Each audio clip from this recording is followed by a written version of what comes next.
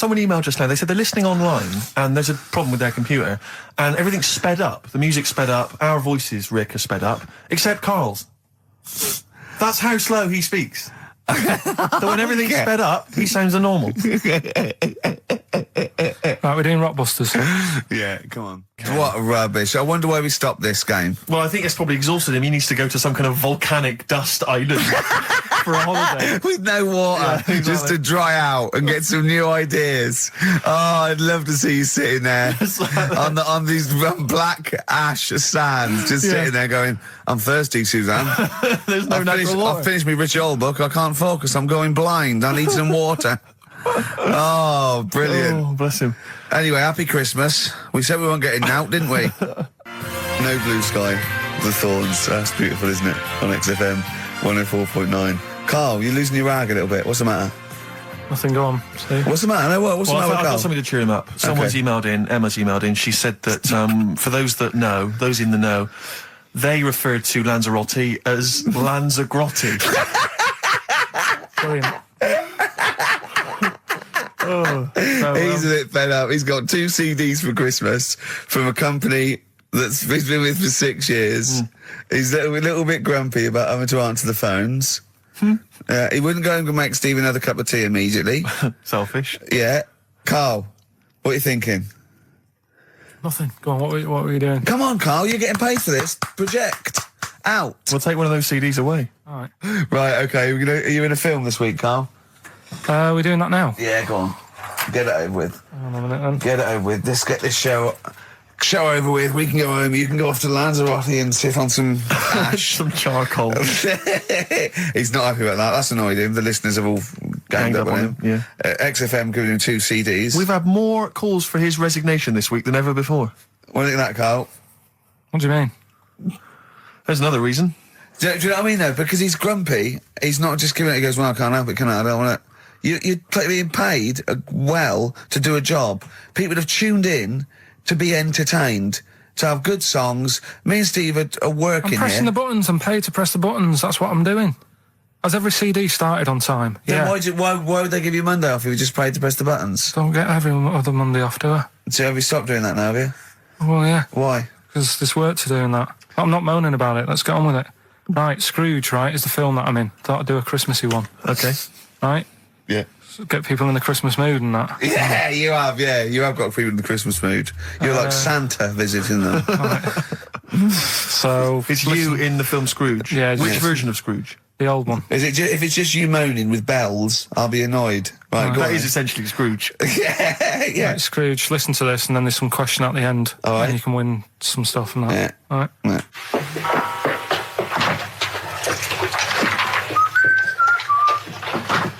You're late. Only 20 minutes. What do you mean by coming in here this time of day? I've just been doing some Christmas shopping, haven't I? Probably do some more shopping on Monday, because it's my day off, isn't it? Yes, I know it is. You don't have to tell me. Got to see what I've bought Suzanne? No, thank you. I don't mind showing you. It's only a Christmas present, isn't it? Just bought some more condoms. Why? Well, I bought some last year. Got 2 boxes. They all got used, so... I'm very glad to hear it. How much do I pay you? Why are you asking? So the presents I buy has got nothing to do with what I earn. Like I say, if I won the lottery, I wouldn't go mental on her. Do you know what I mean? I probably wouldn't even tell her, because I think she'd want to travel around the world and all that, and I'm not into that, to be honest, so I'd probably keep it quiet. Why? Well, once you've been around the world, where do you go next year?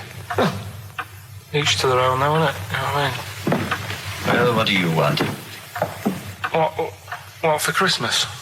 Not that fussed, really. And you, it's just as well I'm not that fussed, because do you know I do some work at XFM? You know what they're giving me for Christmas present? Nothing? No, might as well have been nothing. 2 CDs. That's it. I was well fed up. I'm sure you will. They give you a list of about 30 albums and you get to pick 2 off the list. So I've gone through Kings of Leon album and the Best of Bob Marley. Mr. Marley has been dead these 7 years. In fact, he died 7 years ago this very day. Did he? Do you know what sort of donuts Bob Marley likes? It's not my business. No, it's not a proper question. It's an old Peter Kay joke. He likes the ones with jam in. Do you get it? Garlic bread. It's good, isn't it? Excellent. Oh, Carl, well done. Carling Scrooge there. The only man more mean and depressed generally than Ebenezer Scrooge. Oh, dear. Oh. What's the question, Carl? Well, if people have been listening from the start, right? There is a light that never goes out by the Smiths.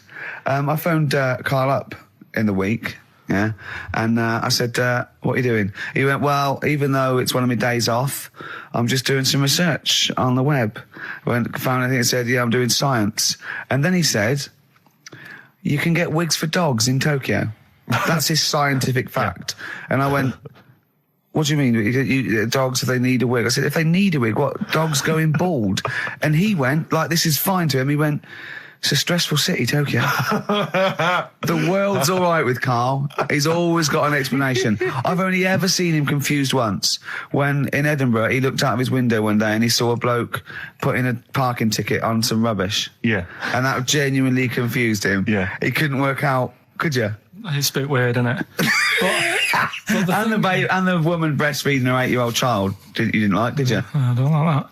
But the what's the name? Animals with wigs. I kind of thought, after I put the phone down to you, I kind of thought about it, thought, yeah, it's a bit daft, that. Are you sure he's not the ageing pop group? No. The Animals? But when you think, have you ever seen like a bald pet? No. It's weird. What do you mean? Because my mum, we had a cat, we used to get through loads of cats because we lived on a... Oh, God, it started early today, isn't it? What do you mean? It's only 10 past 1. What are you doing? No, Running a restaurant? We lived on... Oh, God, what do you mean? No, we lived on like a main road. Oh, yeah. Right? So Yeah. we used to get through a lot of them. My dad It was kept their saying, risk. you know, stop wasting money, you know, it's not Stop good. wasting money, not wasting cats. Right, so anyway, we had this cat that was ill all the time. And It's just bag of nerves, probably. Yeah, malingerer. Yeah, I'm terrified. I'm going to which house? Rome. Oh, God, bloody hell. Rome. Don't let me go to the Pilkingtons.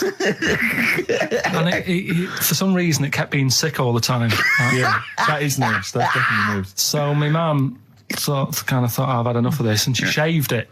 Whoa.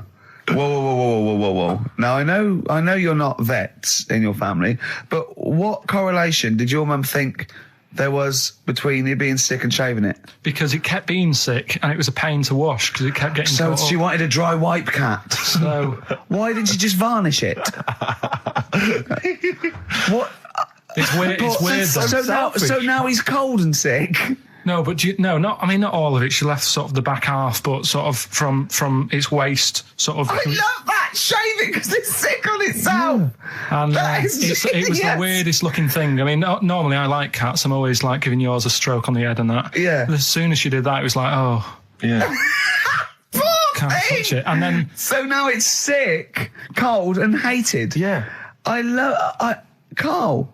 It must have, I mean, the other cats must have been taking the mick out of it constantly. It's just making things worse. Did it get, I'm hoping that it got run over and was put out of its misery. no, I think it got all right, that one. Or is that the? Yeah, it did get run over. It did. I mean, some of them are weird. Years ago, husbands weren't allowed to sort of clout the wife with anything. What was it like in the past? I know, You yeah. couldn't clout your missus. With anything wider than your thumb. The stick had to be the same, no bigger than your thumb. Oh, no, So I was a bit- thinking so a big Robin bloke- could do no damage if he went out with anyone. Although his is wide, he's got a little thumb like a little knob, isn't it? It's like it's truncated because it starts off normal. It looks like he's had his big toes put on his hands. Does he have to drink a pint with two hands? Yeah. and he's dropping stuff all the time. Can I just go back to the rule of thumb thing, though? The idea, what date was this? I'm not asking Carl, I'm looking at Ricky, because you're not going to have any idea, Carl. It's just going to be the past. Yeah. But I like the idea that... I think it's the same sort of day where, I don't know, you got hung for being homosexual and you could shoot a I just Welshman. love the idea that there's blokes beating their wives with shovels, logs of wood, and someone's gone, hang on a minute, everyone. Hold on, wait a minute. Let's have a look at your thumbs. What can we do? Wait a minute. We've got to have some kind of rule here. I'm all for beating your wife, but let's have some kind of rule. Let's give him a sporting chance, surely. He goes, well, I'll tell you what about you can hit her with the width of your thumb? And the wife goes, make it the width of his knob. I go, no. He slaps her again. Yeah. Width of your thumb. All right. Better? Yeah. I broke the rules in the week. I met up with Carl. I had lunch with him. And we were chatting and having a cup of tea. And it got onto one of Carl's favourite programmes was the Tales of the Unexpected. Ah, of course. And all I can think is that he's probably the only person in Britain where they were unexpected. I mean, to him, when that twist came in, you go, gee, I can't... Yeah. Oh, God. Can't believe So it was the tree that did it. I mean, he was probably the only... And we were telling all these stories of horror, and he liked horror stories. And I told him this story. And I don't know if this will come across the way, but I told him this story. It was a short. It was a horror short. This was a film you saw, was it? Yeah. And what it was, it started off just there'd been a car crash. You see, it's a horrendous wreck. And you saw it from the point of view of the person in the car. And he was calling for his mate, and he was going, Dave... And he sort of looked over and saw a body without a head that had been thrown. He goes, oh no, Dave. And then into the field of view came Dave, his mate, and looked at him with a look of horror. And then it sort of went black, and you realised that he was just a head, and it had been his body. Oh, wow. Right? Yeah. And I said, then it came up at the end, at the executions in the French Revolution, people experience consciousness for, and he went, oh, no, he said, it wouldn't be for that long. And then he went, if it was a chicken, it would work. Imagine remaking that film, but it's two chickens in horrendous car crash. Their own fault for driving. It would work. No, he wasn't having that. Yeah. No, it was too long. And I think he said, how long was this film? I went, about 5 minutes. He went, no. It would work if it was a chicken. I like the way that Carly was something like, when you relate an incident like that, he's appalled and offended and annoyed by the people that made it, even though he's never seen it. Oh, he's annoyed, yeah. Do you have a favourite Tales of the Unexpected, one that you remember particularly that shook you up? Yeah, we were talking about the one on where there's some woman in prison. Have you seen that one? I can't remember them all. Right. This woman's in prison. Yeah. And she gets a bit friendly with the guy who takes the dead bodies out. Right. And he said, I can get you out of here. He said, what you've got to do, right? You've got to, I don't know, at midnight... When you hear the bell toll, that means there's been a dead body. Yeah, there's been a dead body. So what you've got to do is go into, like, the place where all the dead bodies are, get in the first coffin on the right, and then I'll come along and carry you out, and you can run away and escape, right? So she goes, yeah, all right, then. So she hears the bell go. I'll bury you, right? And then I'll come back later and dig you up. Right. Yeah, but that's the point. It doesn't matter. It does matter. Trust me, Carl, it really matters. Okay. Listen, I don't know if I'm going to ruin this for people at home. Yeah. Can I just skip to the end? I would imagine that she gets buried and he doesn't come back, and she has to get buried alive. Better than that. So she gets in the coffin, and she's lying there for ages. She's buried. She can feel a bit of movement going on, so she's obviously, being carried somewhere, so she's thinking, this is it, I'm getting out. And she's lying there for ages and thinking, why ain't someone coming and lifting the lid off this? Do you know what I mean? Letting me get out. So she's really bored. She gets a lighter out, right? Lights it to have a look at who she's lying on. It's only the fella who said he'd help escape. Oh. How bad is that? That is... How bad is that? So it is quite important that she's buried alive then, isn't it? In retrospect, you realise that the jeopardy is that she's buried alive and can't get out. Yeah. It makes it so much worse, doesn't it, than just like lying in the morgue and going, actually, I'm getting out of here. Yeah. This isn't going to work. Look at Carl's face. Having told that, he's so pleased. His face is lit up. He's beaming like a child. Educating Ricky. What have we got? Airy Chinese kid, go on. Right, yeah. This is the... I didn't want to do this. What do you really want to do it? Well, I wanted to give you 3, and I gave you one. It was like the alien man gets a beard or whatever. Yeah, which was total rubbish, so this one should be better, maybe. Hairy Chinese kid. Right, well, we've talked about hairy people in the past. True enough. Aren't we? Yeah. You know, the little kids who grew up in woods and hung around with wolves and that. Yeah, again, you're confusing it. Yeah, they're not, there were some people that were born very hirsute. They were not the people who were brought up with wolves. Yeah. You just put that together in your Homer Simpson type mind. Right, well, this is like a sort of close to that sort of story. Yeah. But the weird thing is, right, Chinese people aren't that hairy as a nation. No, seriously, that's a well-known fact. They don't have that much body hair and stuff. Okay. So this little kid who was born over there, he was like covered in stuff. Was he? And it was only his nose that wasn't hairy. The rest of his body was caked in hair, right? And his hair sort of What grew. sort of hair was it? Was Thick hair. No, what I mean is, was it sort of like a pony's mane, so he just looked like an Ewok? You know what I mean? Just like hanging down sort of straight, dark hair. In the picture, it looked like it grows from his eyebrow. It grows from his eyebrows quite thick, and then it just goes all the way over You his don't head. think it was just really long eyebrows that he'd done a comb over? No, it was all over his body. It had a picture of like his back and that. Yeah. And Had he styled it? Had he styled it at all? Did he have it in a quiff or? no, it was just Hanging everywhere. all over him. Yeah. And they were like, you know, this is a bit weird happening in China, where we're not normally that hairy. That was the scientist speaking there. Yeah. And the local press and that were getting him down, calling him monkey boy and all this. Oh, And thinking Chinese press. but the doctor, Yeah. Oh. They're cruel, aren't they? The It's like those game shows. That's Japanese, isn't it? Yeah. That's what. Yeah. and the doctor said, I was still talking through all that time while we were just like talking to each other then. Because I turned round and I still saw he was talking. Go on. So anyway, the local press came in to see the hairy boy, the monkey yeah, boy. and they were like being tight, taking the mickey out of him, and the doctor said, Showing him nuts. he's only hairy. Said he's a healthy young kid. The only faults he's got is he's got a little bit of eczema and a boil. And he said everybody should just treat him the same, and I think he grew up a healthy kid. Yeah, so that's the That's the end of the story. That's not a story. why. But I've got nothing. I don't know what to say to that. So someone in China was born slightly hairier than the rest, and he was normal apart from eczema and a boil. That to me isn't a story.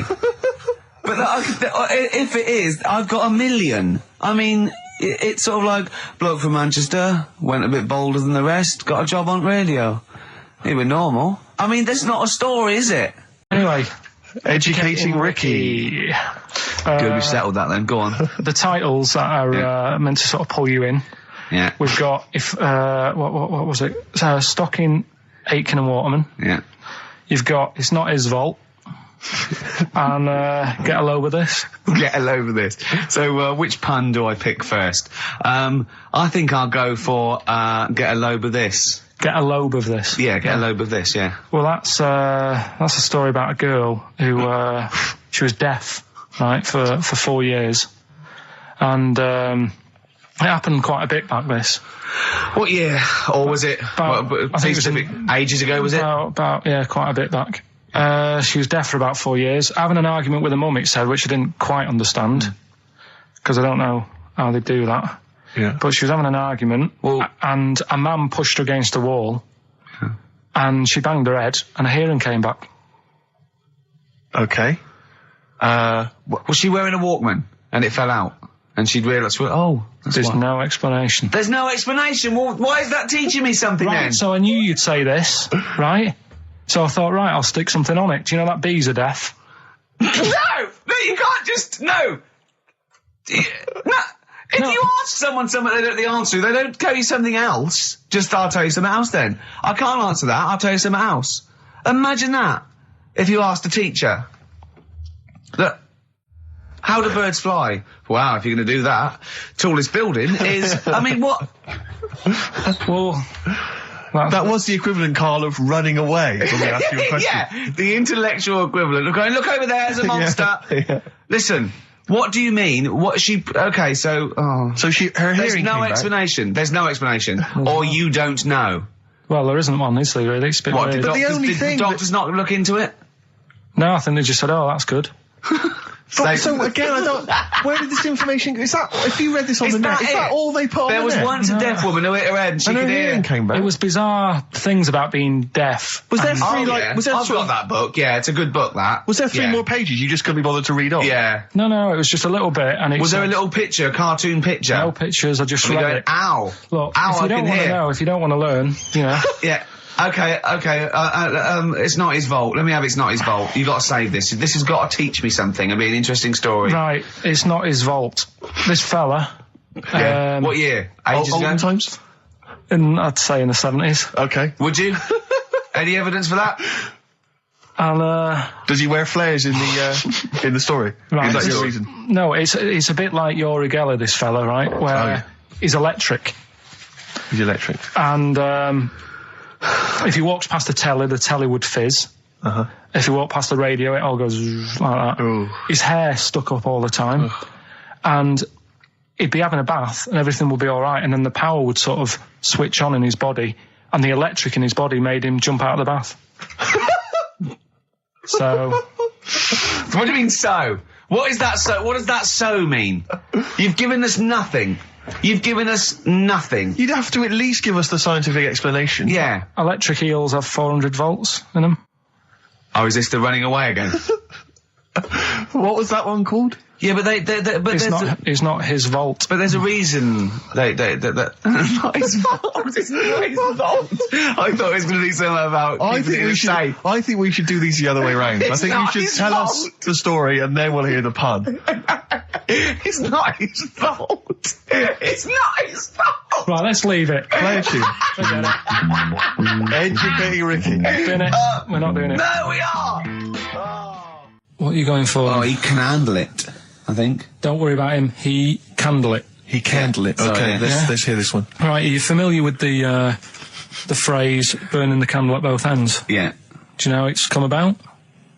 I know a man who does. I assumed that it was to get more light in the room. How would that work? Well, they'd put it sideways and light both wicks, so out of one candle they could get No. two. No, go on. No, what it is... Oh, is, it means you're doing too much, you're staying up too much, Right. you're not getting enough sleep, and you're... Well, years ago, yeah.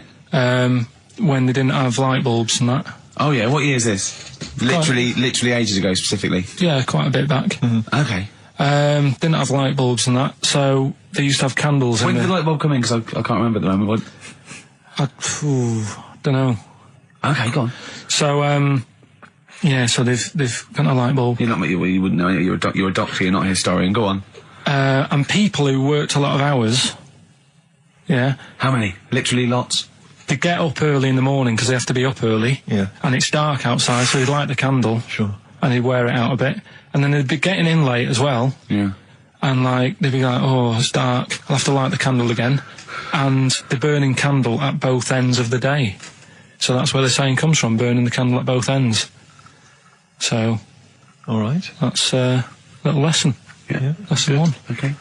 Can I have... No, you can't have You another can't one rush yet. into them, Rick. You've got to. I've got to soak in that. You've got to soak that one in. Any questions for Carl off the back of that? What do you think? So people were... I mean, basically where this comes from is people would... Literally burning the candle at both ends of the day. Sure. There you go. So we've still got... Go on. I'm committed to this treatment.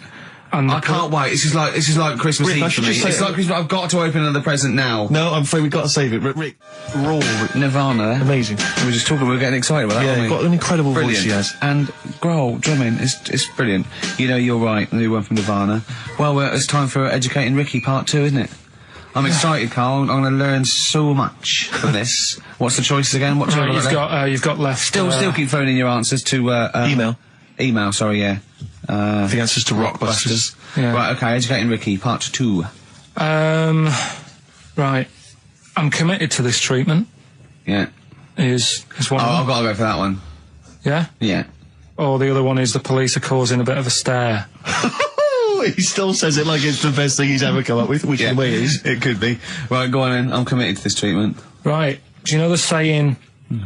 Is it just sayings now? Are they all sayings? This No, week? they're not. Okay. No, the other one isn't. Frog in your throat? For saying there's a frog in your throat? Yeah. I assume it's when you croak a little bit. You sound like a frog. No. Right. Might seem a bit weird, this one, right? But years ago... Oh, yeah. Sorry, what is that clue committed to this treatment? It's about frogs committed.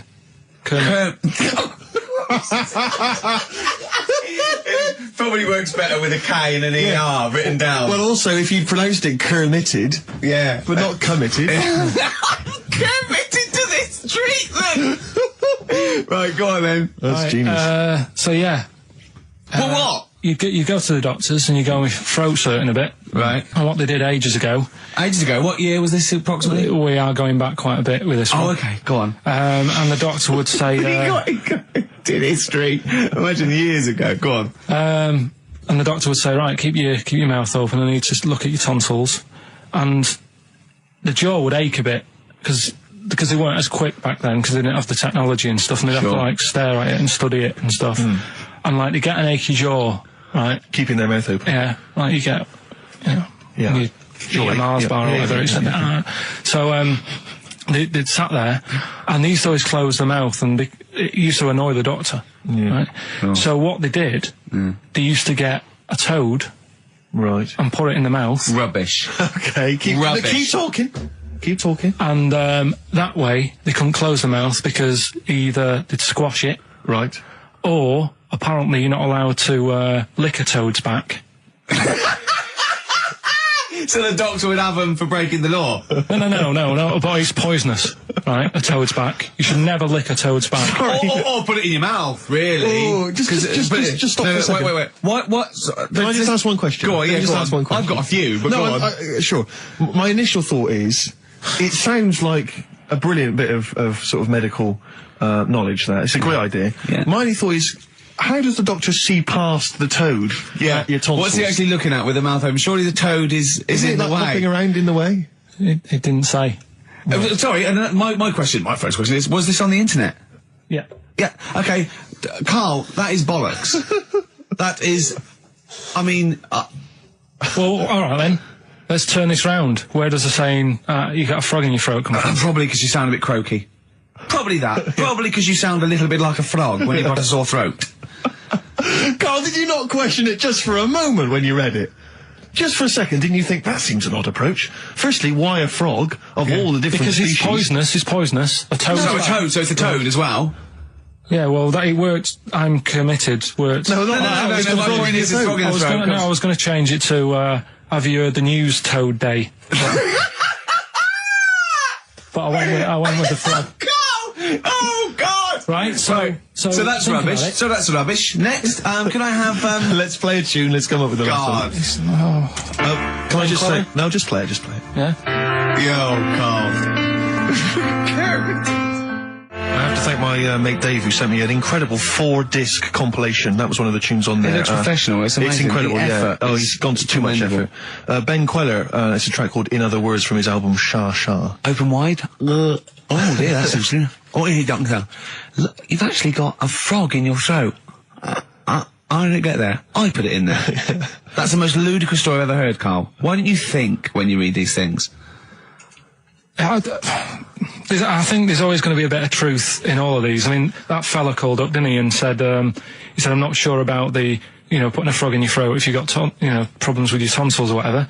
But he said years ago, if someone had toothache, they'd get hold of a frog and strap it to the face. Yeah, sure. So maybe down the line, maybe they did. Maybe they didn't do it. I think Caligula made his emperor a horse and emperor as well. But I mean, well, what about the frog thing with a poisonous back? It's rubbish. That's true. No, the toads have the secretions in the Why? But they didn't put it in people's mouths. No. So, well, I'll tell you why. When a badger or a heron tastes the toad, it's horrible. Ugh.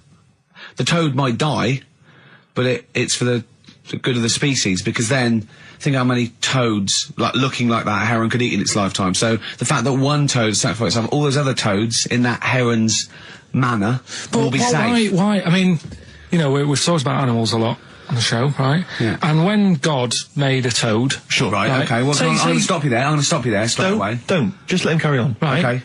Like, there's annoying things out there, you know. Jellyfish is a big problem with me. I don't understand what they do in the sea and stuff. Right. All right, but we'll leave them. Got a problem for me, but go on. We won't talk about jellyfish. No. With the toad, right? If it's to protect itself. Yeah. Right, now So it's not say... to protect himself, it's to protect his species. No, yeah, but that, surely, right, if the toad had a choice, if God said, right, what I'm going to do for you here, you can have something like a lobster's got claws, big claws to have a fight, or I can give you something that if someone's having a go at you, you've got to try and persuade them to lick you back as a defence. Yeah. What use is, right, Oh, God's... Well, I'll tell you why. What is God The up fact to? that there are still toads around is a testament to that defence working. That's all I'm going to say, okay? If the toad had died out, you'd have a point. But they're still around. It works, alright? And don't start slagging God off. He's got a lot on his plate. Basically, I think he took on too much. Particularly in 1 week. Exactly, it was crazy. Danger high. And it's about a monkey who became king. No. So we've No? Have you got monkey news this week? got a little bit of monkey news coming up. What does he do? Drive to Spain, rob a bank, or get married? No, we've done all them, haven't we? We have done all them. Yeah, This but you one- know no, what- it's a good one, it's a good one. And in fact, it's a bit related to what we've been talking about Oh, anyway. God. Isn't that brilliant? Van Dando, all my life. Beautiful. On XFM 104.9. Well, it's nearly it. It's the big one. It's what people tune in for. They probably tune in about 10 to these days. For Monkey News. With, Karl Pilkington. Can we hear the jingle? Only 4 to go. Oh, chimpanzee, that Monkey News.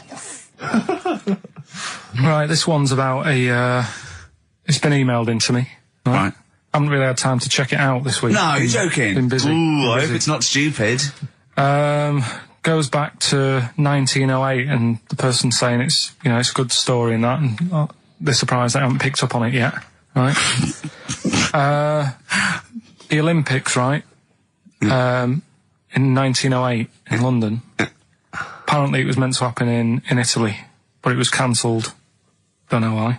Right, and it happened in London. Anyway, 400 metres. Right, it was meant to... there was a fella who was going to do the run, right, and the favourite to win it was this Bulgarian guy, right? Who was like a newcomer. Okay, these are a few things it cannot be. 1, he injures himself, so a monkey steps in and wins. 2, he does a drugs test, it turns out that he is a monkey. So if it's either of those, right, I'm gonna go mad. So anyway, the fella, right, this favourite, everyone's putting the money on him, thinking, yeah, he's going to do it. Gonna Is he hairy? Is this bloke hairy? So anyway, the race happens, Yeah. and everybody's lined up, ready to run. And, everyone's saying, yeah, he's going to win, he's going to win. And suddenly, a bit of murmuring going on, people going, oh, what's going on here? Right. He's eating a banana. And there's a fella in the lane next to him, Yeah. right, he's going up, who's that? He doesn't look familiar. Oh, Christ, Carl. Keep going. Right, doesn't look familiar. Who's he? Weird. What's going on? Weird, What's going on? What's going on? Yeah, what is it? What is it? Or who is it? I mean, not what is it? So they go in. So they say, well, he might not be that any good. Do you know what I mean? He might not be good. He might. It's just A bit short, and doesn't matter. he's only 3'6", and he's hunched over on his knuckles. So, I didn't realise it was fancy dress. yeah. So But I don't think he's gonna be any good. No. So the race Oh, he's starts. put his finger up his arse. That's weird for a runner to do that before a race. It's weird, isn't it? Yeah. Race starts. Yeah. The fella that no one recognises wins it. People go, what's gone on here? Yeah, sure. Do you know what I mean? We had our money on the favourite. What's gone on? Who is this guy? Yeah. Anyway, he stood up there, right? He's looking well happy. Yeah. He's lifting the trophy and everything. Right. Long arms. That trophy's higher than... So anyway, He's only 3 foot, but the trophy's 9 foot in the air with those long arms. I'm suspicious. Go on. They had the picture in the paper the next day. Sure. And everyone's going, yeah, he was fast and everything, but quite hairy for a run. Oh, I'll tell you Come what, on, Carl. come on. Quite It's hairy for the runner, because ridiculous. normally they shave themselves, don't they, to make them faster. And No. that. How did he manage it? It's really hairy and that. So anyway, he wins the stuff, he walks away with a cup. The people who are in charge of the running, or like the Olympic Committee, look further into it. Turns out it was a chimp. Right, keep talking. No, don't keep talking. Why Shut up. encourage him? Shut up. This is monkey news. If you can't handle the news... It's news from 1909, and I haven't heard about a chimp winning the Olympics. Be quiet. What happened there, then? 400 metres, right? Now the thing is... talk shit. The annoying Please, thing was, Ricky. it took so long for the Olympic Committee, right, to find out that it was a monkey. it was going going manic. It went into loads of races. It was picking up loads of like. Oh, shut up! Right? He became a celebrity. It was doing endorsements on TV. Don't talk shit. It said he managed to win the same race 4 years later in Athens because. How did he get to But Athens? it's a joke. They're winding you up, Carl. Weird. It's not weird. It's right. I do not believe it. Well, that's okay. There's only 3 of them to go then. Right, because we're probably all leaving in 4 weeks' time, and that's the end. I've got to get onto a sort of mainstream radio station because I don't think there's any other sort of tin pot place like this, is there? No. So I'm going to clear up my act a little bit. I've got an album from the Capitol Radio Library, and it's the best punk album in the world ever. So if Cap's listening, I'm just going to show that I can do a mainstream. I'm going to play a classic song, and I'm going to announce it right and everything. So if you get a job on a decent station, you'll take me with you, will you? we're a pair. Brilliant. So okay, here we go. Right, if anyone's listening, just to show that I can do mainstream radio. Okay. Well, that's all. Okay. Well, you're getting nervous. Okay. So come on. Shall I get a monkey and do it? It's all right. Okay. Well, that's about all there is time for today. You've been listening to Ricky Gervais with me, Stephen Merchant. Across the way, K-Man Pilkers. We're going all the way back now, a classic song from the late 1970s, and this is Devo with Mongoloid. Monkey news, Monkey news is safe, isn't it? Some monkey news that goes without I saying. told a bit of monkey news. I did a photo shoot at the zoo this week, and one of the people in Trying to charge. make yourself look good. yeah. They told me that they used to have an orangutan, right? But it escaped. It worked out. It lifted up a drain, got out the drains, and got out up into the zoo. It actually did a Coldix type escape, right? And Carl goes, "What happened?" I said, "Well, they sort of like they surrounded it and sort of got it back anyway." That's no good though. I mean, it's not monkey news unless it steals a car and goes to Spain. Exactly, yeah, or opens a small I mean, bistro. that's real. That actually happened. Yeah. But it's not real unless it, takes a gun, gets mistaken from a president, and, runs the country for 3 years. Monkeys, Pleasant Valley Sunday, brilliant. XFM 104.9, Karl Pilkington. This show is monkey heavy, isn't it? It is monkey heavy. Carl, if you were president, would you sort of make it compulsory to maybe have a little monkey? Everyone has a little monkey of their own? Little chimps out and out, old age pensioners? It's not a bad little. It's funny, because there was a story the other day when I was looking for monkey news.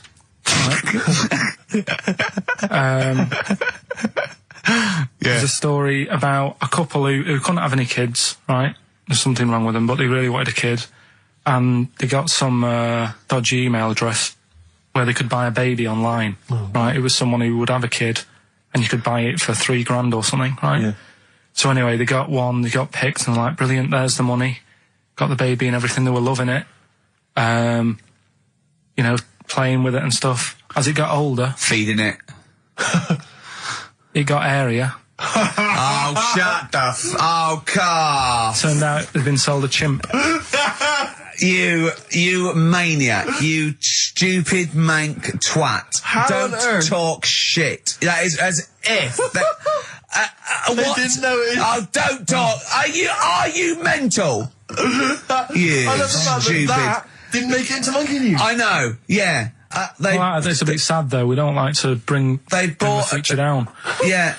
But and how long was this? It got area. They're born hairy. They're not born like humans, then develop hair because they go, hold on, we better get the chimp stuff kicking in now because we're in the jungle. School photograph. They were like, hang on a minute. He looks a bit weird. Oh, you are just the rubbish. Mad, innit? Mad, innit? Imagine, oh, God. But Just anyway. imagine if he was in charge. We did put him in charge of the country. Terrifying. Wouldn't that be amazing? Let him run the country. Just for a week. Or the mayor. What would you do if you were the president or the Lord Mayor of London or the Prime Minister Carl. I wouldn't do it like he's going to be offered it. David Bowie, Sorrow, on XFM 104.9. Nearly there, but, we're working our way up to the grand finale. The bit where Carl spouts absolute nonsense from a dodgy source on the internet about a monkey who did something impossible. Let's cue up the jingle. Hang on. All right. Perfect. Oh, chimpanzee that monkey news. Right. Let's have a look. This one's from from some woman, right? Yeah. And she was taking part in the London to Brighton bike ride, right? Lovely day, weather's good and everything. What year? She's just a couple of months ago. She's done all the training, right? Done all the training and stuff. Got a brand new bike for it. Got a little puncher outfit and stuff, all set for the day, right? It's a nice day. She sets off. They all start pedalling and that on the way to Brighton, right? So she knows the route and that. Got a little headphones on, cycling along. Suddenly. Right, okay. I'm stopping now. If a cyclist overtakes her and is going really fast and it's sort of hunched over, but it's got like lots of cycling gear on and a helmet and goggles and they can't tell what it is, but they just know it's like a little hairy fella who hasn't bothered shaving his legs, which is weird, isn't it? Because cyclists usually shave their legs and this bloke had really hairy legs. But and it won. They gave it the medal. It won 3 years running. They gave it the key to the city. It had its own game show. And then someone said, hold on though, this fella's all hunched over and he's only 3'5" and his arms are longer than his body. It's a chimp. If it goes anywhere near that, we're never doing it again. More monkey news next week. She's cycling So along. anyway, she's cycling along, right? And this tricycle. I couldn't predict that. There's always one element you can never anticipate. Yeah. A kiddie's tricycle with a little kid on it. Little hairy kid with a helmet. Okay, just go on then. Well, the tricycle comes Whizzing past, yeah. thing. Strong legs, you know, chimps. So she's thinking that, but didn't get a chance to see the thing. Oh, yeah, couldn't quite see the cyclist. Oh, God! You bald mank git. Go on. Yeah, research scientist Karl Pilkington. So anyway, she gets to the end line, right? And they got talking. It was a nice day, nice race and all that. He said, "Did you see a little thing on a tricycle?" Thing? Well, a person, surely, just a human. Did you see that? No. Did you see that bloke on the tricycle? So anyway, turns out. Tricycle. Yeah. Well, what did she say? Thing? Well, no, wasn't no suspicious. I mean, what did she say? Did you see that fellow on a tricycle? Anyway, so it turns out Go on. it was a chimp. You're joking! Right. Well, Christ almighty, there you go. Unbelievable, and it was a chimp all along. So anyway, right, so the woman's like, We're never doing this again. checking out the news, right? There's nothing on it. She checks out XFM Monkey News. Right, okay, I'll stop you there again. Right, if it turns out she doesn't lose, right, and the circus goes, we're looking for our chimp, it used to ride this tricycle, and it escaped with police chasing it. No. So she listened to XFM, see if I'd picked up on the story. Yeah, sure. I didn't have it and stuff. So she got in touch with the organisers of the London to Brighton bike ride, said, look, saw a little hairy fella. Why did she care? Because she wanted to know. She thought it was a bit odd. Well, Turns out it was a chimp. They weren't happy about it. Of course not. Because now the owner of the chimp wants to enter it into the Tour de France. No! Oh, God! I'm gonna die! Oh, God! In 2005. Now, a couple of questions. I trust you'll be able to answer these. One, Oh, God! Steve, help me out. how did it get hold of the tricycle? I don't know. Okay. Okay, no, that's fine. That's I not an don't important know. point. Like, that's important. How What's did the matter it- with you, Steve? He doesn't know that. How did it know to... well, firstly, how did it know which way to cycle? But more importantly, how did it know there was a major bike ride? on that day? Following the crowd, No, Steve. no. What's the matter with you? The owner of it had trained it and stuff. No, he hadn't. It had already done the run beforehand, before the big day. No, it hadn't.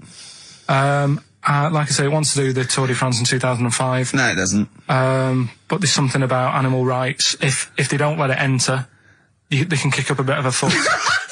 The animal rights is that it's cruel to make a chimp ride a bicycle. Not if he that wants it's to. prejudice that it'll go, is it because I is hairy? You idiot! Right? So, Wow, that is the worst. That is the worst one yet. Absolute twaddle. Absolute rubbish, Carl. Have you got a tricycle? Unbelievable. If we didn't allow a chimp to enter, the Tour de France, what do you think we'd do? who's going to stop it? Do you know what I mean? Who's going to stop that? I mean, you're asking me if I'd be president, what would I do? Yeah. That wouldn't be high up on the list to sort out. I'd say let the kid have a go. Do you know what I mean? Let him have a go in the race. What harm is it doing? Not a kid though, is he? A chimp? Well, You know what I mean? Can I also just remind you of something else we've learned today? Go on. This is from the listeners. Rockbusters answers next. I was going to say, well, do you want to do that? No, let's do it next. After the record. Just was going to say something. What were you going to say? About gays and that. What? In a bit. What were you going to say? Well, we'll look forward to that. Martina Topley Bird. Need one on XFM 104.9. Right, there goes the girls from Tattoo. See you later. Well Thanks, done. girls. Cheers. A Right, couple of listeners Carl, what were you saying before we cut you off? Yeah, it's just like, you know, you had the girls in and that, and it reminded me, I was talking to Steve in a week. Yeah. I think it's, when people were talking about going to Stringfellas and that, Yeah. I was talking about seeing naked people. No, yes, I asked him, I said, when he used to watch, say, he accidentally flipped onto BBC Two, and I'm a big fan of that TV show. It's on digital TV, a lot of people won't have it, but Inside the Actors Studio with James Lipton. Yeah. And he interviews lots of big Hollywood stars, and he always asks them these same questions at the end. Can I just run a few of them past you? Go on. Okay. So, if you could do any other profession other than the one you do now, what profession would you do? Can you just change that to apart from a paper round? Apart from a paper round. Oh, If you do any other okay. profession, Carl. And it doesn't matter about, like... It doesn't matter if you've got the skills or anything, in an ideal world, if you had the ability.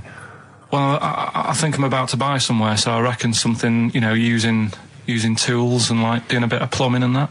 So a plumber? Well, sort of an all-rounder. Right. A handyman. Well, yeah. Yeah.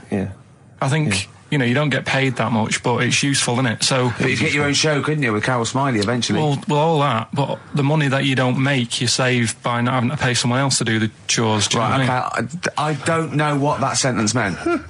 Right. No. A plumber, how much is the average plumber on? The money you don't make, you save on not getting someone else to do it. No, just think of that. No, look, break that sentence down. Are there any... Sorry, Rick, but people who live in glass houses. Yeah. Anyway, let's just go back to Lipton quickly. We've got a couple to get through here. So, your favourite noise or sound? Favourite sound or noise? Oh, Is it me? no. It's not me. Hang on a minute. It's not me. Are you sure it's not me, Carl? I like Elvis. Noise. Elvis. In the ghetto. The sound of Elvis. Elvis in the ghetto. Brilliant. Okay. Yeah. And your least favourite noise or sound? I don't think it should really be records and music. Noises, things that you hear at home or whatever. Maybe like a sound of a... The least favourite noise? Least favourite. The sound of... Probably like... sound of ghosts? Fire engines and that. Right. That's annoying. Except if your house was on fire, presumably. I think it's a bit unnecessary. You think they're just doing it to wind people up? I live on like a busy street and it's happening all the time, and it is like...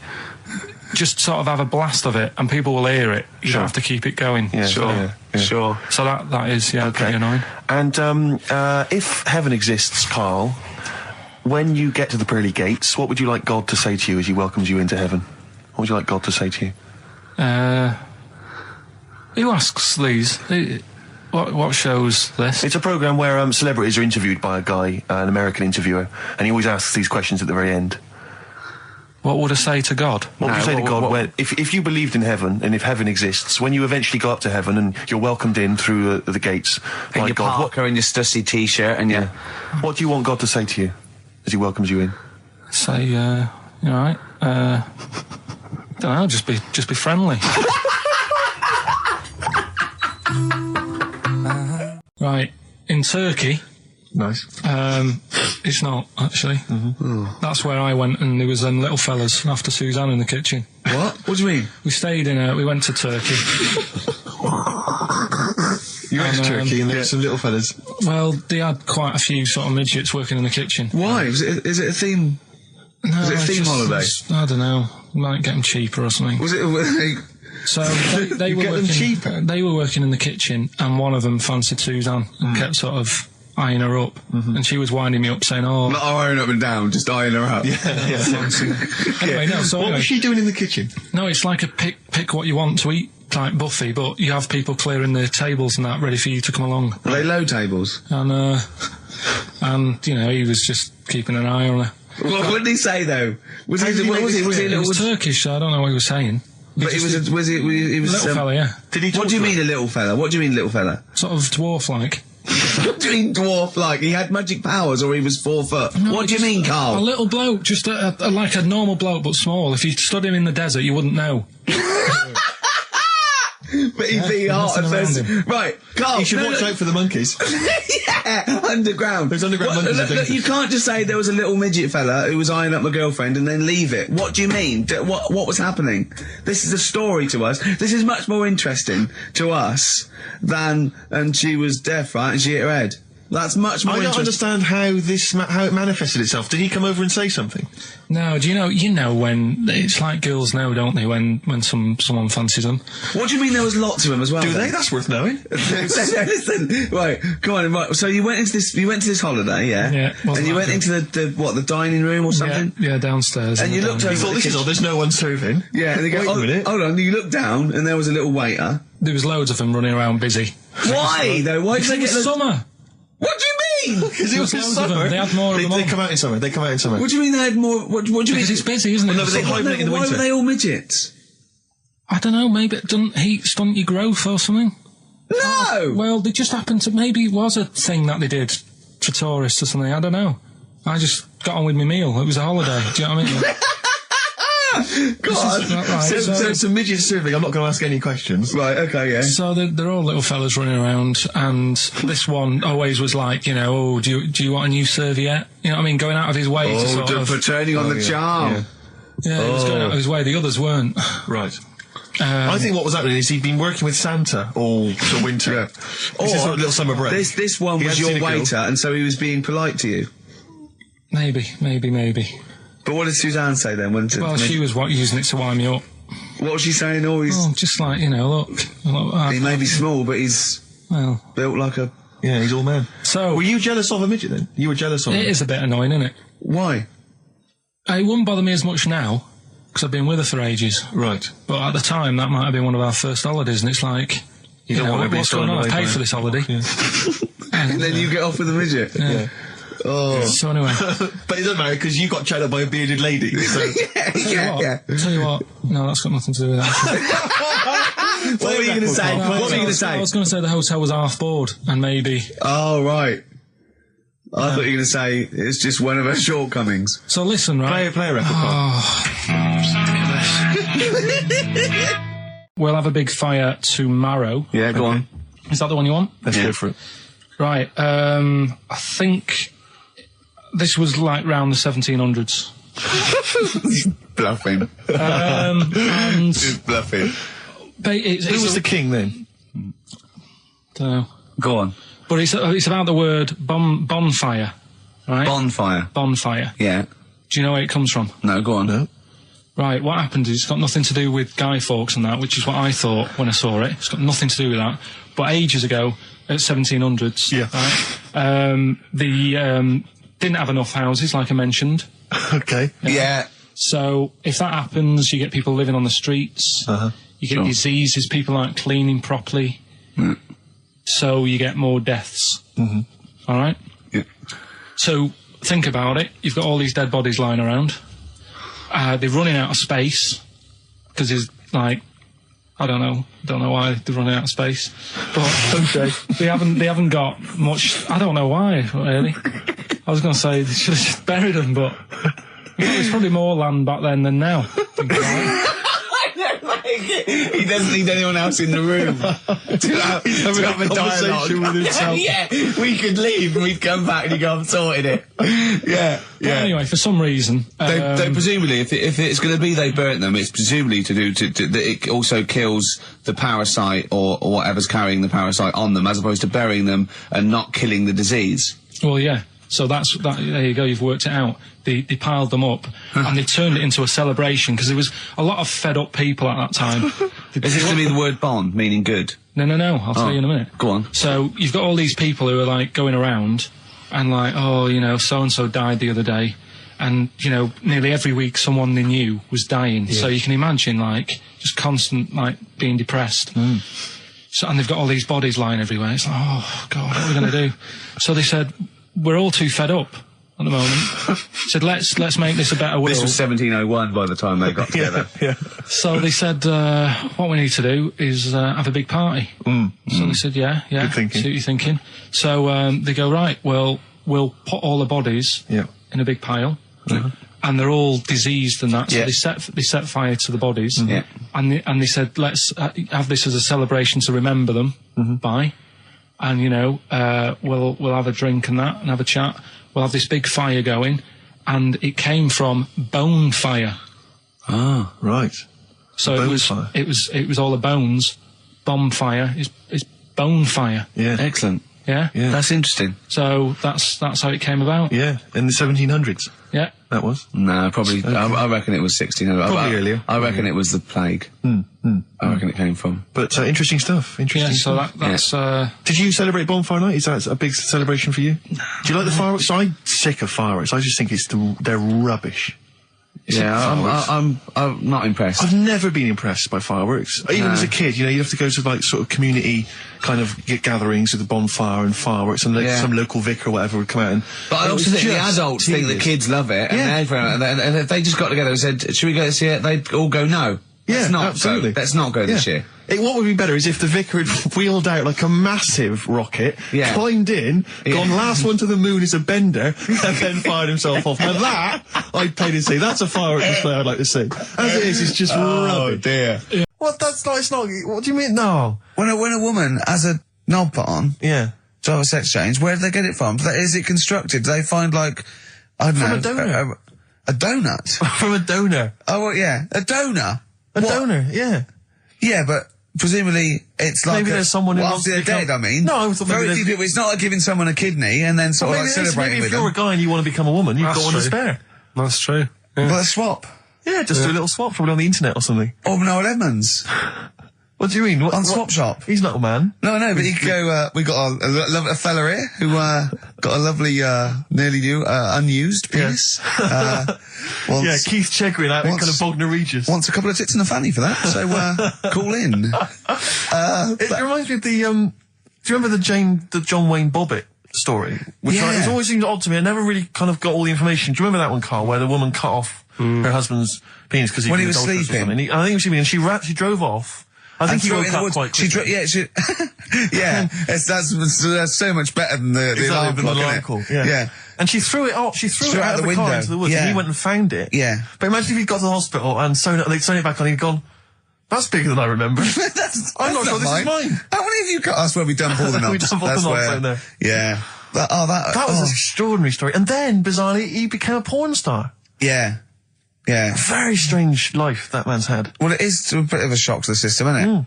Oh, cutting your knob off. I know. Do you remember that French bloke, the performance artist of about 1910?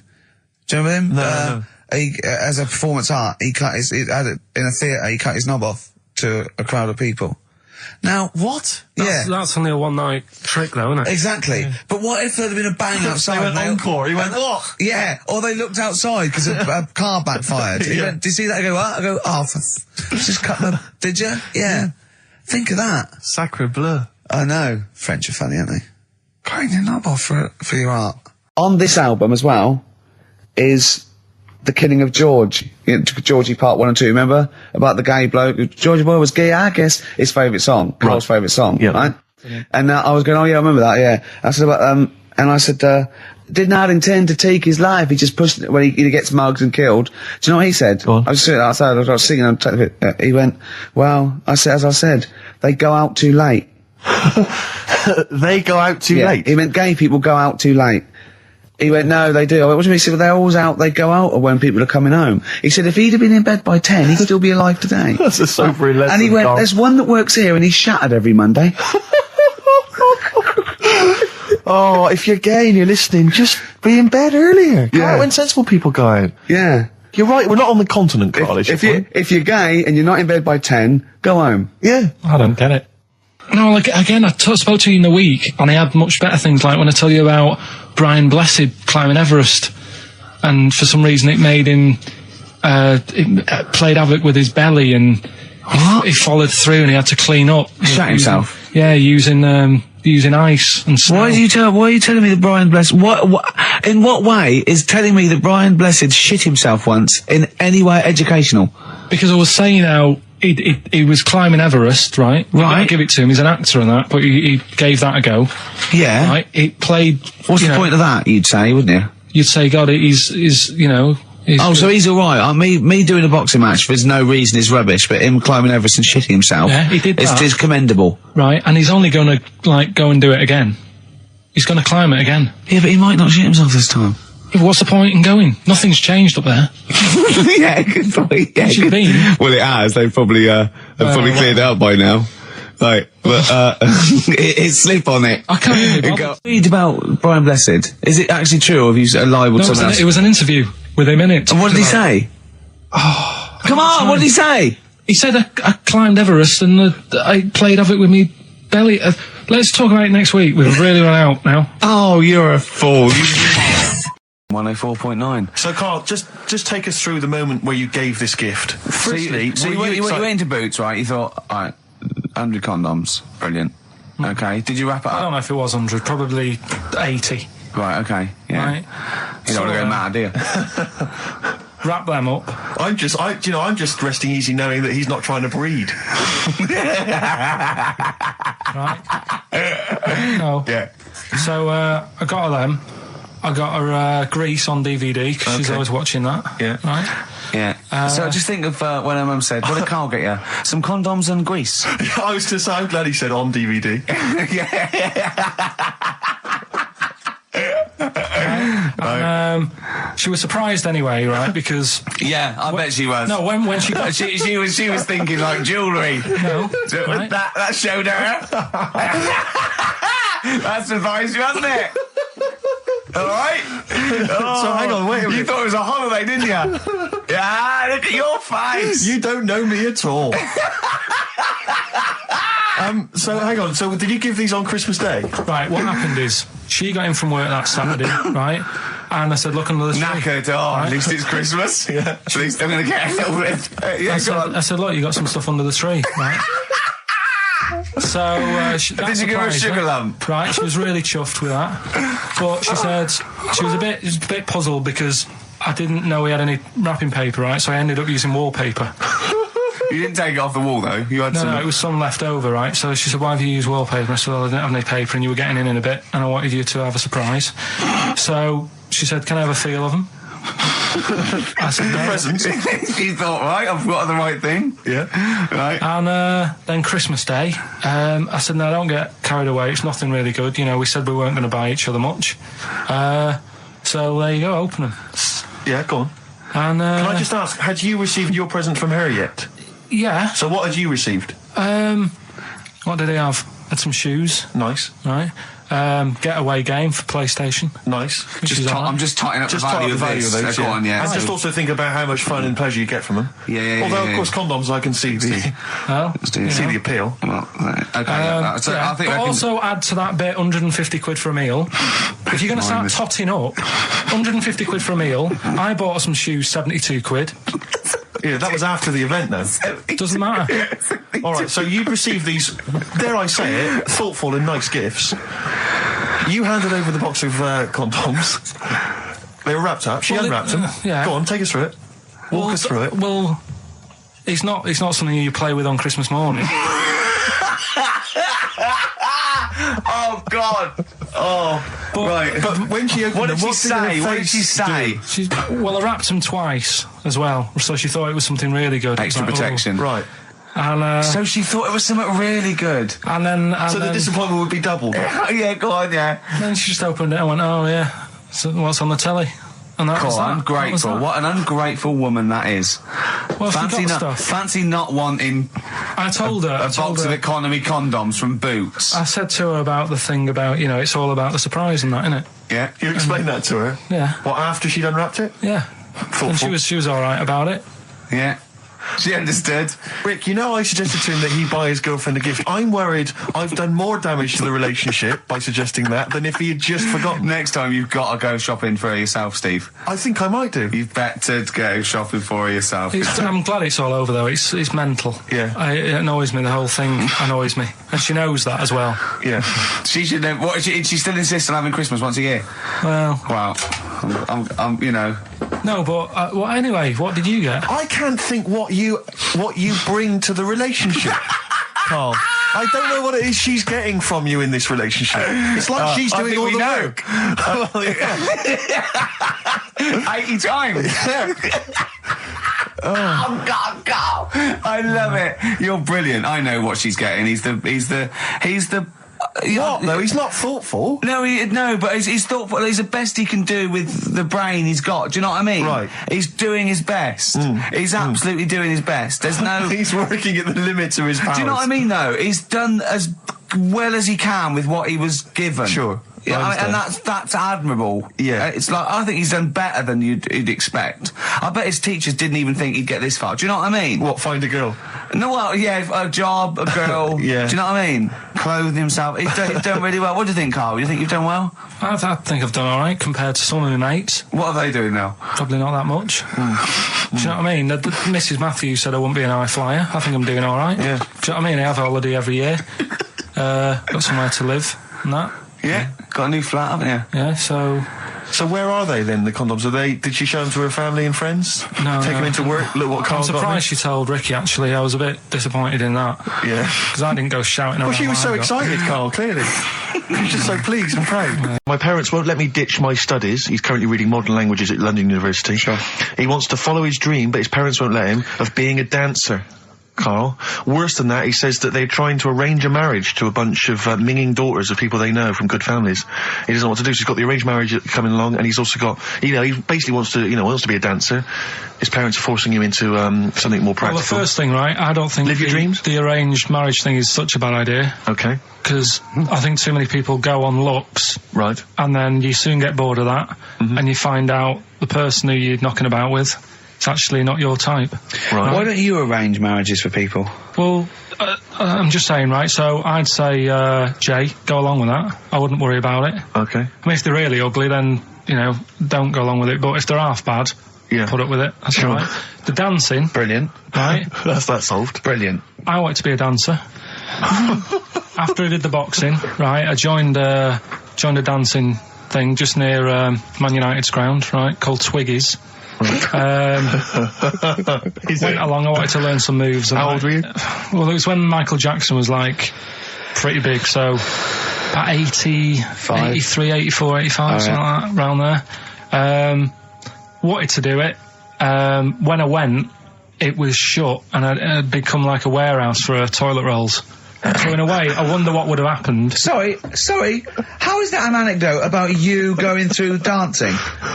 You've told me before you did boxing for a while, you did dancing for a while. You had a true fight in the boxing. You didn't even get in the. That's not an. Imagine if that was a film. This is a boy's dreams of becoming a dancer. Oh, it's shut. Next on. I mean, how is that a story? Yeah, that was Billy Elliot. Do you think it would have won quite as many awards? Yeah, brilliant. Footloose. All right? Yeah. I'm fed up they banned it. Let's go. Eyes shut. Just flash dance. First, there was... it's a warehouse. Never mind. I'm just saying, you'll find something else. I think I got a go-kart after that. I bought a motorised go-kart and kept myself busy with that. So...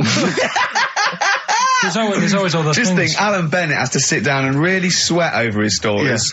Yeah. He just opens his mouth. You are a living Alan Bennett character. So that's solved. Well, Jay, don't worry about that. There's no emotional problems I can foresee if you follow that advice. So the advice there is do an arranged marriage. If she's not ugly. minging, she's not completely minging. Yeah. And don't worry about dancing. Get a go-kart. Cheers. Talking about records, have I told you that time my brother-in-law? He was moving out of his place, I think moving in with my sister, and I was about 13, and so he was about 30, and I moved in, and he brought round all his records when he was storage to leave them at our house, right? And he had all these old sort of records, 50s and 60s records, no, I was right, and they put them upstairs, and I was looking through them, and it's just all like Elvis stuff and Beatles stuff, and there was a mate of mine who loved Elvis, okay, and he had loads of chemicals. He had loads of chemicals, and I was into chemistry, and he said, let's swap me some chemicals for them. So I sort of nicked about 5 Elvis singles, and I got all these chemicals, and then the guilt just hit me. I just thought, well, he's going to notice that. And one night, I just came downstairs and I confessed to my mum. And she went, all right, well, I won't tell him, but you've got to be good. And it's sort of like I was just really, really good for a year. And then I remember when I was about 18, my brother was talking about it, and he said, "Did you ever play those records I left for you?" Brilliant. He told my mum, he said, "These are for Ricky." She just didn't tell me. She was sharp, wasn't she? She opportunism there. Yeah, it's just like, you know, you had the girls in and that, and it reminded me, I was talking to Steve in a week. Yeah. I think it's, when people were talking about going to Stringfellas and that, Yeah. I was talking about seeing naked people. Yes, I asked him, I said, when he used to watch, say, he accidentally flipped onto BBC Two and some ballet was on, would his eye ever been drawn to maybe the gentleman's lower regions rather than the ladies? The gentleman's package. Yeah, would your eyes ever be accidentally drawn to that and you couldn't resist it? And you said yes. Yeah, because, right, I don't think I'm Oh dear. Oh, go on, I mean, fair enough. No, right. I'm always looking at the beautiful ladies, but fair enough. Yeah, No, go on. but, right, Have you ever looked at Wayne Sleep's testicles? I went out. Have you ever looked at Wayne Sleep's penis and testicles? I went out on a night out, right?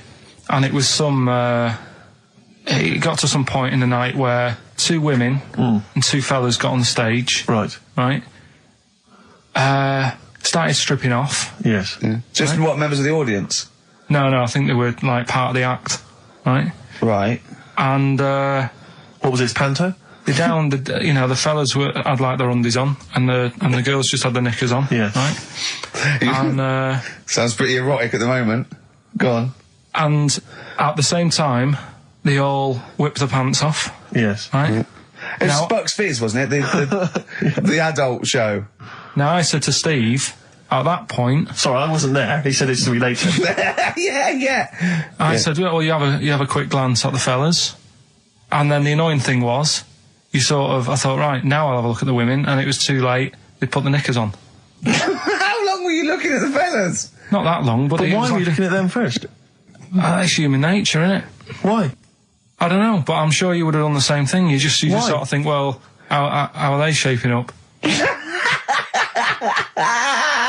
So it's a comparative test. So who had the biggest knob? Which one of the blokes had the biggest knob? No, it's like, normal. But This is a whole new side of you. This is a whole other area. So you look at ballet dancers, you look at the gentlemen's. No, I don't. package. I just was, when he said this, it reminded me of this night when I was walking home thinking, didn't get a look. Because I was messing Where around. was this? What event was this where people are stripping off? Carl, I tell you what, you are the most interesting man I've ever met. But are you comfortable being nude and that? We've done this. Well, I don't know what this is. We did this last week about, are you comfortable being nude? No, I know, I was talking you're about probably that. most comfortable being nude. It's just probably not in public. Well, Ricky's only really comfortable nude when he's eating. yeah. There's nothing to get, Yeah, you can just wipe spilt on yourself it. down. Yeah, you just sit in the bath, yeah. No, but I talked about that, and then when I went home, I was talking to Suzanne about it, and she said, "What's all that about? You don't like being nude, right?" And I said, well, it's not. It's like I'm part of an Alan Bennett play. If you want to see dinosaurs and that, go to the museum. You were complaining about that as well, weren't you? You went to a museum and there was too many dinosaurs. He said you just need 4. No, well, Steve, have you been to the one in Knightsbridge? I think this so. one that I called up, right? It's nice. You go in, you get a good collection of stuff. You walk in, there's 3 or 4 dinosaurs. You've had enough, right? I went into New York, right? I went to the museum there, hundreds of them. You can't move for dinosaurs. Yeah. It's almost like they're responsible for them being extinct. There's loads of them. So all I'm saying is, if you want to see a dinosaur, go to the one near Knightsbridge. They've got a nice selection, some old vases and stuff. It's worth going. So, Do you work for them? Because that was a pretty big sell. well, I just thought I'd mention You it. could work that into quite an advert, I imagine. I think that my new TV is too big, Rick. I said that I know, when he I don't know bought what it. I was thinking. But I can't believe it. He talked about this buying it. He's got a bit of cash now, of course. And what is it? 42 inches? 42-inch plasma screen. What did it cost you? $3 grand or Oh, something? don't tell me. That's Wow, huge. it's 3.5 ridiculous. grand. $3.5 grand, big spender. Of course it's too big. Well, I can't get far enough back in my living room for it. You're meant to be, I think, 4 times the screen size away from it Really? to get out from the air. So that's 4 times 42 inches you're meant to be sitting away from it, which is impossible. Yeah. Well, I'll have to just get friendly with the neighbours. Yeah, watch it through a hat. If that's the case, though, aren't you better off just getting a portable? What? I don't understand that rule. What are you saying? Well, you're meant to be 4 times the screen size away from the TV. But then what's the point in having a big telly if you've got to keep moving further back? Get a portable and sit right next to it. Do see your point. Why do people go to the cinema then? Did you see films that are out yet? Fair enough, he's got you there. Done. I'd tell you this, though. I had it delivered, and, are you supposed to tip delivery men? Of course you are. I don't know. You see, I've never had anything delivered before. I never spent that much money. Not if it's a courier with an envelope, but if it's a bloke who's struggled up the stairs, two fat blokes with a fridge, then give him a £5 for a drink. But the problem was, I didn't realise, and I was thinking to myself, I wonder if I've got to tip him. And the guy was leaving, and my mobile phone went off in my pocket, and I reached in to get it. He put his hand out thinking it was a tip. I went, it's just my phone. And I felt terrible after he left. I didn't know. What was I going to do? Run down the street and offer him a £5? No. No, of course not. No. I'm not made of money. I just spent it on TV. Yeah, I've got no money, mate. Yeah. I just spent it all on this. I had to clean out my jar, everything, the drawers. Yeah, I'd take some bottles back. The problem was it took me forever to wire it in. I thought I'm not going to pay for someone to wire it up, you know. So it took me about 3 hours to wire it in, and it was huge. And I got it switched on, and the first programme that was on when I got it wired in was Bargain Hunt. I'll tell you this, David Dickinson's tan almost took my eyeballs out. It was incredible. It was like X-rays. It was extraordinary. So close. You know, a huge plasma screen with this orange thing coming out, and he keeps turning to the camera, doesn't he? Just to get you. Yeah, he turns away. You get a bit closer. They go, "What's he doing?" He just turns around, takes the cornea off. What do you think, Bargain Hunters? Bargain Hunters. Oh dear. Now, me and Steve have done our research for you, and we've got 2 amazing things to tell you. What should I tell him first, about the baby or the... Well, they're both equally fascinating, so you choose. I'll tell you the crab thing first, right? Steve actually saw this thing in The Guardian of the Week about our research thing, and then we looked into it on Friday, and it is incredible. Right, listen to this. There's a thing in a bay in New England, right, where it's like the biggest. They make silicon chips and stuff for computers, right? And because of the data protection thing, after they've done them, because they have to destroy the plates, right, where the information's sort of put onto them, but there's still flakes of silicon. They sort of grind it down straight away, and some of the flakes got into the bay, okay, but some of the information's still on even the slight granules of silicon. Anyway, gets in the water, and silicon is rather like a carbon derivative. They reckon if there'd been life on another planet that wasn't carbon-based, it'd be silicon-based, because like simple sugars and proteins, it's just COH and that, and it can work with silicon, right? Anyway, the crabs have been taken up, they're still in the water, and they looked out on the beach, and over years the crabs have started sort of putting themselves in formations, like geometric format, and they couldn't work out why they were doing this. And when they put them in the experiment, they sort of like chopped them up, and they found they'd taken on silicon, and it had sort of got into their brain, and they were downloading information. They picked up little things, because it's just chemical, electrical impulses that got information off the silicon chip, and they were interfacing it. But this is the amazing thing.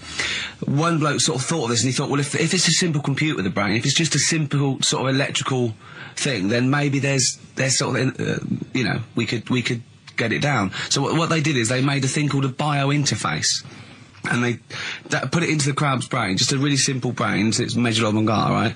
And it got impulses from it, and they were getting like computer, just flashes of like symbols and geometric things right on this screen to read the crab's brain, and it was stuff like fragments of a. What made them do this in the first place? Because they saw the crabs behaving differently. They were behaving differently to each other. They were just like intelligent, and they were sort of solving problems and all this sort of stuff. Anyway, when they downloaded the thing, it was like they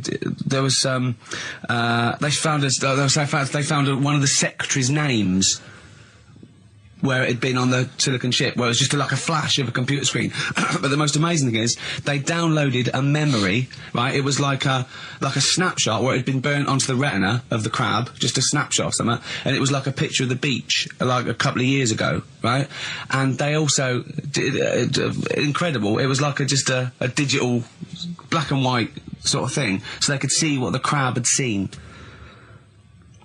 Amazing. Jeez. Amazing. So Intelligent crabs. what are they doing with Almost them now? like then? super brain. Well, they think this is the upshot. They think they could use it as spy crabs because they could get these crabs. Also, the other thing is, as generations went on, right? So they put a crab in to sea or something, right? Lots of crabs in, and then as generations went on, a newborn crab, they downloaded the memory and it had the memories of its great all together. It had every memory that any crab had been related to it beforehand. Because it passed it on, it just passed it on. So not even ones that had been eating the silicon stuff. Yeah. No, These are just like ones that have had kids. Yeah. And they've got like... And they know so you'd know everything your everything right the way back. So would that work if we ate silicon? Well, I suppose so. possibly. So what are they going to... Well, they can use them for all sorts of things, though. I mean, that's what's incredible. I mean, I don't know how you train it particularly. I don't know, it'd be quite tricky to train, but I'm assuming if they can do it that way, then presumably they can give it certain silicon information, which they can then plant in it, if you like, within its sort of food. Also, if you could get them onto enemy beaches, you'd have like 1,000 digital cameras just taking around. You could get like Osama bin Laden or someone. They don't understand the information they've got. No, they don't know they're doing it. They just download them. So it's not like you could torture them and they won't be able to sort of give you the information because they wouldn't know what information they had because they're just. But the first crab they downloaded, they just kept seeing the same picture of a big crab feeding it, which they really. Yeah. Wow. That's what, like its mother crab or something. Yeah. Just memories of it as a child. But they're not in colour, presumably. Because no, it's all in black and white. It's just a digital camera because it's just they don't see in black and white, so it's just like a I don't know. I think it's burnt onto the retina or something. And the only one that they kept were the ones they saw a lot of the time. Wow. I mean, in a way, some of the educating Ricky I've got for you today is on the similar lines. Right. Oh, you've got to be impressed by that. You've got to be impressed by that. That's pretty good. I mean, I'm interested to see, what they do. What the crab developments are. But that's pretty good. Yeah. But I mean, amazing. Yeah. Amazing. Well, just digest that information because that's not even the most impressive one we found. I think it is. I suppose it's pretty impressive, but the next one's maybe more shocking. Okay, right. With my mum and dad. Go on.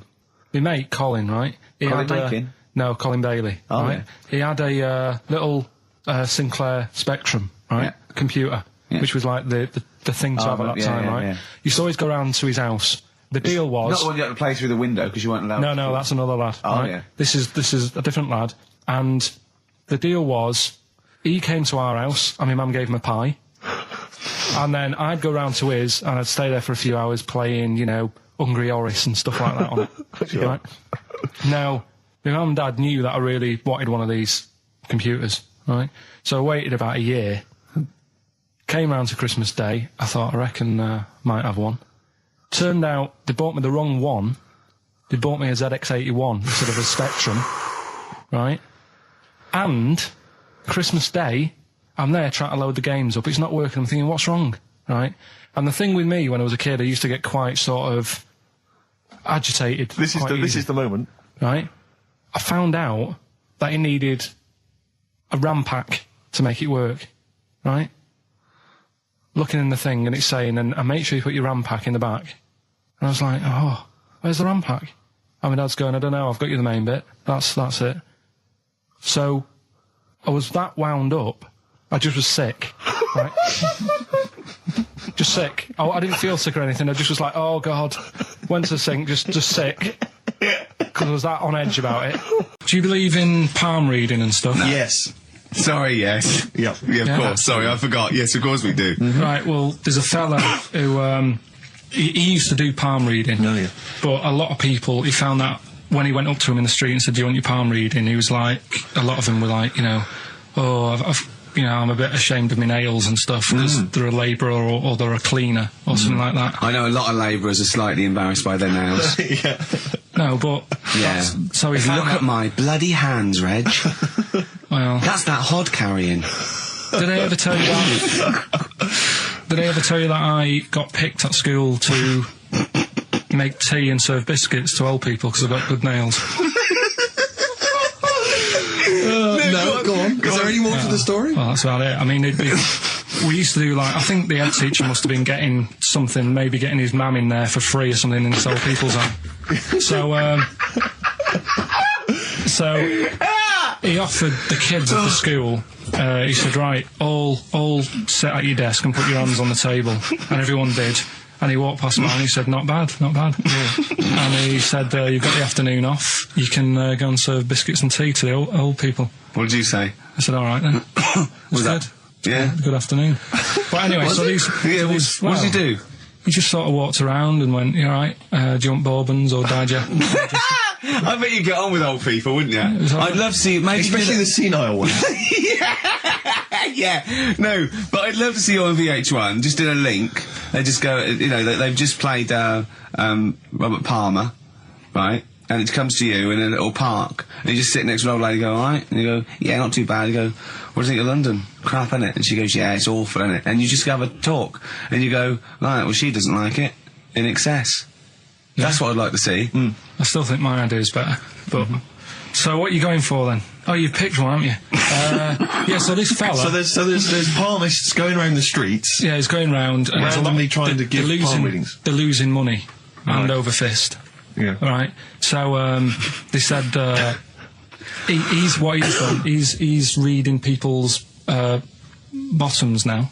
Sorry, whoa. You just, I didn't quite follow that. He was a palm reader, that wasn't making money, so now he's going up to people in the street and saying, can I see your arse? Basically, yeah. So from being a palmist to an arsonist? Well, they just, that's what he does. He said there's same sort of lines and that you get on your hand, you get them on your bottom, and he can read them. Right. Yeah, he's not a pervert or anything, or making up as he goes along. No, that's it. That was that. So, sorry, if a man came up to you in the street and said, can I have a look at your arse? Can I read your arse? God. Bless him. Did I ever tell you about my Uncle Alf? No. He wasn't a proper uncle, right? But he was just one of me dad's mates and that. And he was getting on a bit. He must have been about, 60, which is pretty old when you're younger and that. And he was the same. He used to always wear a suit and that. But he was never in good nick. It was always like a rough suit, but it doesn't matter. He's still, making half the effort and that. Yeah. And he used to sleep in a dinghy. Right, Uncle Alf. What? In his house? Yeah. Why? Well, in a flat, he's in like a little bed sit. Because he only had a little bed sit, and he was into boats and stuff. So he had this Two birds with one stone. Had this little dinghy, had a little flat, thought, well, it's tight space and that. He had a dinghy as a bed, and he had 2 tellies, right? He had 2 tellies, one that the sound worked on, the other one only the vision worked. So if you wanted to watch a programme... You had to turn both on. Put them both on like BBC One, turned one up, and watched the other one. Wow. That's extraordinary. From his dinghy? Sat in his dinghy. That is brilliant. It was an inflatable dinghy, it wasn't like a wooden... Yeah, an inflatable one, yeah, big inflatable Did you ever go around and visit him? Yeah, now and again. Was it weird seeing a 60-year-old bloke in a suit, in a dinghy inside, watching 2 tellies? It's weird at the time, I thought. Which of the TVs stopped working properly first? I mean, did he... let's say the sound went on one of them. Yeah. Did he carry on watching the other one, hoping that the other one was fine? No, he went and got a new telly, and then the vision went on that, and he went, oh no. He went, hold on though. Wait a minute. I've got another telly in the wardrobe that I haven't used. In the week, I called Carl up. I said, how are you, mate? He went, not too bad. Now, as you know, his girlfriend's been away for ages, hasn't she? Covering the World Cup, the African Nations Cup. She's a sports journalist. Well, yeah. All right. Okay. I love the fact you're thinking, what does that mean? Like, well, she's not much of a journalist, Rick, to be honest. I've read some of her stuff. No, but she's not on air. She does stuff, behind the scenes. Yeah. Sure. A lot of journalists do. You always want to make clear that you're not going out with Kate Adie. That's what you want to make clear, isn't it? Yeah. Now, so she'd seen none of the meteoric rise of Carl as a broadcaster. She's been away for the whole time since you've sort of become... a wit. Yeah. A cult figure, to be honest. And he hadn't told her this, so, apparently he went home and she was sitting there, looking a bit grumpy, went, alright, so yeah. She went, should we go out then? She went, I'm not sure I want to go out with an idiot. Right? Oh no! Yeah. And she went, Loch Ness Monster. Why don't you just think, of course the Loch Ness Monster lives in Loch Ness. And she was giving a bit of a hard time. She went, that's why I didn't tell her. Good evening, Steve. Got some here. Brought in. It's just a normal soup. It's Rooster's Pride. What flavour soup's that, Steve? Oh, I know you brought that. And it's all it's a genuine article, and it's cock soup. Thanks. Can I have a closer look at that? Maybe there's some more humour I can draw. What, you want a closer look at my cock soup? Just a cock soup. Let me just.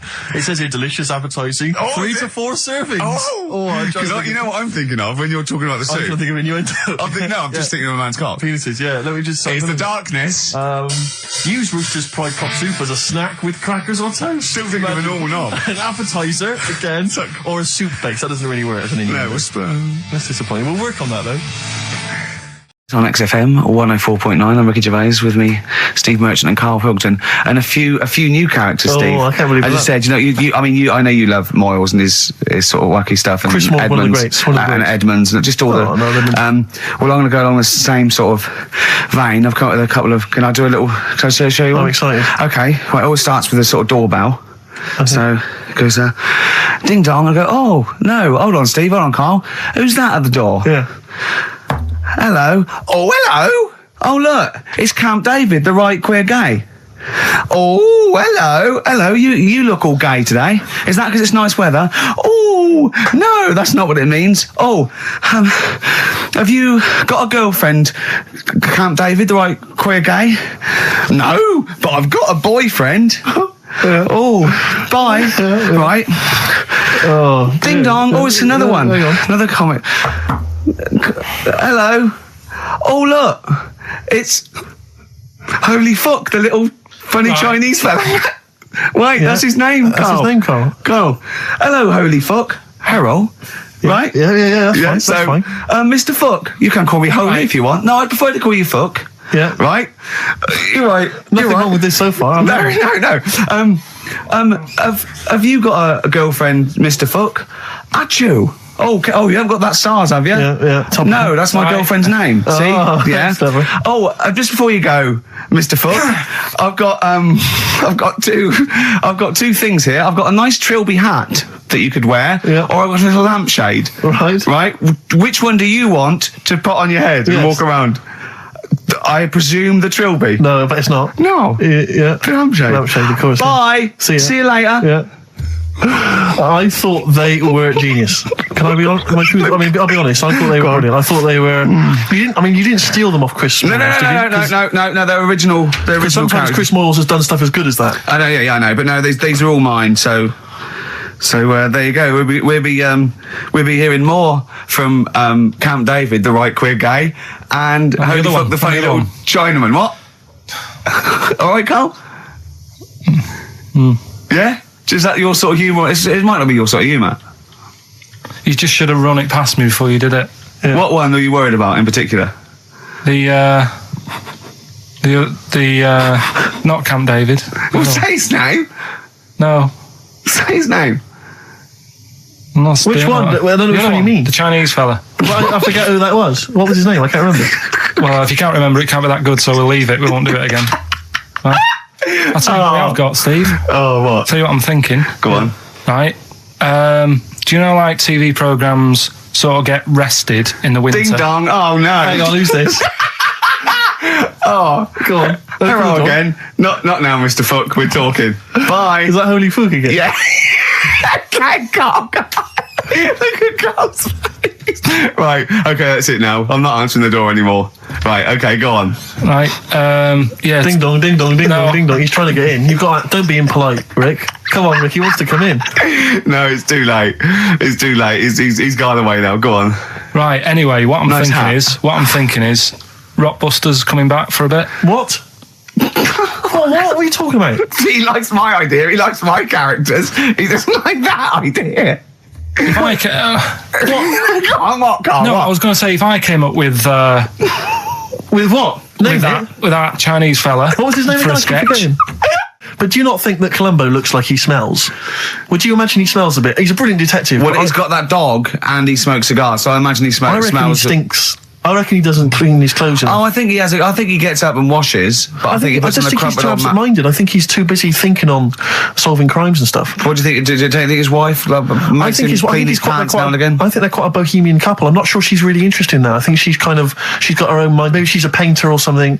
No, maybe she's losing it a bit, and he's a bit embarrassed by it. Yeah, that could be the truth. And she's probably incontinent, so while she's ironing his trousers, she just all over them, and he goes, "Oh God, she's shatting my pants again. I gotta wet them out." Yeah, yeah. So that's what. Oh, ding dong! Who's that? Who's this? Oh, hello. Oh, look, it's David Gray, the bent piano player. Oh, all right. I thought it was going to be Columbo. That would be a joy. Ding dong. Oh, my wife loves you. No. Hello. Oh, I don't believe it. Look who's turned up, Carl. Let me see what we've got Is here. Dickie Anderson called in yet? Sadly, nothing from Dickers. I think I might make him one of my hilarious sort of comedy characters. What do you think he would sound like? What would he sound like? Sort of probably like that, I think. Ding dong. Hello. Hey, it's Dickie Anderson. I can't believe it. Your show's rubbish.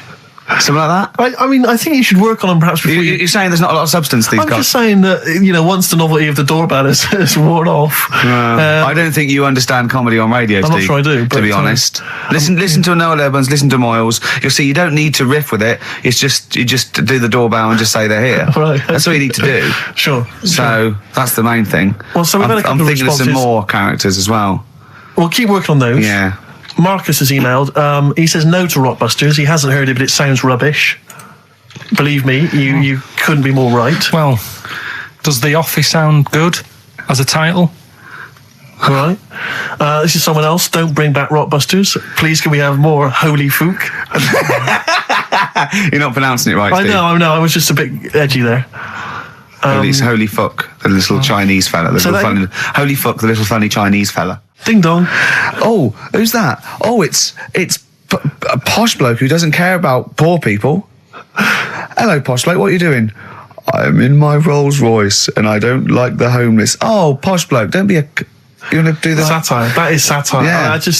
There's nothing like It's it. political as well. I'm getting in there's so political many. Don't things. even begin to show off. I was showing that some foreigners are funny.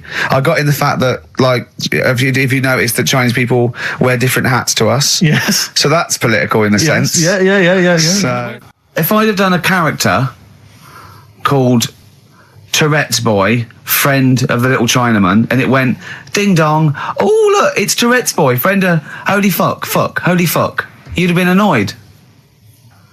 Do you know what I mean? Oh, who's your mate, Tourette's Boy, holy fuck? You'd have been annoyed, wouldn't you? Is that a character from Lenny Henry's show?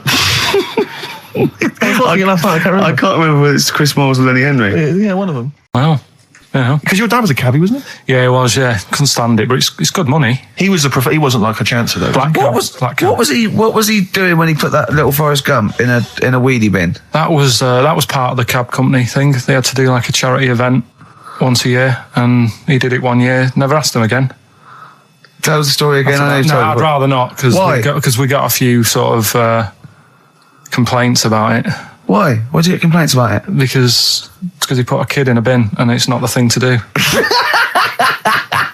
So, but we could use it as a sort of sobering lesson for people. Yeah, tell it like a you shouldn't do it. Nah, yeah, but that's how I did it last time. But people still didn't like it. All the stuff I tell you, we don't take the mickey out of people on purpose. No. It's real life, innit? And that goes on in life. Yeah. My dad was saying that in hospital, though. Do you know I was in hospital? Yeah. He did some jokes about old people and that. And he said, at the end of the day, if something makes you laugh, it's funny. And if it makes you laugh, you can't help laughing, can you? Do you know what I mean? So, what are you meant to do? And laughing's good for you. Yeah. So... But being laughed at isn't as good for you, is it? No, but there's probably more people laughing at one person. So if you balance it out, there's only one person who's upset and there's a bunch of people laughing.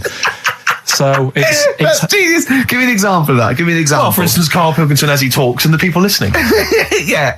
No, give me an example of I can't because, again, that's what I'm saying. I can't tell you the story because there might be someone out there who... This person might even be listening and think, I forgot about that and you brought it all back to me then. So I'd prefer to leave it, but I think people know... Why did he put him in the bin in the first place? Because he was getting out of hand. What was he doing, though? You see, I can't explain. You can. Don't be silly. I prefer to leave it, honestly. What was he doing? Was he annoying him? He was annoying my dad and the other people in the cab. Right. And he thought, how can I deal with this before it gets too out of hand? Yeah. He pulled over and put the lad in a wheelie bin. I didn't realise. Yeah. I think that my new TV is too big, Rick. I said that. I know, when he I don't know bought what it. I was thinking. But I can't believe it. He talked about this buying it. He's got a bit of cash now, of course. And what is it? 42 inches? 42-inch plasma screen. What did it cost you? $3 grand or Oh, something? don't tell me. That's Wow, huge. it's 3.5 ridiculous. grand. $3.5 grand, big spender. Of course, it's too big. Well, I can't get far enough back in my room, in my living room for it. You know, you're meant to be, I think, 4 times the screen size away from it Really? to get out from the air. So that's 4 times 42 inches. You're meant to be sitting away from it, which is impossible. Yeah. Well, I'll have to just get friendly with the neighbours. Yeah, watch it through a hat. If that's the case, though, aren't you better off just getting a portable? What? I don't understand that rule. What are you saying? Well, you're meant to be 4 times the screen size away from the TV. But then what's the point in having a big telly if you've got to keep moving further back? Get a portable. And sit right next to it. Do see your point. Why do people go to the cinema then? Did you see films that are out yet? Fair enough, he's got you there. Done. I'd tell you this, though. I had it delivered, and are you supposed to tip delivery men? Of course you are. I don't know. You see, if I've never had anything delivered before. I've never spent that much money. Not if it's a courier with an envelope, but if it's a bloke who's struggled up the stairs, I held the door open two for him. fat blokes with a fridge, then give him a £5 for a drink. But the problem was, I didn't realise, and I was thinking to myself, I wonder if I've got to tip him. And the guy was leaving, and my mobile phone went off in my pocket, Yeah. and I reached in to get it. He put his hand out, thinking it was going to tip. I went, it's just my phone. And I felt terrible after he left. I didn't know. What was I going to do? Run down the street and offer him a £5? No. No, of course not. No. I'm not made of money. I just spent it on TV. Yeah, I've got no money, mate. Yeah. I just spent it all on this. I had to clean out my jar, everything, Exactly. the drawers. Yeah, I'd take some bottles back. The The problem was, it took me forever to wire it in. I thought, I'm not going to pay for someone to wire it up, you know. So it took me about 3 hours to wire it in, and it was huge. And I got it switched on, and the first programme that was on when I got it wired in was Bargain Hunt. I'll tell you this, David Dickinson's tan almost took my eyeballs out. It was incredible. It was like X-rays. It was extraordinary, the glow. You know, a huge plasma screen with this orange thing coming out, and he keeps turning to the camera, doesn't he? That's Just to get you. Yeah, he turns away. You get a bit close. They go, "What's he doing?" He just turns around, Exactly, yeah. takes the cornea off. What do you think, Bargain Hunters? Bargain Hunters. Oh dear, that's why I'd buy a plasma screen to watch Bargain Hunt. I mean, it's ludicrous. This is the problem, is because what do you watch? I mean, have you watched anything that's been worth having? The only thing I've watched really worth watching. 24. Well, 24 works great, but also films. Obviously, that's the main reason I bought it, because films just look amazing on the DVD on the plasma screen. There's that one that a bloke, right, was going to get a phone call at 4 o'clock to find out if his business was, okay, right? And if he didn't get the phone call, he knew he was broke, destitute. So dead on 4 o'clock, the phone didn't ring, so he went up to the roof, his office, and he jumped off to commit suicide. And as he was passing his window, the phone was ringing. Oh no. Carl, it didn't happen. Didn't happen. Think it through. Think it through. Who told that story? Who told that story? As he hit the pavement at 120 miles an hour. He's the only person who could have known that series of incidents. Also, why didn't he wait? dead. As his life's at stake, why didn't he wait till 5 past? I'm going to give it 5 minutes just in Just case. in case the lines are busy. Yeah. And what sort of bloke goes out, I'll call you at 4, okay, if your business... Well, call me anyway. No. If I don't call exactly 4, then, you commit suicide. Commit suicide. I would, because if I don't call at 4, that's the end of it. Well, call me anyway. No, that's not the way I work. Why can't you just call me and tell me the other way? Well, I'm telling you how I do it. If you're bust, I don't call. Can't you just call to verify in case something goes wrong? What if it's engaged? It won't be engaged. Just commit suicide at 4, please. It didn't happen, Carl. What was that one you told me about with the porn? That was a good one. Oh, this was fantastic, right? Right. There was this. Sorry, can I just check now? We're just remembering classic episodes of the Tales of No, this is important. Well, I saw one, right? I saw one on Tales of Spectrum, right? And it was these two gents what they used to do, they look down the obituaries and they'd blackmail the wife or the son of a dead eminent person, like might be a priest or a doctor, something like that, and they'd go and they'd say, he bought some erotic stuff from us before he died, and he owes 100 guineas and all this sort of stuff, and they'd pay up because it'd be so embarrassing. They just didn't want them, so they'd just pay him, right? And this one bloke said, who are these people? I'll meet with them. And he goes round there, and he goes round, and they go, your father, he goes, my father could not have bought any erotic material from you. No, he did, he goes, he couldn't have, he's blind. Right, and that was the twist. And Carl went, so it was magazines, not videos then. Yeah. Now think about it, Steve. Is that so stupid? Well, presumably it was set in olden times because people, professional pornographers don't tend to call it, erotic material. Yeah. They tend to call it, juicy jugs or whatever. But more than that, I don't understand how a video is going to be any use to a blind person either. I know that you can hear the sound, Carl. Look at him nodding like he's caught me out. Yeah, what sound were you hear? Your meter needs looking at? Yes. Cut. What's then? What's that? Then it's just noises, isn't Occasional it? groans. Yeah. Right. You could listen through the wall at your neighbours. He does. I mean, that's why I save a lot of money. But I thought you were going to point out, Carl, that they could have had a Braille porno. Now, have you thought of that? Look, feel the lumps on that. Exactly. Think about it, Carl. Think about it. You're excited now. Yeah. Your girlfriend's away, Carl. Yeah, the cheese grate has only entered the cupboard. No, she's a good-looking lady. Okay. Right.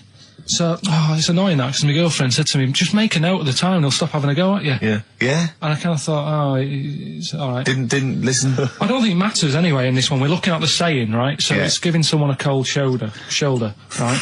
And what it is, right? Ages ago, there wasn't enough houses for people. Right. Because there wasn't much money being made. There weren't big businesses. People weren't earning good money like they are now. So there wasn't as many houses, right? So what you ended up getting is like, the rich people having a nice place to live. Oh. And the poor people were like wandering about, looking for places to live and that. And what they ended up doing is they had like, people would go around to the mate's house and say, look, I haven't got anywhere to live. It's a bit cold. Can you let me stay? Right? So they'd go, all right, then you can stay a couple of days. But they ended up staying for like weeks. Yeah. Right? So to sort of get rid of them, what they'd end up doing, they'd be making the dinner, and they'd be making a lovely dinner, like a bit of meat, nice warm meat, and nice veg, gravy. And This happened every time, did it? This is where the saying came This from. is what happened, Rick. This is what happened every time. It was in that vague book. The book of vague sayings and stuff. Right, so they'd be making a nice meal, but what they did, they looked after all the family. But the person who won't go home, they just give them some, like, sort of a cut-off of cold meat. Right. So they'd say, you're giving them the cold shoulder. Meaning... Right. Okay, that's rubbish. Okay, absolute... Carl, why would that necessarily work? Yeah. Why do they always, in every situation when you want to get rid of a lodger, still feed him every day, but make the meat lukewarm? So they always leave then. Yeah. Oh, this food's lukewarm. I'm going to become homeless And they again, go, wandering the hold streets. on, are you giving me the cold shoulder? Yes. Do you want me to leave? Yes, just say leaving. No, I like to do it cryptically. That way, in years to come, someone will have a little saying about it. Well, that was our bacon in the morning. If you've had enough of meat, we'll leave that. Well, Bacon in the morning! Oh, bacon in the morning if you've had enough of me! come back. What are the others? Just tease us again with the others. We'll come back to those. He's a bit of a nuisance, and we'll have a big fire tomorrow. Nice, looking forward to that. Right then, so we've got we'll have a big fire tomorrow. Yeah, go on. Is that the one you want? Let's go for it. Right, I think this was like round the 1700s. Bluffing. And Just bluffing. Who was the king then? Don't know. Go on. But it's about the word bonfire, right? Bonfire. Bonfire. Yeah. Do you know where it comes from? No, go on. No.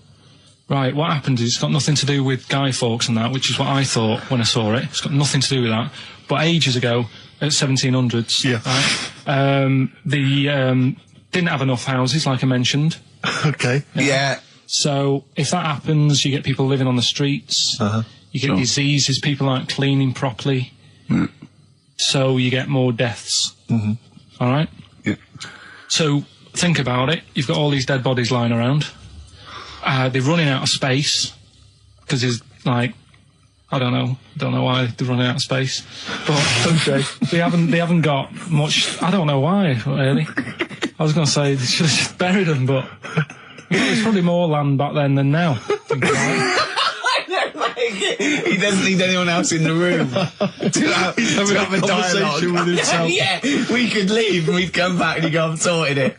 Yeah. Well, anyway, for some reason... They presumably, if it's going to be they burnt them, it's presumably to do that it also kills the parasite or whatever's carrying the parasite on them, as opposed to burying them and not killing the disease. Well, yeah. So there you go, you've worked it out. They piled them up and they turned it into a celebration because there was a lot of fed up people at that time. Is it going to be the word bon, meaning good? No, I'll tell you in a minute. Go on. So you've got all these people who are like going around and like, oh, you know, so-and-so died the other day. And, you know, nearly every week someone they knew was dying. Yeah. So you can imagine like just constant like being depressed. So, and they've got all these bodies lying everywhere. It's like, oh, God, what are we going to do? So they said, we're all too fed up at the moment. Said, let's make this a better world. This was 1701 by the time they got together. Yeah. So they said, what we need to do is have a big party. So they said, yeah. Good thinking. See what you're thinking. So they go, right, well, we'll put all the bodies in a big pile. And they're all diseased and that. So they set fire to the bodies. And they said, let's have this as a celebration to remember them by. And, you know, we'll have a drink and that and have a chat. We'll have this big fire going. And it came from bonfire. Ah, right. So it was all the bones. Bonfire is bonfire. Yeah. Excellent. Yeah? That's interesting. So that's how it came about. Yeah, in the 1700s. Yeah. That was? No, probably. Okay. I reckon it was 1600. Probably earlier. I reckon it was the plague. I reckon it came from. But interesting stuff. So that's. Did you celebrate Bonfire Night? Is that a big celebration for you? Do you like the fireworks? I'm sick of fireworks. I just think they're rubbish. I'm not impressed. I've never been impressed by fireworks. Even as a kid, you know, you have to go to like sort of community kind of gatherings with a bonfire and fireworks, and some local vicar or whatever would come out. But I also think the adults think the kids love it, and if they just got together and said, "Should we go this year?" They'd all go, "No." Yeah, absolutely. Let's not go this year. What would be better is if the vicar had wheeled out like a massive rocket, climbed in, gone last one to the moon as a bender, and then fired himself off. Now that, I'd pay to see. That's a firework display I'd like to see. As it is, it's just rubbish. Oh dear. Yeah. That's excellent. Cole? Yeah, I'm not keen. No. Sorry, what clue was that? We'll have a big fire tomorrow. Bone marrow. Incidentally, last week, you remember, we began the show by talking about knobs. Yeah. I think we've got a bit more knob news this week. There's knobs coming up, is it? Knob news is on the way. After Radiohead, more cock. Radiohead and go to sleep. That's not to you. Please don't go to sleep. We've got another hour and 35 minutes of fun chat and great music on XFM 104.9. I'm Ricky Gervais, with me Steve Merchant and Karl Pilkington. Pilky, little Cayman Pilkers, little baldy twat mank whinging, a little bit bent Pilkers. There he is. There he is there. Now, Rick, you may remember that last week we opened with some quality knob news. Knob news, yeah. It was Hitler's knob. Hitler's knob was one of them. That just sparked off into a whole bunch of other kind of knob-related discussions. Yeah. And I'm pleased so far to see that we're almost at the halfway mark for this first hour. And so far we've only talked about nudity and/or todgers. Yeah. So excellent work from us. Well done, lads. Yeah. I'm looking forward to Dr. Fox and the rest of the Sony award committee listening to this one. Yeah. But more knob news. I don't know if there's a jingle for that, maybe. We nearly had the eye out. Knob news. Knob news, excellent. This is an extraordinary story. A woman tried to sue her bosses for £210,000 after finding a cooked penis in a canteen stew. Hospital cleaner Sophie something, I can't pronounce that name, was eating goulash for lunch and could not cut one of the lumps of meat. You can see where it's going. I've got so many questions already. I know. She picked it up and tried to chew it, but it was too tough. Then she inspected it with workmates, who all agreed it was a penis. Imagine that discussion. Yeah.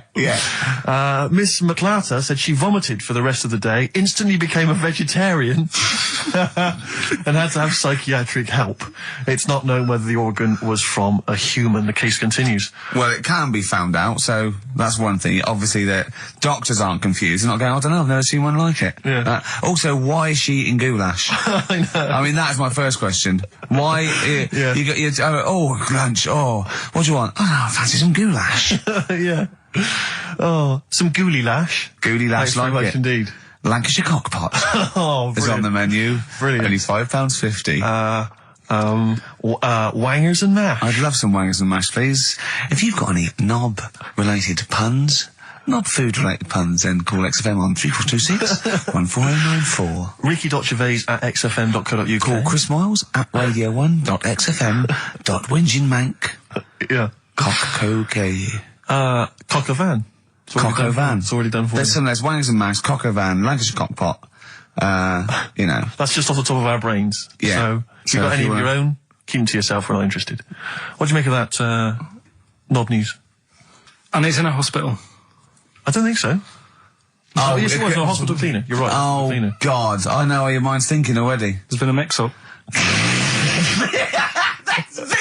What kind of mix-up? I love that. What, some bloke's gone in, some lesbian's gone in and wanted a sex change. She's got a carrot for a cock. Bit of stewing steak. Stewing steak. Oh, that would be great. You're not a doctor, you butcher.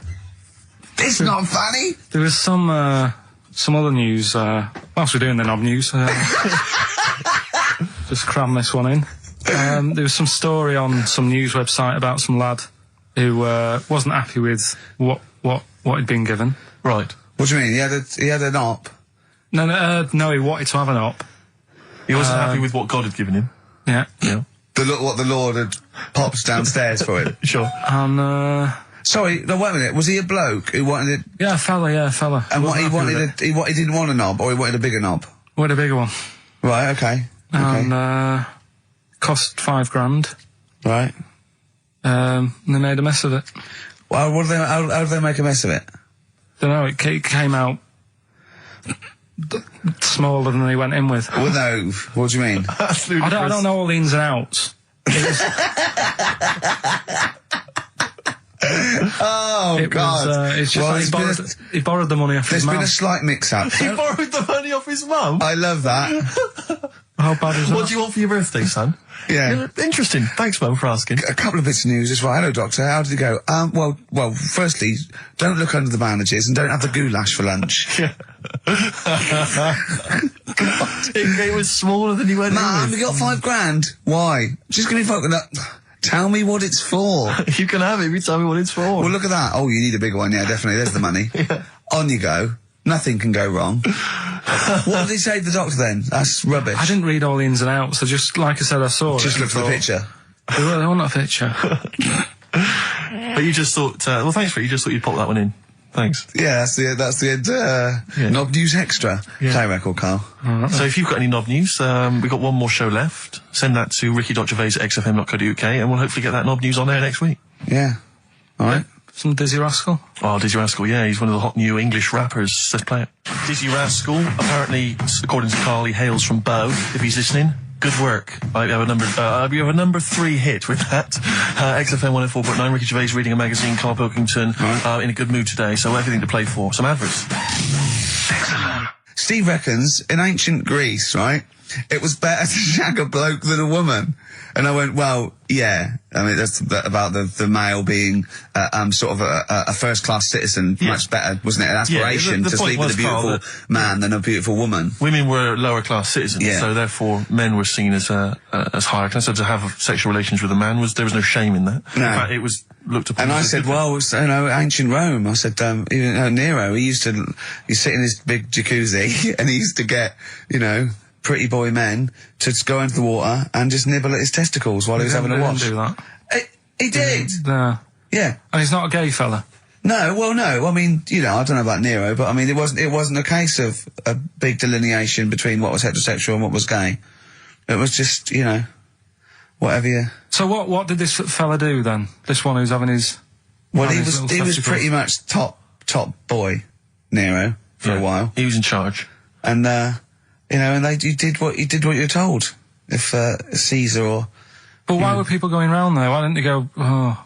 No, they weren't dropping in. It wasn't like the door was open. I was going to see what Nero's doing. It's not like when I pop in here to see you. Normally what would happen is he'd say, come back to my place, I got a book for you. Yeah. You'd pop in. But he'd come out in his pants. Elton John would be on. You'd have probably been like a delivery boy or a stable boy or something, you know, and you'd have popped round there and you'd have gone, there right, Nero, there's the tablets of stone you wanted. And they go, Pilkington, why you are here? Pop under, I don't know why he's French. What is that? I don't know why he's French. Just pop under the water and nibble at my testicles and you'd have done it.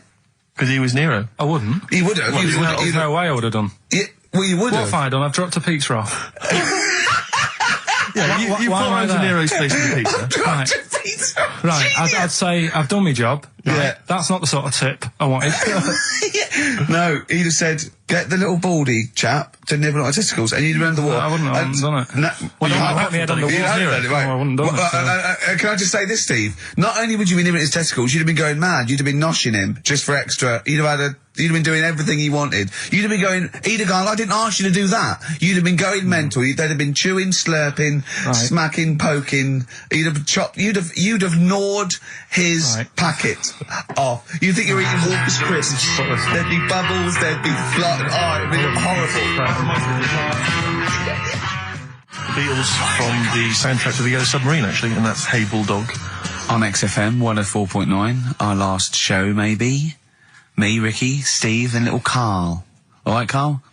But, that book, that wasn't a fake. It wasn't like just a ruse to get you back to show you me and dancing in my pants to Elton John. It's that, What was your girlfriend doing during that, instantly? I think she was just getting on with sort of like packing up sort of boxes because we were moving. So sure. I don't think. Well, she's seen it all before. Yeah. And the book was, do you remember that book that I showed you? That, it was, a man's body, an owner's manual. And it's just like loads of stats. And there's one in there. Yeah, it's kind of like a Guinness Book of Records of men. Yeah, there's one section there. That was, sorry, hang on, it's not like Guinness Book of Records of men. That just sounds a little bit like you and I were sat around your house looking at a big book, picturing men. The big man book. The big man book. He is a big man, isn't he? Yeah. He should be on the front cover. Yeah, it was a book more about the kind of physical body and exactly, about biology and social and, you know, sex and all that sort of stuff. And But we didn't look at the sex which is where we got the knob news for today from. Right? This is true, right? I read that oh, you'll have someone's eye out. Knob news. Then you've got the jingle. Yeah. I read that the smallest ever functioning penis, right, was under 3/4 of an inch when erect. Extraordinary. That is bad luck, isn't it? And it's a micro penis, so it's perfectly scaled down. Just a little look at Carl's face. Well, couldn't the fella have said, look, right, I'm not happy about it, so don't print it. It's not the sort of press people want, is it? There wasn't a picture of him. It was anonymous. They didn't read the book and at work the next day and go, look at this, Frank. What? Smallest ever penis, half an inch. He didn't go, it's me. He just went, yeah, loser. Yeah. You know what I mean? Anyway, let's have a shower. I'm alright. He must have had to have a little jod with a pair of tweezers. Yeah, presumably. Because you couldn't even get a fist. I mean, No. that is bad luck, isn't it?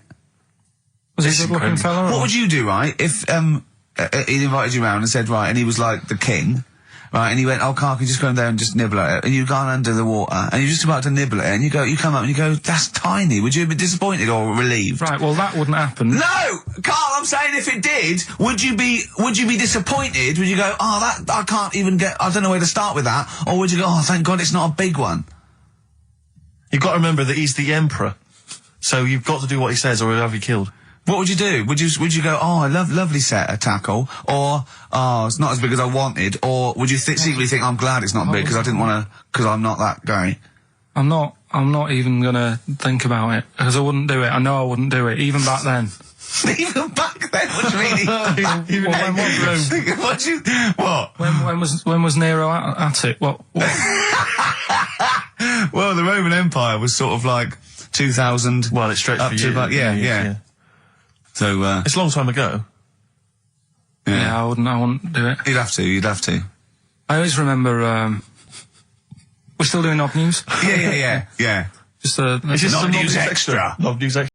The SIBO, the bitter end on XFM 104.9. I'm Ricky Gervais. With me is both Stephen Merchant and Karl, the K-Man, Pilkington. Oh. So you've already got that. That's safe. It's only 4 minutes past. You've had placebo and you've got us three. So You're definitely going home with that. yeah, whatever that's happens. safe. That's on its way to the hospice. Exactly. You've banked that. Yeah.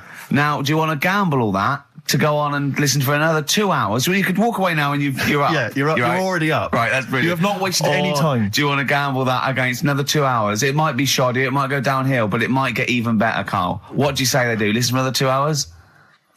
Yeah.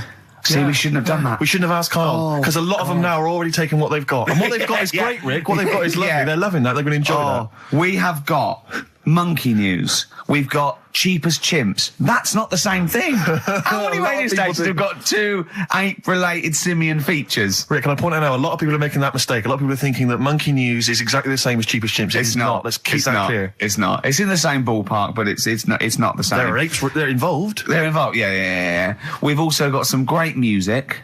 Yeah. We've got an amusing sketch about a fly. Oh, he's looking forward to that. Oh, and Mystique are dropping in. Let's hope the Mystique ladies are coming in.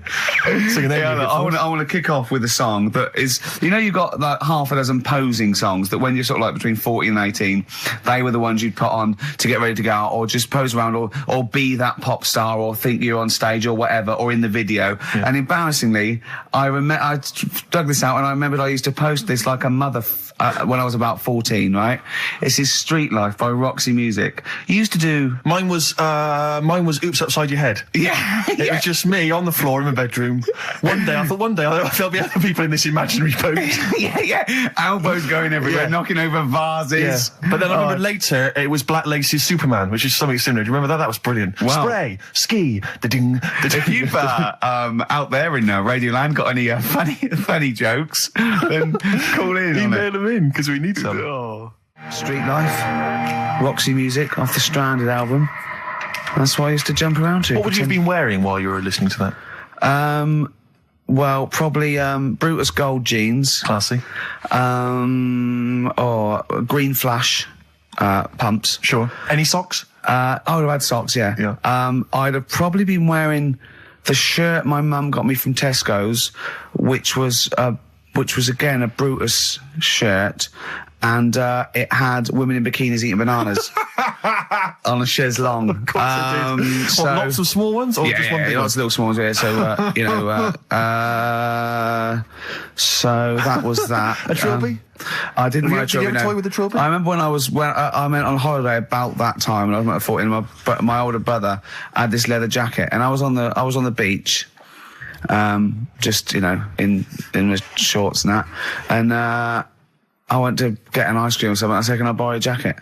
And I put his jacket on, and I was supposed on the beach thinking they are all looking at me because I look so good. And I also had a straw Stetson, and I really thought, I'm turning into quite a man. Yes, I'm quite a catch. Yeah. Just thinking they're looking, going, "Who's that dude? Is he American?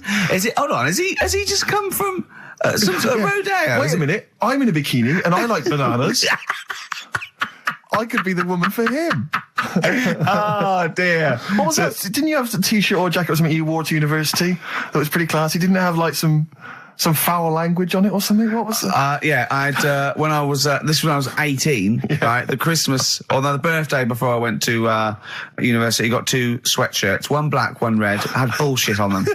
Just on the foul. Right. And the red one, all my clothes, the first wash, everything was pink. All my white shirts and my white socks, of course, because I just put it in, I didn't know. Yeah. So I was a man at university with all pink clothes except for a rather nice red sweatshirt with bullshit on it. Again, turning into quite a man. Quite the man. Was that pre or post the time you washed your clothes by getting in the bath? And that was pre. That was the second year when I was had to go and digs at our Halls residence. So I had a bath, and you had to sort of like pay for a bath, So I thought 2 birds with one stone. I got in the bath with all my white shirts, because I was going through sort of, you know, wearing a white shirt and tie, that sort of, you know, David Sylvian sort of frying pan thing. And, Daz. And I just wriggled around in it. Oh, I washed myself. It's quite a good exfoliant. Yeah, I didn't do it again because it was sort of not good for the skin, Daz. Quite sore, is it, around the sort of groins regions? Yeah. So there you go. Roxy Music and Street Life. Right. There's this monkey, right? Yeah. And it had been, do you know you hear about monkeys being badly treated and stuff like that? Yeah. So, anyway, it goes into this home. It's 14, this monkey. It's called, Matty, right? Goes into this home where it's looked after. What do you mean home?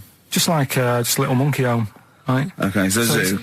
Yeah, kind of, yeah, but they haven't got any other monkeys there, right? What have they got there? They've got just other animals and that, but not that many monkeys. But anyway, because he's there on his own, again, you know... When you say monkey, do you mean a chimpanzee, by the way? Because you usually do. Yeah. I can't believe that journalist thought this was scripted. Amazing. So anyway, yeah. So he gets sort of pally with the people working there and that, and it's smoking fags. It's having a drink at night and all this, right? What do you mean it's having a drink at night? How? It's all here. It's all here, Steve. I mean, we haven't really got time, but Well, don't say it's all here like it's proof. You've got another stupid story that someone has put onto the internet. Someone sitting at home in their bedroom has put onto the internet. So he's having a fag, he's drinking a lovely glass of Bang Rock Station.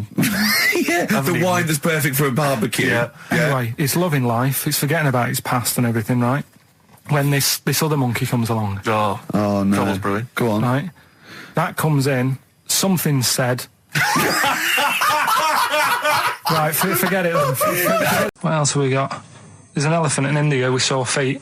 Why? There's an elephant in India with sore feet. Now I'm interested. Why? Tap dancing. Why? I didn't write that He's much trying down to about it. break Roy Castle's record.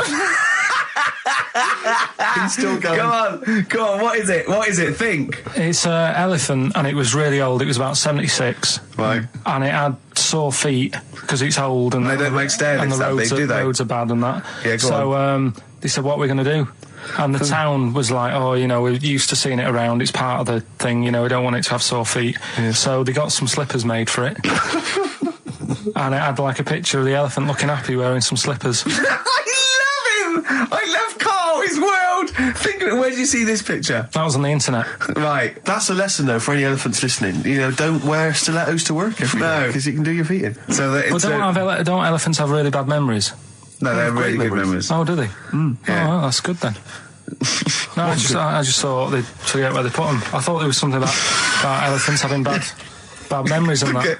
It goes on. Where's my slippers? Yeah. I'm sure I left them by the text. So sorry, there's an elephant walking around wearing slippers. Yeah, that's in What India. kind of slippers? Those sort of old man ones with the sort of checkered well, round design. ones, I imagine. Yeah. Big round ones.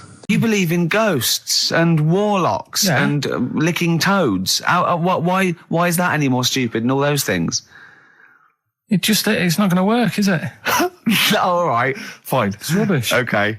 Okay, what about this then? There's apparently now available £1.5 million apartments available on an exclusive ship which sails around the world. Yeah, it's like What do you make of that? it's a huge thing, and you live on it, and it's.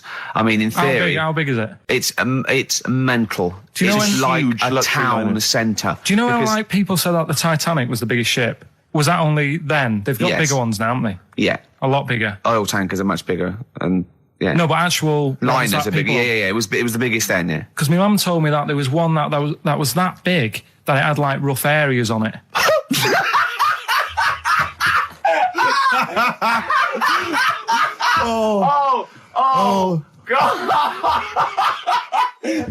Don't go starboard. Oh God! No, but do you know what I mean? Right. It was like we're thinking of moving. We're seeing Yeah. the captain. We're thinking of moving to a nicer area. Oh yeah. I've heard they're very rough in aft. Oh God!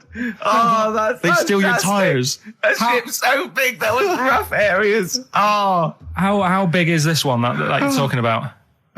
Well, I don't know. It doesn't give me the specifications here, but they're huge. They're huge. In theory, I mean, it's that thing with it's obviously marketing, but they're going to solve the overpopulation crisis, where soon we'll all just be floating around the sea. Yeah, But yeah, I can see that. The Shining on XFM 104.9. We're doing White Van Carl. Got another one there? Well, it's just your thoughts really on the Queen Mum's very British send-off that she was given this week. Yeah. What do you make of all those people queuing up to see her? Did you think that was incredible? Right. Well, what we said last week, there was I don't quite understand why there was so many people there who were like getting really upset. Do you know what I mean? Really upset, crying and stuff. And you can lose someone who's like related to you, and you don't cry like that. You sort of sit there and you think back to what you did with them and stuff, and then that's it. But the queue thing, wasn't it like miles long and stuff? Yeah. It was, yeah. Right. I was sat watching this with Susan. 12 hours queuing. Yeah. It never got to 12 hours. It did, but that was the estimated time. No, but how long is a queue when they're just like, walking along? Think how far you can sort of like, stagger in 12 hours. Incredible. It's been ridiculous. Yeah. But again, if they want to do that, it's their time and that, innit? And Yeah. it was at the weekend, so they could have, it's not as if they got out of work to do it. No. You know what I mean? They used their own time, so good on them. But I thought, right, what they could have done, remember when I studied Che Guevara? Yeah. Right? And don't be offended by this, it was just an idea, because they did it with Che Guevara. Remember when they cut him up? Yes, remember? they cut him up, yeah. What was the reason for cutting him up? Well, they cut up Che in order to try and... you told us that they were going to send bits of his body to Fidel Castro and various other people, wasn't that right? As a warning, wasn't it, though, to all the people, like, one to... Yeah, my understanding was that they cut him up in order to... so they could bury him in different places so that there'd be no shrine. There'd be not one place that you could go to in order Right. to Well, sort of make him into a that. martyr. A little bit like that. I've like... I can vaguely see where this is going. 6 queues, and it's like, number 1, you can, go and pay respect to her head, or whatever. Oh, God. No, but I just was thinking the way of speeding it up. I'm not having a go, I'm not, because they haven't done it, so it doesn't matter. God. But they did it with Che Guevara. Yeah. Everybody would have felt like they've got close to her, and it would have speeded it up. No, I mean, but I can understand... Can I just say that genuinely, Carl is not being disrespectful here. This is his best idea to cut down the queues. So don't phone in. He's not suggesting we should have done this. He genuinely Well, he is. But I mean, he's not doing it to be nasty or wacky or he thinks this is a good idea. So Can I just throw a Because they did it thought with at Che you? Guevara, who was like a powerful man, he did a lot for the world and what have you. Yeah. And Are you aware that I feel slightly responsible for this, because have you heard of the quote, a little knowledge is a dangerous thing? yeah. Okay. Steve, next one. No, just a very quick question. I can understand those that have queued for 12 hours to see the head. I'd be a little bit annoyed if I got there to find a toe. I'll tell you what, though. I'll tell you what they could do without chopping her up. They could put about 9 queues. Each could see each hip she had. That's true enough. Because she'd had about 9 of them. Yeah. So it'd just be, if you want to see the whole body, it's a 12-hour queue. If you just want to see a couple of the hips. Here's another suggestion for you, I've just thought, right? What? Instead of everyone queuing to see her, why not put her on a trolley and wheel her past everyone else? Running. So You could have some students on Rag Week. They could combine it, like when they're always pushing a bed. They could just run it along the queue. No, that'd be fantastic. That'd be disrespectful. Right, as opposed to the chopping up. So, Sure. no, Right. but just an idea. Just I apologise now if anyone's offended. Anyone offended, I'm sorry. But Yeah. No, okay, we just do White Van Carl then. This is your opinions. You can't be wrong on this, can you? There's no right or wrong answer here. Okay. Right. But so this is where we ask Carl his views on the big news stories of the week. Basically, we've stolen an idea from the Sun newspaper, and So this isn't cruel, this programme, is it? I don't think so. picking on me. It's not, is it? It's weird because a few people have said, "Oh, you're picking on me." It depends how you look at things, isn't Sure. Yeah. But you do like it? We could look at it like it's a laugh, so Yeah. it's not a But, problem for us. We like you. You know you're our favourite, Yeah. I'm going to say thing in the world, but I don't mean that, in a derogatory way. No, I'm cool with it. Yeah? Yeah.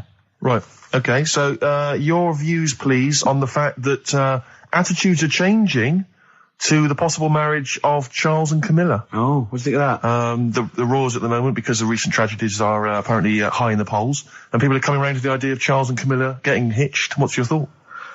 Whatever, really. I mean, if they're happy with it. The thing that comes out of it most is it just goes to show, right, that there is someone for everyone. Just because, I mean, no disrespect to Camilla, I'm not a good-looking person either, but she isn't a stunner, and yet she's gone and picked up a royal. Right? Yeah. So I think it's good for things like that to happen, because it cheers you up. Do you know what I mean? Gives you a bit of hope. Thanks, Carl. So yeah, it's good. If they're happy, if anyone's happy, it's a good story, isn't it? Yeah. You know what I mean? Yeah. He's had a bit of bad luck. And now he's got someone else in his life. So. While he's doing this, I'm just doing a list of questions to ask him what he thinks of things in the world. Is that all right? Yeah, no problem. No problem. Okay, what about this then? Are you disappointed by the nation that a third of us are apparently unaware of St. George's Day? 23rd. Is St. George's Day the one with the snakes that we've talked about? No, that's... Are you one of that third, do you think? St. George is the patron saint of England who killed the dragon. Yeah, I mean, there's too many of these days, isn't there? That's the problem. If you make it a bit more special, like Christmas, so you buy presents and that for each other, then people will remember it. But there's so many of these days with Easter and Pancake Tuesday and all that. So it's not surprising. I think as time goes on, we'll find that a lot of these days will just disappear because, people are busy. There'll be new ones, won't there? Right. White Van Karl. White Van Karl.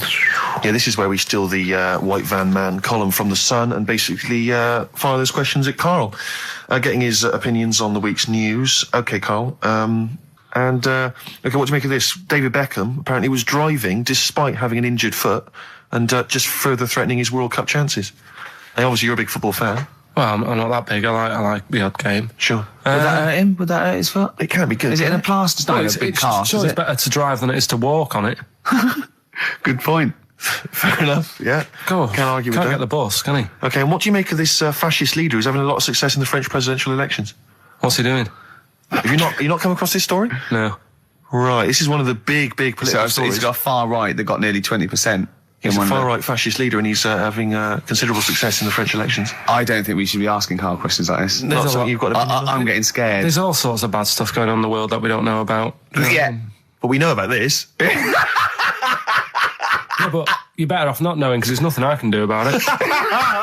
You're absolutely right, Karl. Fair enough. I can't argue with that. Oh, God, man that's alive. fantastic. That is brilliant. White Van Karl. Yeah, White Van Karl. I mean, for those that don't know, we do this... we ask Karl the questions that the Sun asked someone else. That's right, the Sun every day asks some, average Joe, his views on the week's big stories.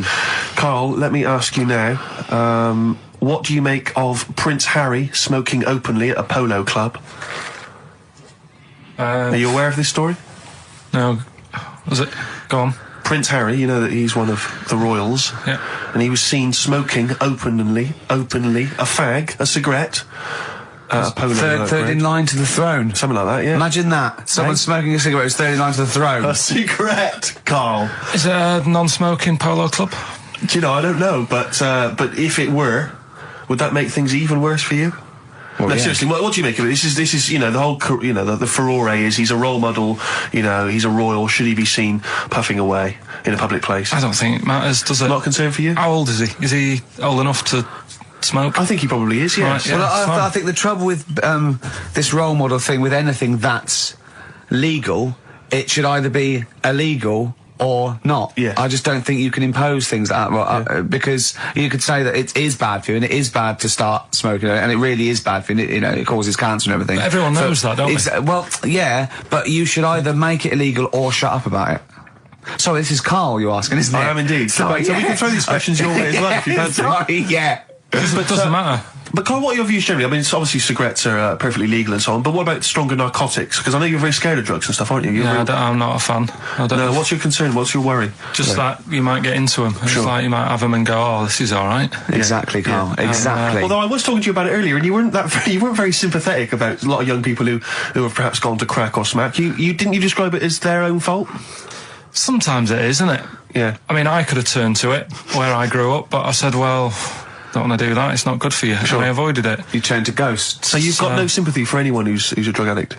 It's their own fault, is your... It depends, doesn't it? Sure. Do you know what I mean? You can be an addict if, I don't know, something... I'm trying to think of a nice way that well, you might most people start on stuff like that because something really traumatic's happened to them. Very few people go out for a laugh one night and go, let's all try it. Sure. So, but... Yeah. Just say no, I suppose, is the Just say action no. in the end. Listen to the cast of Grange Hill. Now, this will scare you. Now, Karl, you will be a little bit unnerved about this. Have you seen the film Jurassic Park? Yeah. You know what happened there? Well, according to the Sun here, it says scientists are planning to clone mammoths for a theme park. Look at his face. Look at that. He looks like a dog caught in the headlights of a car. He's terrified. I love Karl. He sprung to attention Karl. there. Is that the best news you could have? Man moths.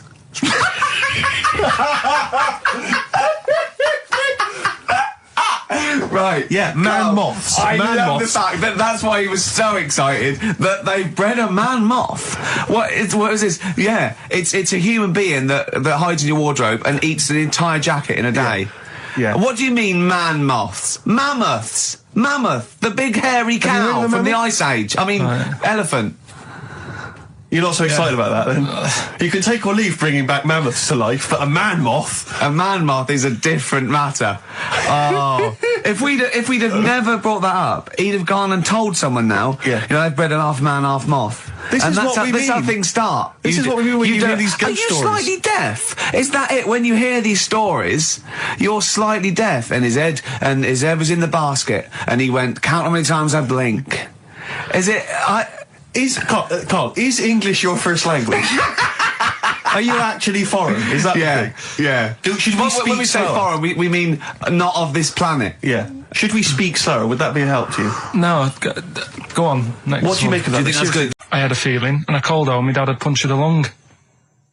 When And you this say you time- had a feeling, what do you mean, a feeling? Just like, I should call home, there's something not right.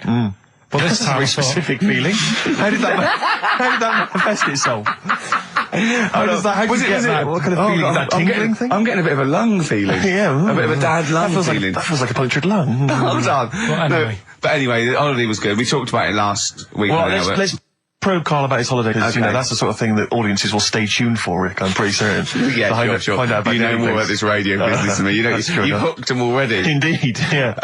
Well, also, yeah. I'm thinking we've got nothing. Ever So, now. we may as well save that. No, I resent it. I used to put a lot of work in, but no, I think of the money, which is, for me, pretty shoddy. Well, you know yeah, what I mean, you- I don't usually you get make out of an bed awful for lot that. of cash. Well, exactly, yeah. And, the whole thing is, the whole setup. It was raining today. I thought I should have a cabin. And then the sun came out, so I walked in again. Ah, dear. How are you? But I'll tell you what, I got a bit criticised last week as well that I only played ballads and same songs, so I'm going to rock out this week. Oh, I've lovely. been at the Capitol Library Right. to get some good tunes. And what about a little bit of AC/DC? Oh, took me all night long. Let's hear it. Doves, Caught by the River on XFM 104.9. I'm Ricky Gervais, Steve Merchant, Hello there. Karl Pilkington and everything. No, I'm going to be honest with you. Go on. A little bit hungover, Yeah. didn't feel very well. Yeah. I don't know if I'm hungover or still a bit drunk, but I don't feel... You sound like you're still a bit drunk. Yeah, so what But I'm then worried you do about... every week, so... But what I'm worried about is that the standard will slip. Yeah, Sure. if I'm not right on the ball.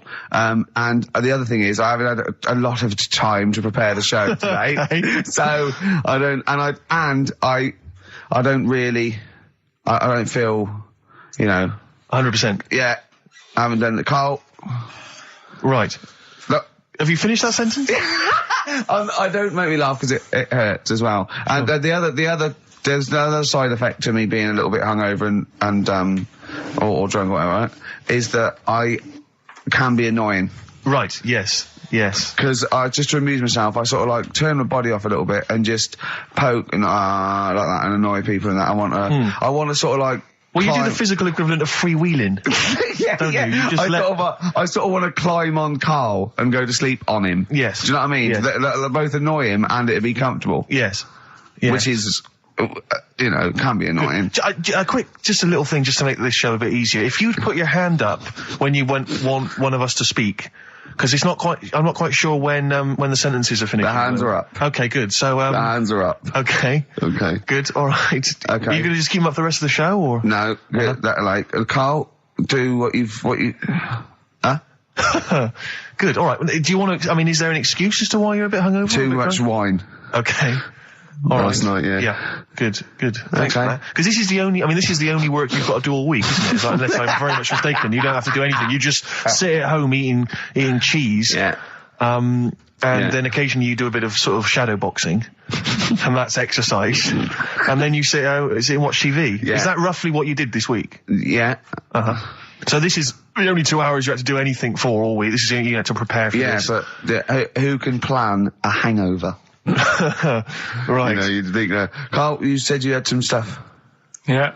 What have we got? Can't wait. I love the fact that, whereas I was a little bit slow, Carl there leapt into action to keep this show afloat, keep the pace up.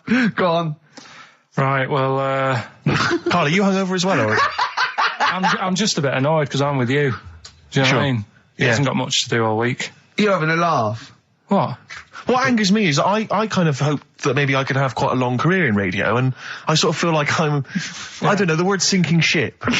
Those words spring to mind. But because it feels like, I mean, Carl, you're just a chancer anyway. You weren't even supposed to be on air, and we've made you into something of a household name, and that's cool. Household name. And Ricky's already a celebrity. He's got it stitched up. He's got corporates. He's got voiceover work. But I've got nothing. I'm running on empty. I'm not nothing. I've got nothing. I'm sort of dependent a bit on this. Yeah. Financially. And go on then. What and you saying? two are sort of bringing it down, really. Right. Do you reckon I can get my own show, Carl? Carl.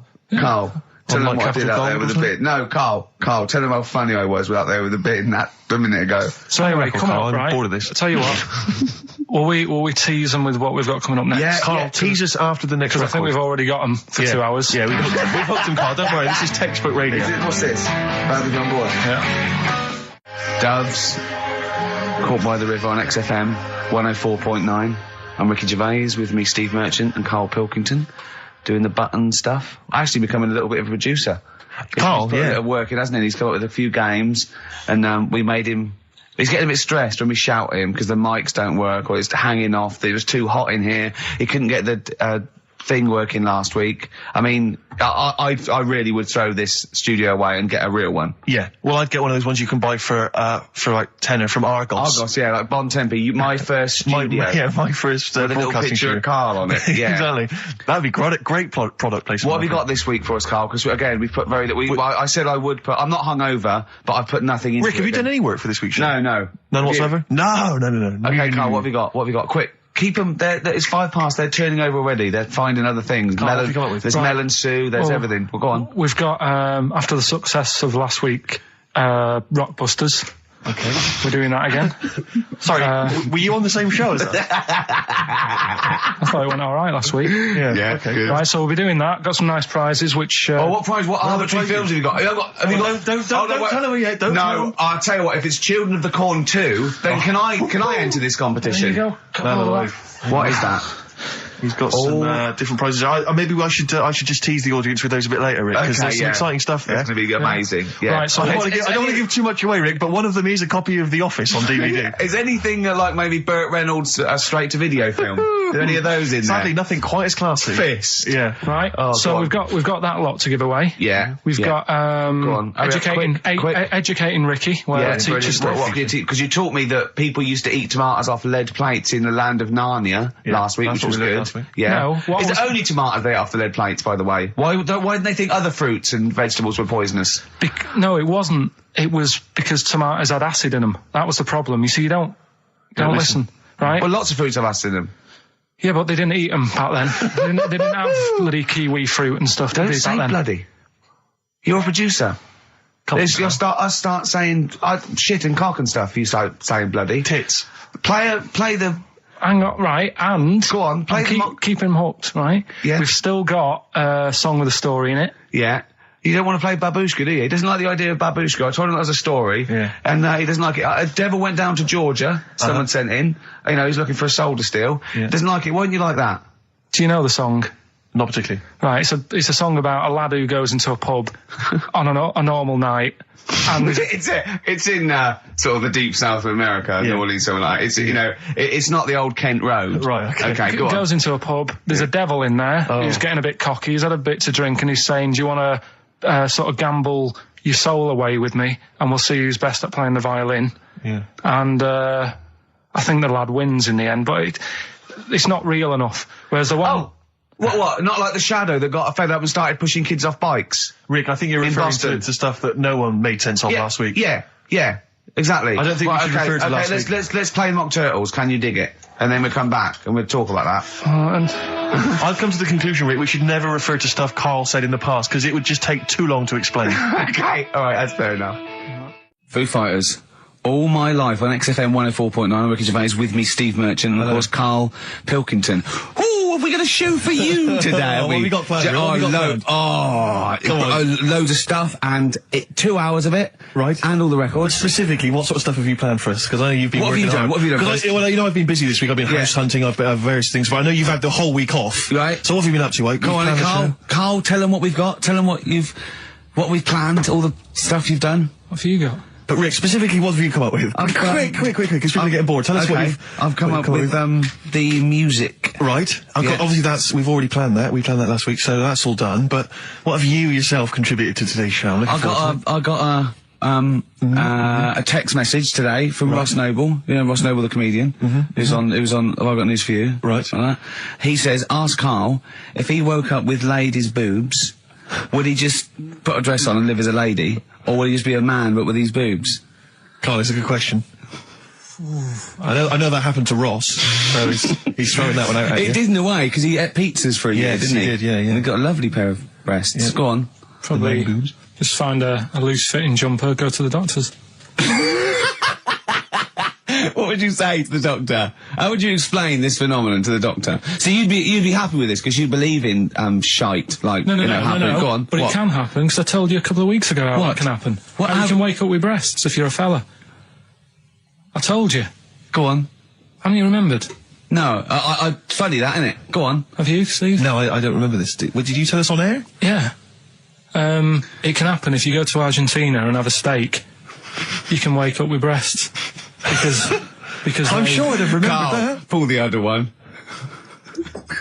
Look, he likes that. He likes that. Is that what you've come up with this week? That joke? Yeah. Brilliant. Play a record. It's going to be a dynamite show. Songs you want. Listen, look, I'm going to play some classic tunes today. I'm going to educate the youngsters, Steve.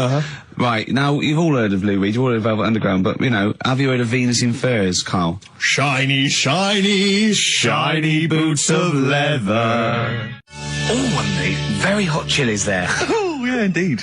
The Zephyr song, Red Hot Chili Peppers on XFM 104.9. I'm Ricky Gervais, with me Stephen Merchant. And of course, over there, little Karl Pilkington. Indeed. See the write-up in Heat this week? No, is it good stuff? Basically Carl's show. Yes. Which is fair enough. No, I mean, he's the only one doing any work. I know. He's the only one contributing. We thought no one had noticed, but Heat were on it straight away. Yeah. They picked out, I read it to him over the phone. It said, 2 hours of, black music and everything like, Karl Pilkington, he does Educating Ricky, a strand where he educates Ricky, and Rockbusters, which is loosely based on Blockbusters. Says, you know, basically you'll be tuning in for that. And I read that to Karl and he went, oh, and I was going to drop it. You weren't, were you, Carl? So he believed the hype. Yeah, I think you've got to, I mean, it's like... You've got to mix it up is what you're saying, keep it fresh. A lot of people are saying to you at the moment, are you going to do another series of The Office? It's kind of like that. I've got to decide whether it's right to move on with it or do something different. Is he dead in the water? Yeah. So what's your decision? I mean, maybe, We'll probably keep it for this week. Sure. And see how it goes. Okay. You've got anything else on the back burner? Any other ideas?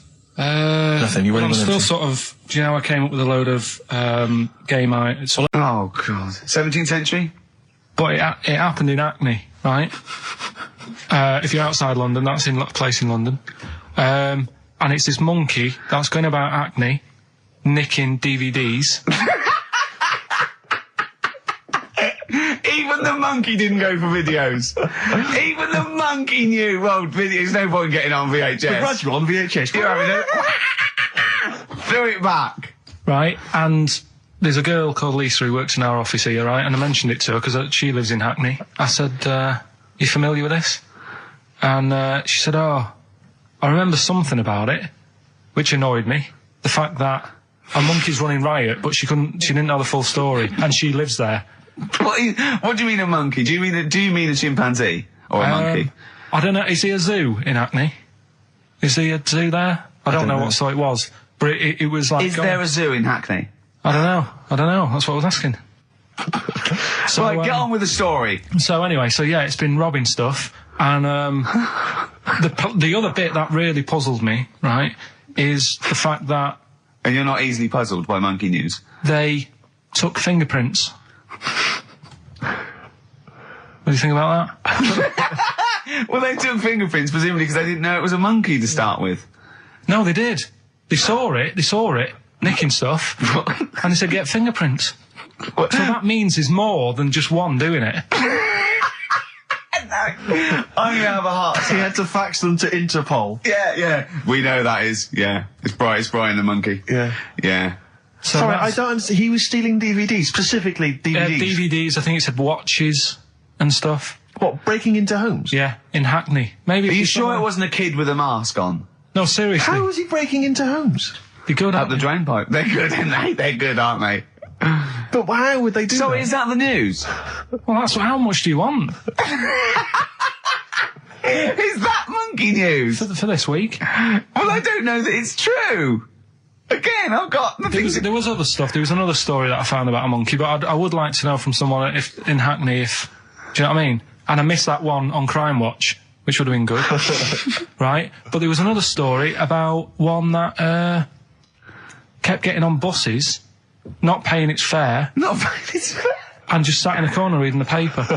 Reading the paper, Carl. You're an idiot. Well, that wasn't in London. You're an idiot. That was in America. It wouldn't read the somewhere. paper. Why would it read the paper? Because it was its way of sort of going, oh, well, if I'm reading something, maybe the inspector... The inspector won't notice my hairy hands. Oh, Carl, you're such a fool! Well... Pilkington. Carl, We've just had a news flash that an infinite number of monkeys in Hackney and an infinite number of typewriters. Yeah. We don't know what for. At this stage, we've got no more information. And they've taken back an infinite amount of graduate on video. This is rubbish. Actually, on the subject of Men in Black 2... What? Have you seen that, Steve? No, I haven't, Carl. Tell me about You it. should see it. Go on. Why? Because there's this thing in it. Go on. What, a stupid, bald Mancunian tosser? No, weirder than that. There isn't anything weirder than that. Big eyes, it was gangly. Keep talking. And you've got to see it, because you wouldn't believe how the likeness and that. You've got to check it out tonight. Right. It's not as weird, it had a normal voice, right? He's done you and he's not even here! I'll tell you what, mate, it ain't worth coming in next week. Oh, stay on the line, Carl. Play a record player. Kings of Leon, Molly's Chambers. What do you think of that, Carl? Alright. There's a surprise. Another insightful remark. Steve is not a fan now. Not only does he know you've been slagging him off behind his back. No, I wasn't slagging Steve. If you get it out on the DVD tonight, you'll know I'm not slagging you off. It could be your brother. I love the fact that it makes it worse, but he's thinking you're going to go, oh, he wasn't slagging me off. It does look like me. I do think I'm an alien. I love the fact that you hope Steve will go, he's got a point. It's a spitting image. Yeah. I am, seriously, Carl, I'm really angry. I'm so angry with you at the moment. You haven't seen it yet? No, I know, because I know what it's going to be, and I'm just... Why? I'm fuming. I'll tell you why I'm angry, because he doesn't do it in jest. No, but what do you think it's going to look like? What do you think this thing's going to look like? Going to look ludicrous. It's not going to look anything like me, but he's going to pretend it does. Go on, what? Go on. No, it does look like you. Yeah, of course it does. And you looked like the human Z. Well, I mean, to be honest, you did a bit, Carl. You walk like him, you're bold like him, you got a sort of gormless face like him. Any more? I don't smoke. That does. Oh, chimpanzee, that monkey news. Okay, There's been quite a lot of stuff going on. There was a few bits in that Guinness Book of Records book that cost me 20 quid. Yeah, well, that's not news, is it? They printed that probably last September. No, so that's there's one in there. new music. New monkey news from last September. You're a lord. Come on. Waster. Please, Ricky, monkey news. Right, there was this monkey in a zoo in Brazil. Right. And there's a little man monkey, a little woman monkey. And You're a scientist, aren't you? Go on. And they said the people in charge were like, oh, wouldn't it be good if they had kids? Brilliant. Right. So anyway, the chimps used to stand sort of, you know, they'd have their little caves each, and used to sort of lean on the fence having a bit of a chat and stuff with each other. Right? Well, you know, gossiping, yeah, gossiping. the equivalent sort of thing. Yeah. So anyway, they were getting on a storm, and like the zookeepers were like, Can you hear that cheapest chimps this week? I thought it was fascinating. Yeah, just gossiping, I understand. So, what's any monkey news? I don't know, let's tune in. What was some monkey news this week? Come on. It was from last September. so there was, you know, stood there having a chat, and the zookeepers were like, I wonder if they're ever gonna, you know, have kids and that. Yeah. Anyway, it went on for ages, you know, this just chatting, no sort of action. Blimey. So what the zookeepers did was, they said, I know, they'll have kids. Are we letting that go? They were just chatting. Are we just letting that go? We're letting it You know go. what I mean? I mean, just doing whatever monkeys do. Okay. Right? So the zookeepers were like, Yeah, I wonder when they're gonna, have some kids. Yeah. Anyway, what they decided to do, to egg them on. Yeah. Bought one of them a suit, one a wedding dress. Right. Keep going. No, I'm not having it. Shut up, Gervais. Fade him down if he's going to interrupt. I want to hear the rest of this. They got married. So they got married? Yeah, they got married. Right. What? That's the end of it. This is why I don't. Right. That's the end of monkey news. That's the end of monkey news. Don't do that again. You've got no features left. Why don't you like that? Well, it's not a story. It's about two chimps chatting, which doesn't happen.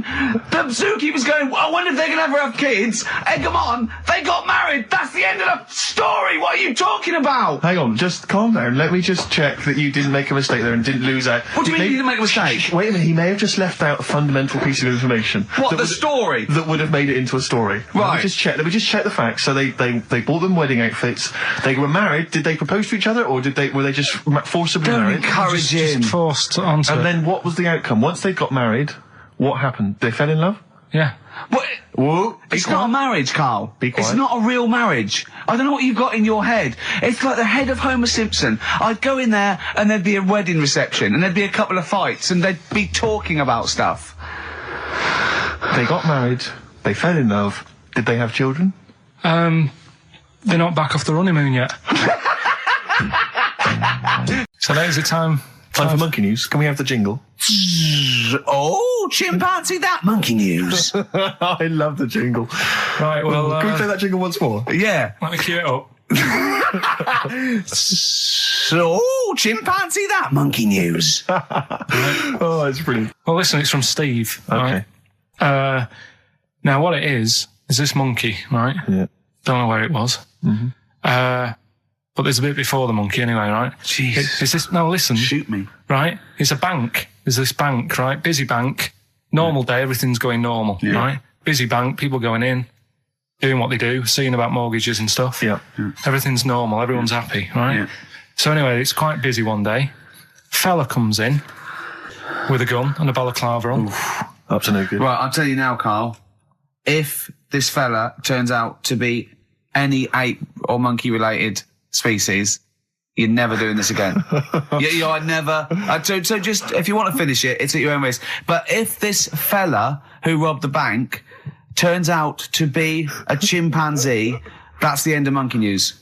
All right. Okay, let's hear the end. It's a lovely day in a lovely bank. Everyone's happy. Everything's normal. The man comes in the balaclava. Man comes in. Is it a man? Starts waving a gun around. Shut up, Rick. Let him finish the story. Starts waving a gun around. Yeah. Right? Up to no good. So everyone's thinking, oh, God, wish you didn't come in here. It's not going to be a good day. How tall is the man? Shut up. Let's hear it. Everything, oh, God. He's telling everyone to get down on the floor. Yep. In what, in English? In English? Yeah.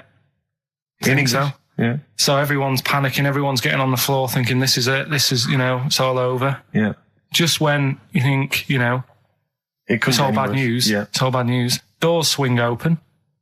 Little monkey wanders in. God, it's worse. Shut up, Rick. Little monkey wanders in, right? The robber's like, what's going on here? He's telling it to get down on the floor. I don't think it was taking any notice. No, right? it was just busy asking for coffee. It runs in. I don't know if it was going to withdraw or deposit or whatever. It wanders in, right? Goes up to the robber. Where did it come from? Shut up. Will you let him finish the story and then ask questions? That's only fair. Okay. Wanders in. Runs up to the fellow with the gun, takes the gun and the bag of money off him. Everyone's like, yay, we've been saved. Then the monkey starts backing out with the gun and the money. Shut up. Sit down and I'm not having this. And Here's the end of the story. It does a runner with the money and the gun. No one's seen it since. You are an idiot. I mean, you have said some stupid things in your time. What are you talking about? It's a story that happened. No! What are you talking about? What do you mean it backed out? It came in, was it an accomplice? Was it an opportunist monkey robbery? What are you talking? Think, Carl. Think. I know it's mad. That's the idea of monkey news. We're telling people how monkeys are pretty, they're mental. They're up to no good. What do you think? They've never seen the monkey since. What, did he have a getaway car waiting? Did he swing his way to freedom? Where was this? There's no details. Don't talk rubbish. Well, Steve emailed it in. He's got it off the net, and the funny thing is, can I see it? Have you got the information there? Yeah, the funny thing is, it wasn't just him who sent it. I had that a couple of times, so a few people obviously read the story and said, you know, that'll be good for Monkey News. It doesn't say anymore. It doesn't say if he went off to Spain. It doesn't say, you know, what, you know, if he's on Crime Watch. Yeah. It doesn't say any of that. It's just saying that's what he did. That's the story. And that's what Monkey News is about. I've heard that they're making a movie version with Phil Collins. So I look forward to that, and Julie Waters. So that's this week's Monkey News. If you've got any, you know, if anything's happening don't bother. In your town. That's the end. No, that is the end. That's the end of Monkey News. No more Monkey News. This is bit of Queen. It says it here in this email, Rick. It's got to be true. Right. So that seems well. Oh, chimpanzee that Monkey News. Right. Now, before and again. Go on. Oh, chimpanzee that Monkey News. Brilliant. All right. Right. Before I went away, I told you about Alfred. He was the monkey where there was a robbery going on in a bank.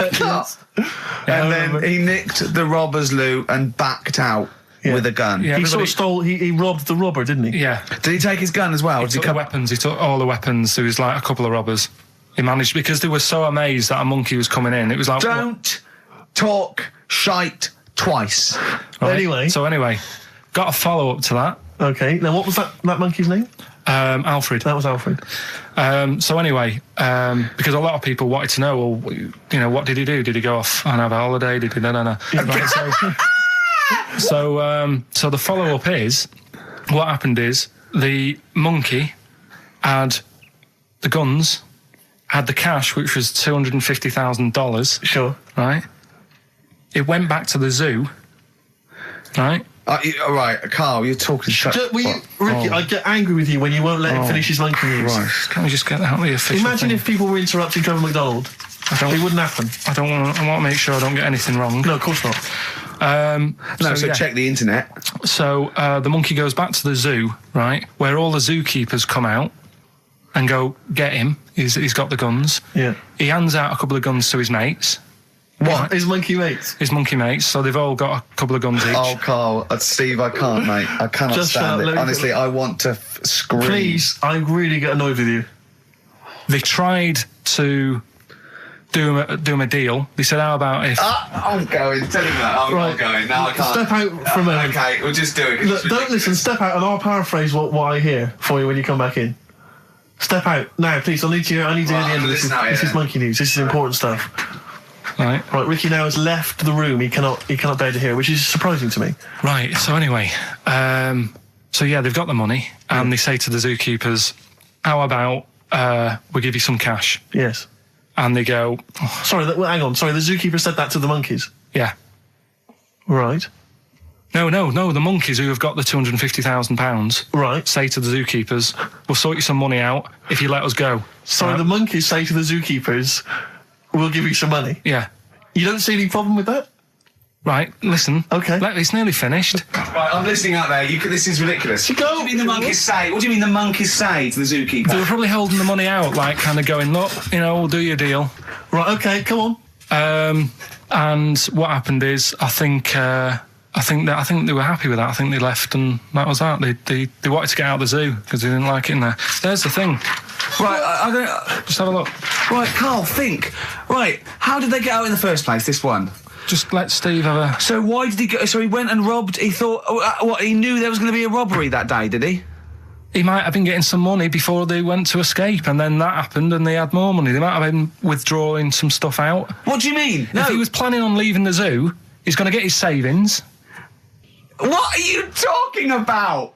He's given me this picture, Carl, which he's got from a magazine. He loves you. And I have to say, I think this... I'm just losing it then.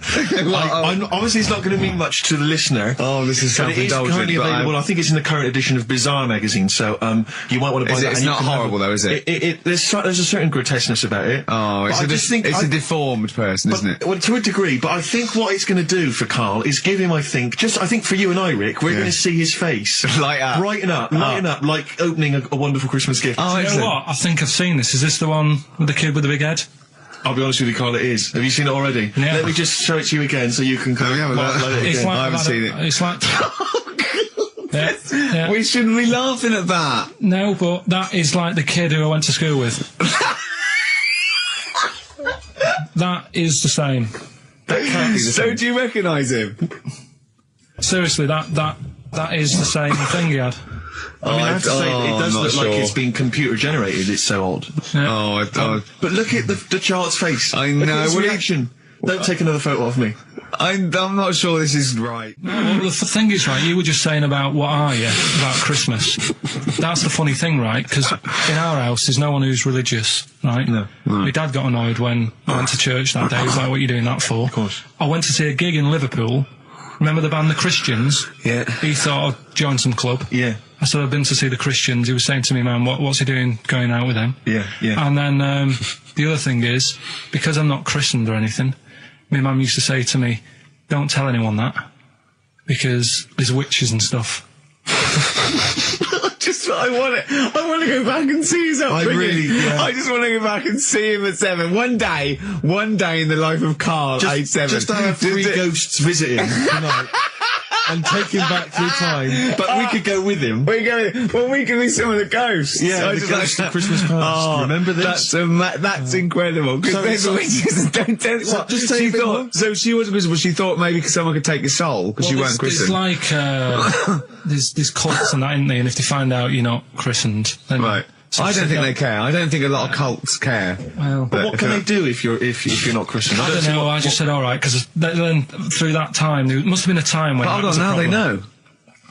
Yeah, but I'm older now, so I'm alright. She used to worry about me playing out on the street. Oh, she was worried about whether you were naive and stupid and easily led. Well, yeah. No, good point. No, you're right now, yeah. So- yeah, good. Rockbusters, you know? Rockbusters. Well, tell the prizes, Steve. Yeah, Tell we them have got Christmas some, gifts. This is Christmas gifts. I don't know if you'll receive them in time to actually pass them off as gifts. I wonder to if your I friends can and tell family. that Ross Noble story that he told us. I don't know. We'll have to discuss that when the record's playing. Okay, all right. Okay, so you heard a track from it just then. This is the XFM Christmas album. I think that's been knocking around here in the office for years, hasn't it, Carl? Or is it new this year? It was brought out about 2 years ago, Okay. but Christmas songs are Christmas songs, fairly Christmas timeless, songs. aren't Yeah, they? it's not bad. There's Scott bands on there like the Dandy Warhols, the Webb Brothers are on there, Drugstore, Bell and Sebastian, Flaming Lips, all sorts. So we've got that to give away. We've also got this Smashing Pumpkins compilation, which we seem again that seems to be knocking around for weeks. Another one of those 50 years of the greatest hit singles.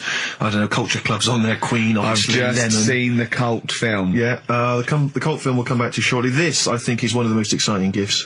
If you have a video player and you want to get trimmed, then surely Big Brother 3 champion Kate Lawler and her cardio combat video, in which I think she uses kind of, I don't know, military kickboxing training to get you trim and taut and looking as good as her. Then you can get that as well. We've also got a exclusive 7-inch single from the White Stripes, a kind of Christmas single. Is that from them? Yeah. That must be quite rare. That's probably the only thing. That is rare, that is worth something. And Interesting. the current Badly Drawn Boy album, Have You Fed the Fish, which I think is slightly mediocre. They've gone up, actually. I think that the level of prices there has gone up. Not a bad selection, but here is the big movie. And actually, I have to say, this is not a bad one. This No, is, it's not. Again, it's not terrible at all. It could be worse. It's James Caan in the original Rollerball, not the disastrous remake that came out recently, but the DVD version of Rollerball. So that's there as well. So something fairly interesting. That's worth winning. Right, That's not come a on bad then. Let's do Rockbuster. Well, will we play a song to give Let's people play time to Chimp, get yeah. a pen and paper and that? Yeah. Yeah, so we're doing it next. Yeah. Vines was Jackson on XFM 104.9. Ricky Gervais with me, Steve Merchant, and Karl Pilkington, the man of the moment, with his Rockbusters coming your way with all those great prizes. Yeah. Right, are we we're doing it now? Yes, sir. I noticed Heat magazine sort of put a bit of a spanner in the works. Why? Because they were saying, oh, They're not fascinating, Carl, but I'm just interested on your take, really. Yeah. What do you make of Cilla Black quitting Blind Date after her husband sent a message from beyond the grave? Are you familiar with I this didn't story? know that. What's that? She went to see a medium, and supposedly her husband passed on information through the medium, which was incredibly vague, but persuaded her to quit live on air. well, it's about time, isn't it? If even dead people are saying, enough's enough. But I'll tell you what, though, talking Genius. about ghosts and that, do you know how I'm into them? Yeah. Right? How how weird do you think this is, right? Well, it's not true. Before you say it, play a record. No, go on. Go on. Right, it's this woman. I don't even know if it's ghost, really. It's just a bit weird. Sure. Yeah, sure. There's this woman, and she's not a woman, she's a kid. Sure. Okay. Sure. She's walking down, like, a street in her area. It's a nice day and everything. Everything's normal. She's walking down, and a woman comes up, cycling past, right? The woman on the bike looks at the kid, absolutely terrified, right? Got a really scary face on her. Yeah. The kid's thinking, why is she doing that? Yeah. Right? So anyway, she thinks nothing of it, goes, I think she was playing in the park or whatever, goes and has a nice day. About 15 years later... Oh, right, yeah. She's, I don't know, I think she was going to work, right, on a bike. She was riding her own bike. Riding her own bike, cycling down the road. Oh, yeah. Looks at the kid. That's the thing that happened, like, 15, 20 years ago. Right. It's her on the bike looking at her as a kid. Right. Not another child. No.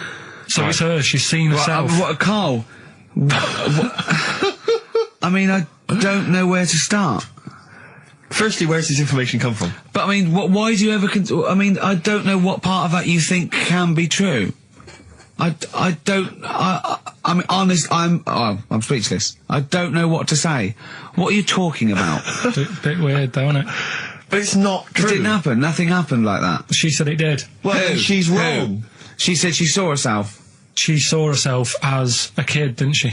Did she carry on riding and as an adult when she was a kid. Did she stop and talk to herself, or did she ride on by and think, that's a bit weird, there's me as an 8-year-old. I won't stop, I'll be late for work. Yeah, if I'm late again, the boss said he'd be in trouble. Yeah. Well, and where is this information? Did it happen to someone you know? No. You overheard it on the bus? No, it was in the 14 Times. We've had a lot of emails saying, could you bring back White Van Karl? Oh, yeah. Which is that section of the show where we ask the questions that the Sun asks someone various else. Random punters of Karl. But sadly, recently, they've got very politicised and very kind of, basically a little bit depressing.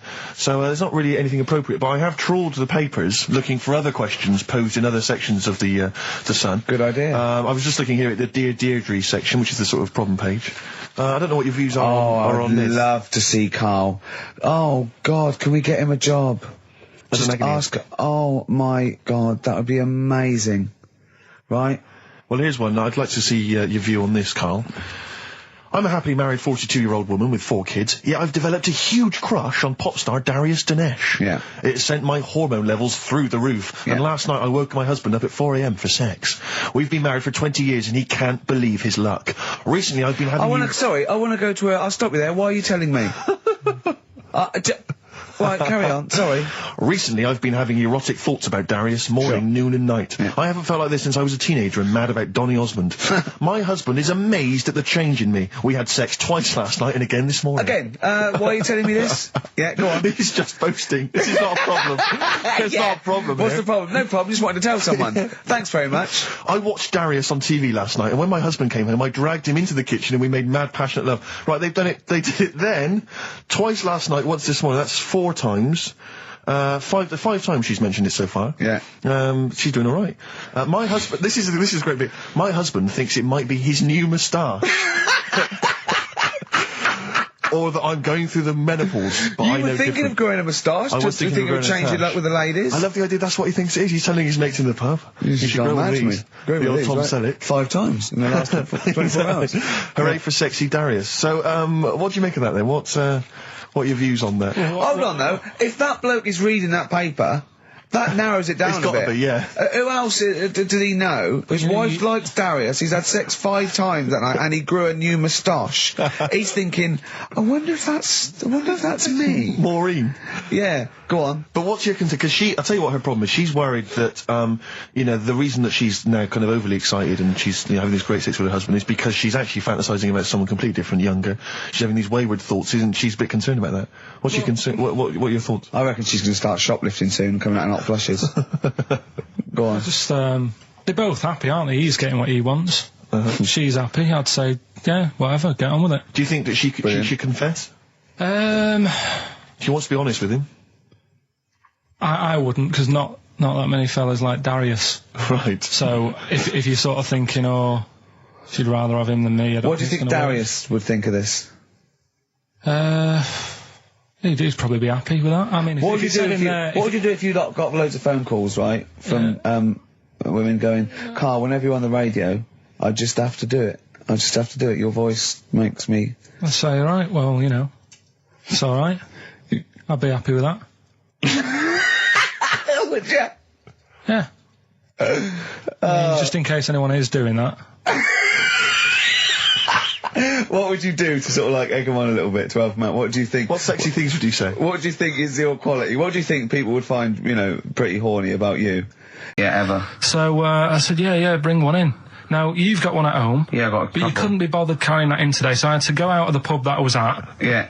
Nip into Borders. Yeah. Buy a Guinness Book of Records. Yeah. Out of my own money, $18.99. Yeah. Bring it back, and then you said, I don't know if I want to do this feature. So it cost me 20 quid for that. I had to buy a video for Silence of the Lambs film clip. I'm actually out of pocket at the end of this. But do you want to work with me is the thing. If you want to work with... people would pay that sort of money to work with me, Carl. You're a lucky bloke. Think how many people think, Carl, he gets to drink and sit. Yeah. Well, you making a cup of tea and I surprised, didn't I? Little surprises. Steve, you know, last night, do you know when I left the pub in a bit of a mood because Yeah. I was just fed up with not getting anything done? Yeah. Walking down the road, I was thinking, how can I get out of this? How can I stop having to work with them? I'm thinking, I wonder if I leave, I wonder if they'll be funny and they'll go, and then my boss will be giving me stick. I'm thinking, how much notice have I got to give out? And all this is going through my mind. I'm walking home and I got in, said to Suzanne, I'm sick of it. She's going, you need to do it when I get a new kitchen. And I was like, yeah, but how big does the kitchen need to be? I was saying, do we need a big kitchen? Can we get a small one? Have we got enough for a small kitchen? Do we need so many cupboards? Can we just have wood instead of steel? All this, trying to get out of doing this. Yeah. It's always just, I always feel like, you know, because I like to think that I'm not perhaps as bad as him. Yeah, You no. annoy me in different ways. Like what? How does he annoy you? Well, stuff that, you know, I come up with ideas, say cheap as chimps. Yeah. Rockbusters springs Yeah. to mind. Yeah. 15 I like Taiwan. 15 Taiwan. Let's just remind people what 15 Taiwan was. It was a little feature that I wanted to give a run, you know, give it a little run, see if people like it. The premise being? No, there's no premise, it's just a title. No, we were going to get 15 sort of ornaments, you'd explain them, and then people would call up and say, that one's from Taiwan. See, God, you just explained why I didn't think that was a good idea. Yeah, By but explaining the good... No, but you know the funny thing is, Steve, right, I was walking down Regent Street on Monday, walked past one of these big stores, right, and they've got all famous quotes on the windows, right, Yeah. and one of them was something like, an absurd idea is often a great idea. Yeah. Do you know who said that? Go on. Einstein. Yes. Which made me wonder, if you were his mate, would he ever have done E=MC²? Or would you have said, don't bother with that, it's not going to work? Because that's all you seem to do, everything I come up with, Yeah. you put down. Yeah. Well, that's one thing. He's negative, right? I don't know why. I don't know why he is. What else? He messes me about, I get him concert tickets for stuff, and you say, I didn't bother going. Yeah. Yeah, that is annoying. You come in, with, you know, 5 minutes to go with tracks that need editing. Yeah. The little bag, that bag that was free. Yeah, you got a free bag today, an XFM little rucksack thing. Yeah. You were like, oh, what's this rubbish? Yeah. Ricky said, I'll have it, they're great. He said, no, I want it. Yeah. Well, it was free, I needed... I'd give that as a gift or something. So, I mean, I think on reflection, Steve is probably a little bit more annoying than me. I won't go that far. You are annoying. If I had to go away for a week somewhere, if it was a quiet place... Well, you are again, aren't you? That's 2 holidays you had this year, I mean. If it was a busy place, I'd probably go with you, because people, do you know what I mean, staring at me all the time and that if I'm walking around with Steve. No, I'm just... Can I draw up a list of reasons I don't like you, Carl? being honest. What? I'll tell you, because the list of reasons I don't like you is incredibly long and getting longer. Just saying. Do you want another slap? Kings of Leon, Molly's Chambers on XFM 104.9. Thanks to Lauren Laverne there for the last few hours.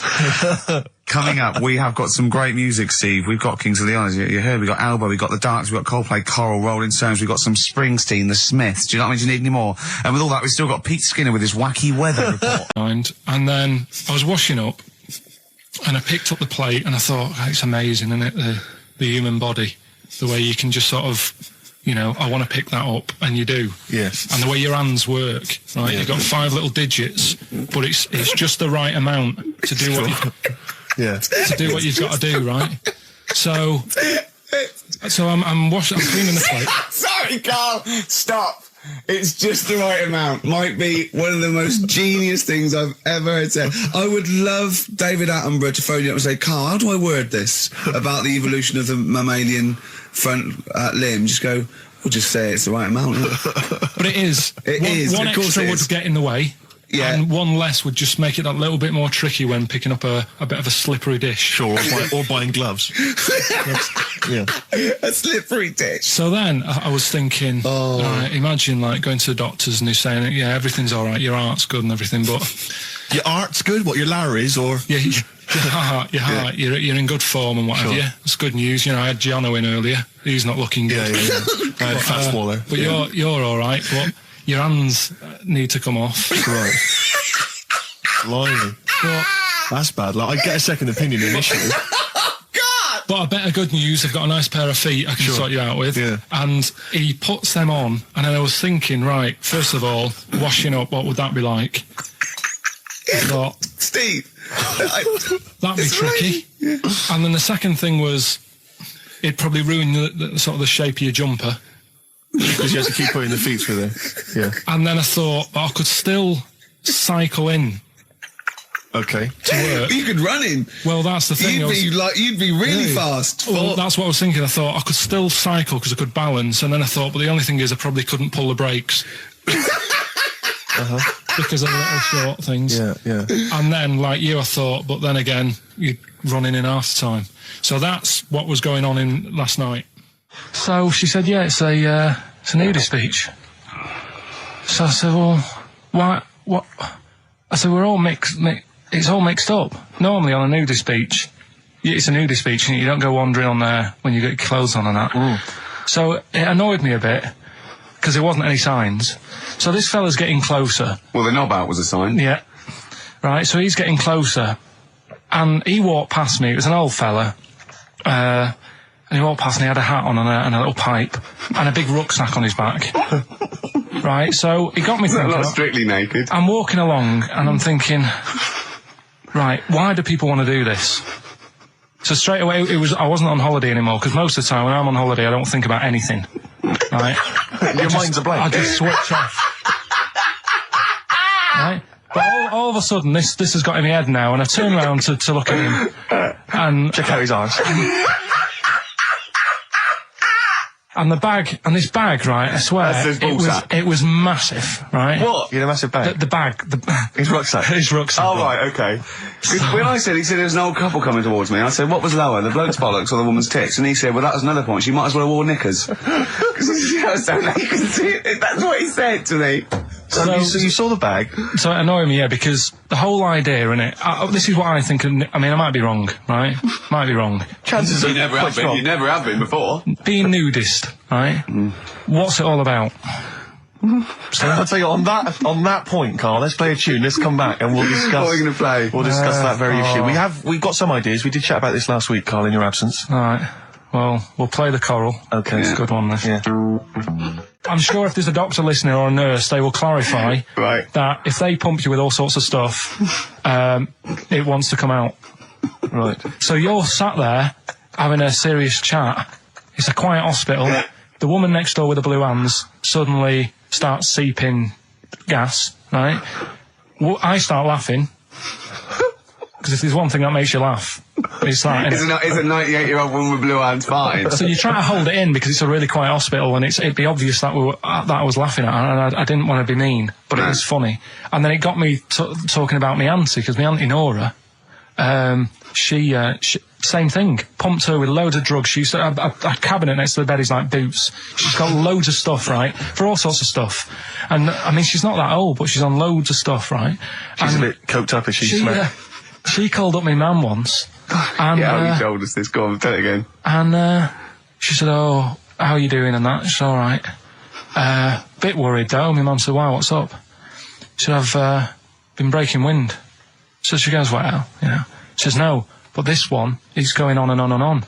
And she was like, she was like what do you say? What's like passing wind, farting for 5 minutes. one thing, not like, trumping and then nothing. Yeah. Continuous drone of a fart. I'm eating. Hey? I'm eating. So am I. Carl, you have to carry on. Right, yeah. We're all eating. Oh, crisps, food crisps. So last week, you were playing your feature, that song, I Shouldn't Switch Off because I'm enjoying the story. Yeah. And we played Living for the City, only you played the single mix, which doesn't have the entire second act, if you will. Yeah. So, Carl, you've not heard it before. I've never heard it before. You're excited to hear the second act, because as far as you're aware, there was a young guy, he's living with his family, they're fairly impoverished in Mississippi, but, they're happy, they're getting on all right. But you're not even aware that he's moving to the big city. No, it just fades out. Well, that's the city in question. I mean, I've liked this song for, must be, 3 or 4 years, and I've always listened to the single version. I had no idea that I didn't know the full story. So, yeah. It's not, I mean, and I know your attention to detail, you like to know the full story, like, where everything was. Well, the whole idea of the feature is to say, you've got to listen to the song. Where was the lead plate thing? That was like a few years back. Where was it? In Britain and Scotland. Yeah. It was a problem all over the world. They had to deal with it. You're making it up now. Is it something you saw in Lord of the Rings? Yeah. Right. So anyway. Yeah. So the Lion and the Witch, Go on. Go on. So far then, what did we learn in this story from We Stevie learned so Wonder? far from Stevie that there's a young lad, he's got a family, he's fairly happy, except they're very poor, and they struggle to get by, but they're happy and they're doing it anyway. He's moving to the big city. Carl, this is the bit you didn't realise. Just play the track. Okay, here we go. So this is halfway through. This is halfway through the tune now. This is, you've not heard this before, have you? Let's go. Sorry, we accidentally played an episode of Kojak. By mistake. We were going to play a song. Carl, what did you make of that then? Yeah, what's happening there then? Eh? He was living with his family, he was fairly impoverished. He went He's on a moved bus, to the new... bus he was on, was it? Right, so what's your take on it, Carl? After hearing that, what I've worked out by it, the first part that we heard last week, everything's alright, but it's not that great living in Mississippi, right? So he goes, I'm going to go to New York. There's plenty of work there. Yeah. They'll sort of accept me as, and everything. So he goes there, and the weird thing is, he's hardly, been in New York for a second. He gets on a bus, all of a sudden some copper's arresting him. He's like, what's going on? And then he's got 10 years. I mean, what you can't hear, because the levels are quite bad. I mean, I work with sound. I can't really hear what's going on. You're criticising Stevie Wonder, I'm sort of guessing that he didn't pay his bus fare or something. And 10 years. He got 10 years for that. I really don't know what was going on. And the last one... I've got that one. That's terrible. That's terrible. Okay, quickly. Oh, God. And the last one is that bloke who does... Come on! It's making me laugh. Come on, Carl. Be professional. Right, the last one. Right. I can't do it. It's making me laugh. Oh, come on. Now, what it is this monkey, right? Yeah. Don't know where it was. But there's a bit before the monkey anyway, right? Jeez. Is this... No, listen. Shoot me. Right? It's a bank. There's this bank, right? Busy bank. Normal day, everything's going normal, right? Busy bank, people going in, doing what they do, seeing about mortgages and stuff. Yeah. Everything's normal, everyone's happy, right? Yeah. So anyway, it's quite busy one day. Fella comes in with a gun and a balaclava on. Up to no good. Right, I'll tell you now, Carl. If this fella turns out to be any ape or monkey related species, you're never doing this again. You're never. So just, if you want to finish it, it's at your own risk. But if this fella who robbed the bank turns out to be a chimpanzee, that's the end of monkey news. All right. Okay, let's hear the end. It's a lovely day in a lovely bank. Everyone's happy. Everything's normal. The man comes in the balaclava. Man comes in. Is it a man? Starts waving a gun around. Shut up, Rick. Let him finish the story. Starts waving a gun around. Yeah. Right? Up to no good. So everyone's thinking, oh, God, wish you didn't come in here. It's not going to be a good day. How tall is the man? Shut up. Let's hear it. Everything, oh, God. And he's telling everyone to get down on the floor. Yep. Hey, what, in English? In English? Yeah. In English? So? Yeah. So everyone's panicking. Everyone's getting on the floor thinking, this is it. This is, it's all over. Yeah. Just when you think, it's all bad news. Yeah. It's all bad news. Doors swing open. Little monkey wanders in. God, it's worse. Shut up, Rick. Little monkey wanders in, right? The robber's like, what's going on here? He's telling it to get down on the floor. I don't think it was taking any notice. No, right? it was just busy asking for coffee. It runs in. I don't know if it was going to withdraw or deposit or whatever. It wanders in, right? Goes up to the robber. Where did it come from? Shut up. Will you let him finish the story and then ask questions? That's only fair. Okay. Wanders in. Runs up to the fellow with the gun. Takes the gun and the bag of money off him. Everyone's like, yay, you know, we've been saved.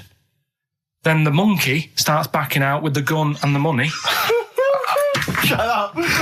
Sit down and I'm not having this. And he does a runner with the money and the gun. No one's seen it since. You are an idiot. I mean, you have said some stupid things in your time. What are you talking about? It's a story that happened. No! What are you talking about? What do you mean it backed out? It came in. Was it an accomplice? Was it an opportunist monkey robbery? What are you talking? Think, Carl. Think. I know it's mad. That's the idea of monkey news. We're telling people how monkeys are pretty, you know, they're mental. They're up to no good. What do you think? They've never seen the monkey since. What, did he have a getaway car waiting? Did he swing his way to freedom? Where was this? There's no details. Don't talk rubbish. Well, yeah, Steve emailed it in. He's got it off the net. And the funny thing is, can I see it? Have you got the information there? Yeah, the funny thing is, it wasn't just him who sent it. I had that a couple of times. So a few people obviously read the story and said, you know, that'll be good for Monkey News. It doesn't say anymore. It doesn't say if he went off to Spain. It doesn't say, you know, if he's on Crime Watch. Yeah. It doesn't say any of that. It's just saying that's what he did. That's the story. And that's what Monkey News is about. I've heard that they're making a movie version with Phil Collins. So I look forward to that and Judy Waters. So that's this week's Monkey News. If you've got any, you know, if anything's happening don't bother. In your town. That's the end. No, that is the end. That's the end of Monkey News. No more Monkey News. This is bit of Queen. It says it here in this email, Rick. It's got to be true. Right. So that seems wrong. Oh! Right. Before I went away, I told you about Alfred. He was the monkey where there was a robbery going on in a bank. Yes. And then he nicked the robber's loot and backed out with a gun. Yeah, he sort of stole. He robbed the robber, didn't he? Yeah. Did he take his gun as well? He took the weapons. He took all the weapons. There was like a couple of robbers. He managed because they were so amazed that a monkey was coming in. It was like don't talk shite twice. Right? Anyway, got a follow up to that. Okay. Now, what was that monkey's name? Alfred. That was Alfred. So anyway, because a lot of people wanted to know, well, you know, what did he do? Did he go off and have a holiday? Did he? No. Right, so the follow up is, what happened is the monkey had the guns, had the cash, which was $250,000. Sure. Right. It went back to the zoo. Right. All right, Carl, you're talking shit. Ricky, I get angry with you when you won't let him finish his monkey news. Right. Can we just get out of the official Imagine thing? if people were interrupting Trevor McDonald. It wouldn't happen. I want to make sure I don't get anything wrong. No, of course not. Check the internet. So the monkey goes back to the zoo, right, where all the zookeepers come out and go, get him. He's got the guns. Yeah. He hands out a couple of guns to his mates. What? Right. His monkey mates? His monkey mates, so they've all got a couple of guns each. Oh, Carl, Steve, I can't, mate. I cannot stand it. Honestly, I want to scream. Please, I really get annoyed with you. They tried to do him a deal. They said, how about if... I'm going. Tell him that. I'm going. Now I can't. Step out for a moment. Okay, we'll just do it. Look, don't listen. Step out and I'll paraphrase what I hear for you when you come back in. Step out. Now, please, I need to hear the end of this. This is monkey news. This is important stuff. Right, Ricky now has left the room. He cannot bear to hear, which is surprising to me. Right. So anyway, they've got the money, and they say to the zookeepers, "How about we give you some cash?" Yes. And they go, "Sorry, hang on. Sorry, the zookeeper said that to the monkeys." Yeah. Right. No. The monkeys who have got the £250,000, right, say to the zookeepers, "We'll sort you some money out if you let us go." Sorry, the monkeys say to the zookeepers, "We'll give you some money." Yeah. You don't see any problem with that? Right, listen. Okay. It's nearly finished. Right, I'm listening out there. This is ridiculous. What do you mean the monkeys say? What do you mean the monkeys say to the zookeeper? They were probably holding the money out, like kind of going, look, you know, we'll do your deal. Right, okay, come on. And what happened is, I think I think they were happy with that. I think they left, and that was that. They wanted to get out of the zoo because they didn't like it in there. There's the thing. Right, I don't... Just have a look. Right, Carl, think. Right, how did they get out in the first place, this one? Just let Steve have a... So why did he go... So he went and robbed... He thought... what, he knew there was going to be a robbery that day, did he? He might have been getting some money before they went to escape, and then that happened and they had more money. They might have been withdrawing some stuff out. What do you mean? If he was planning on leaving the zoo, he's going to get his savings. What are you talking about?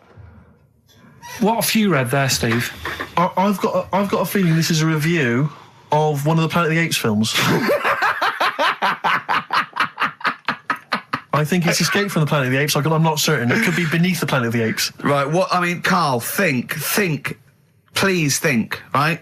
So this monkey, right, he leaves the zoo, right? So he leaves the zoo, which he can do, presumably what, they leave him the keys or what? They're chatting to him, they might as well.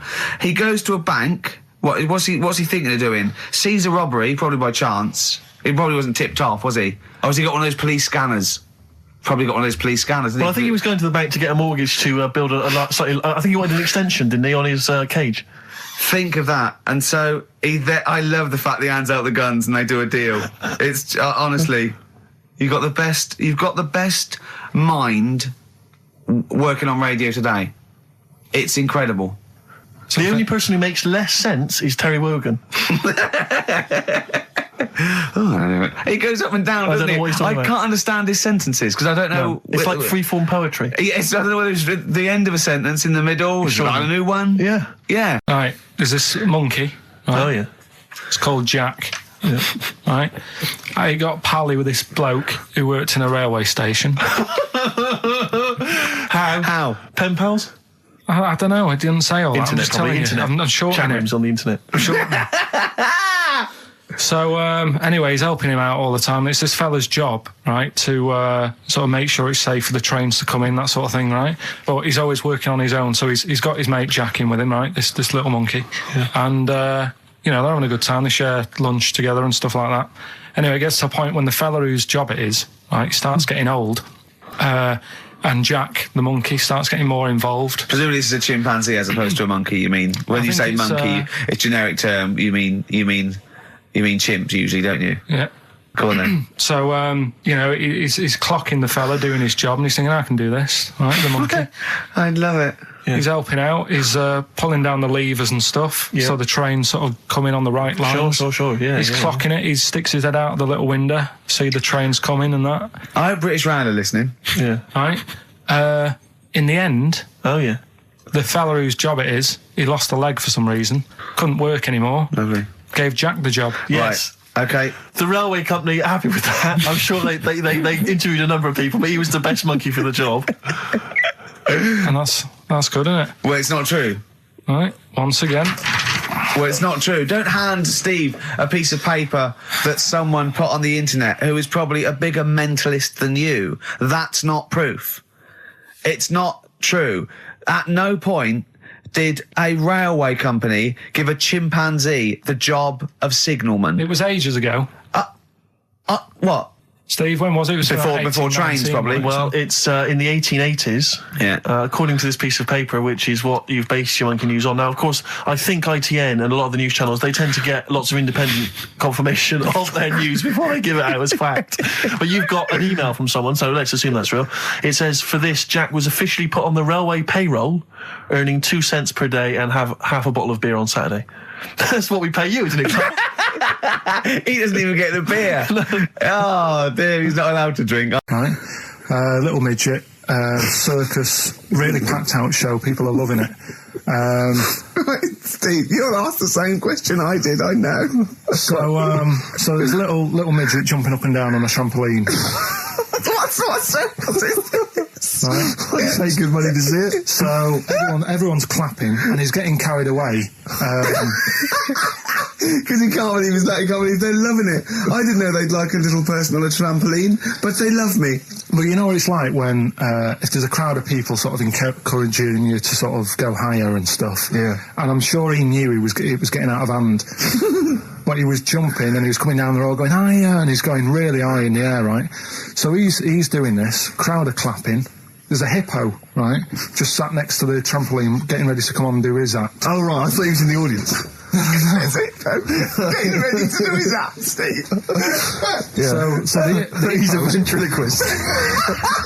What do you mean he's sitting by the trampoline waiting to do his act? Because why does he sit in the dressing room and they go, 5 minutes, Mr. Muss, 5 minutes, Mr. Muss. So anyway, right, so the hippo's there.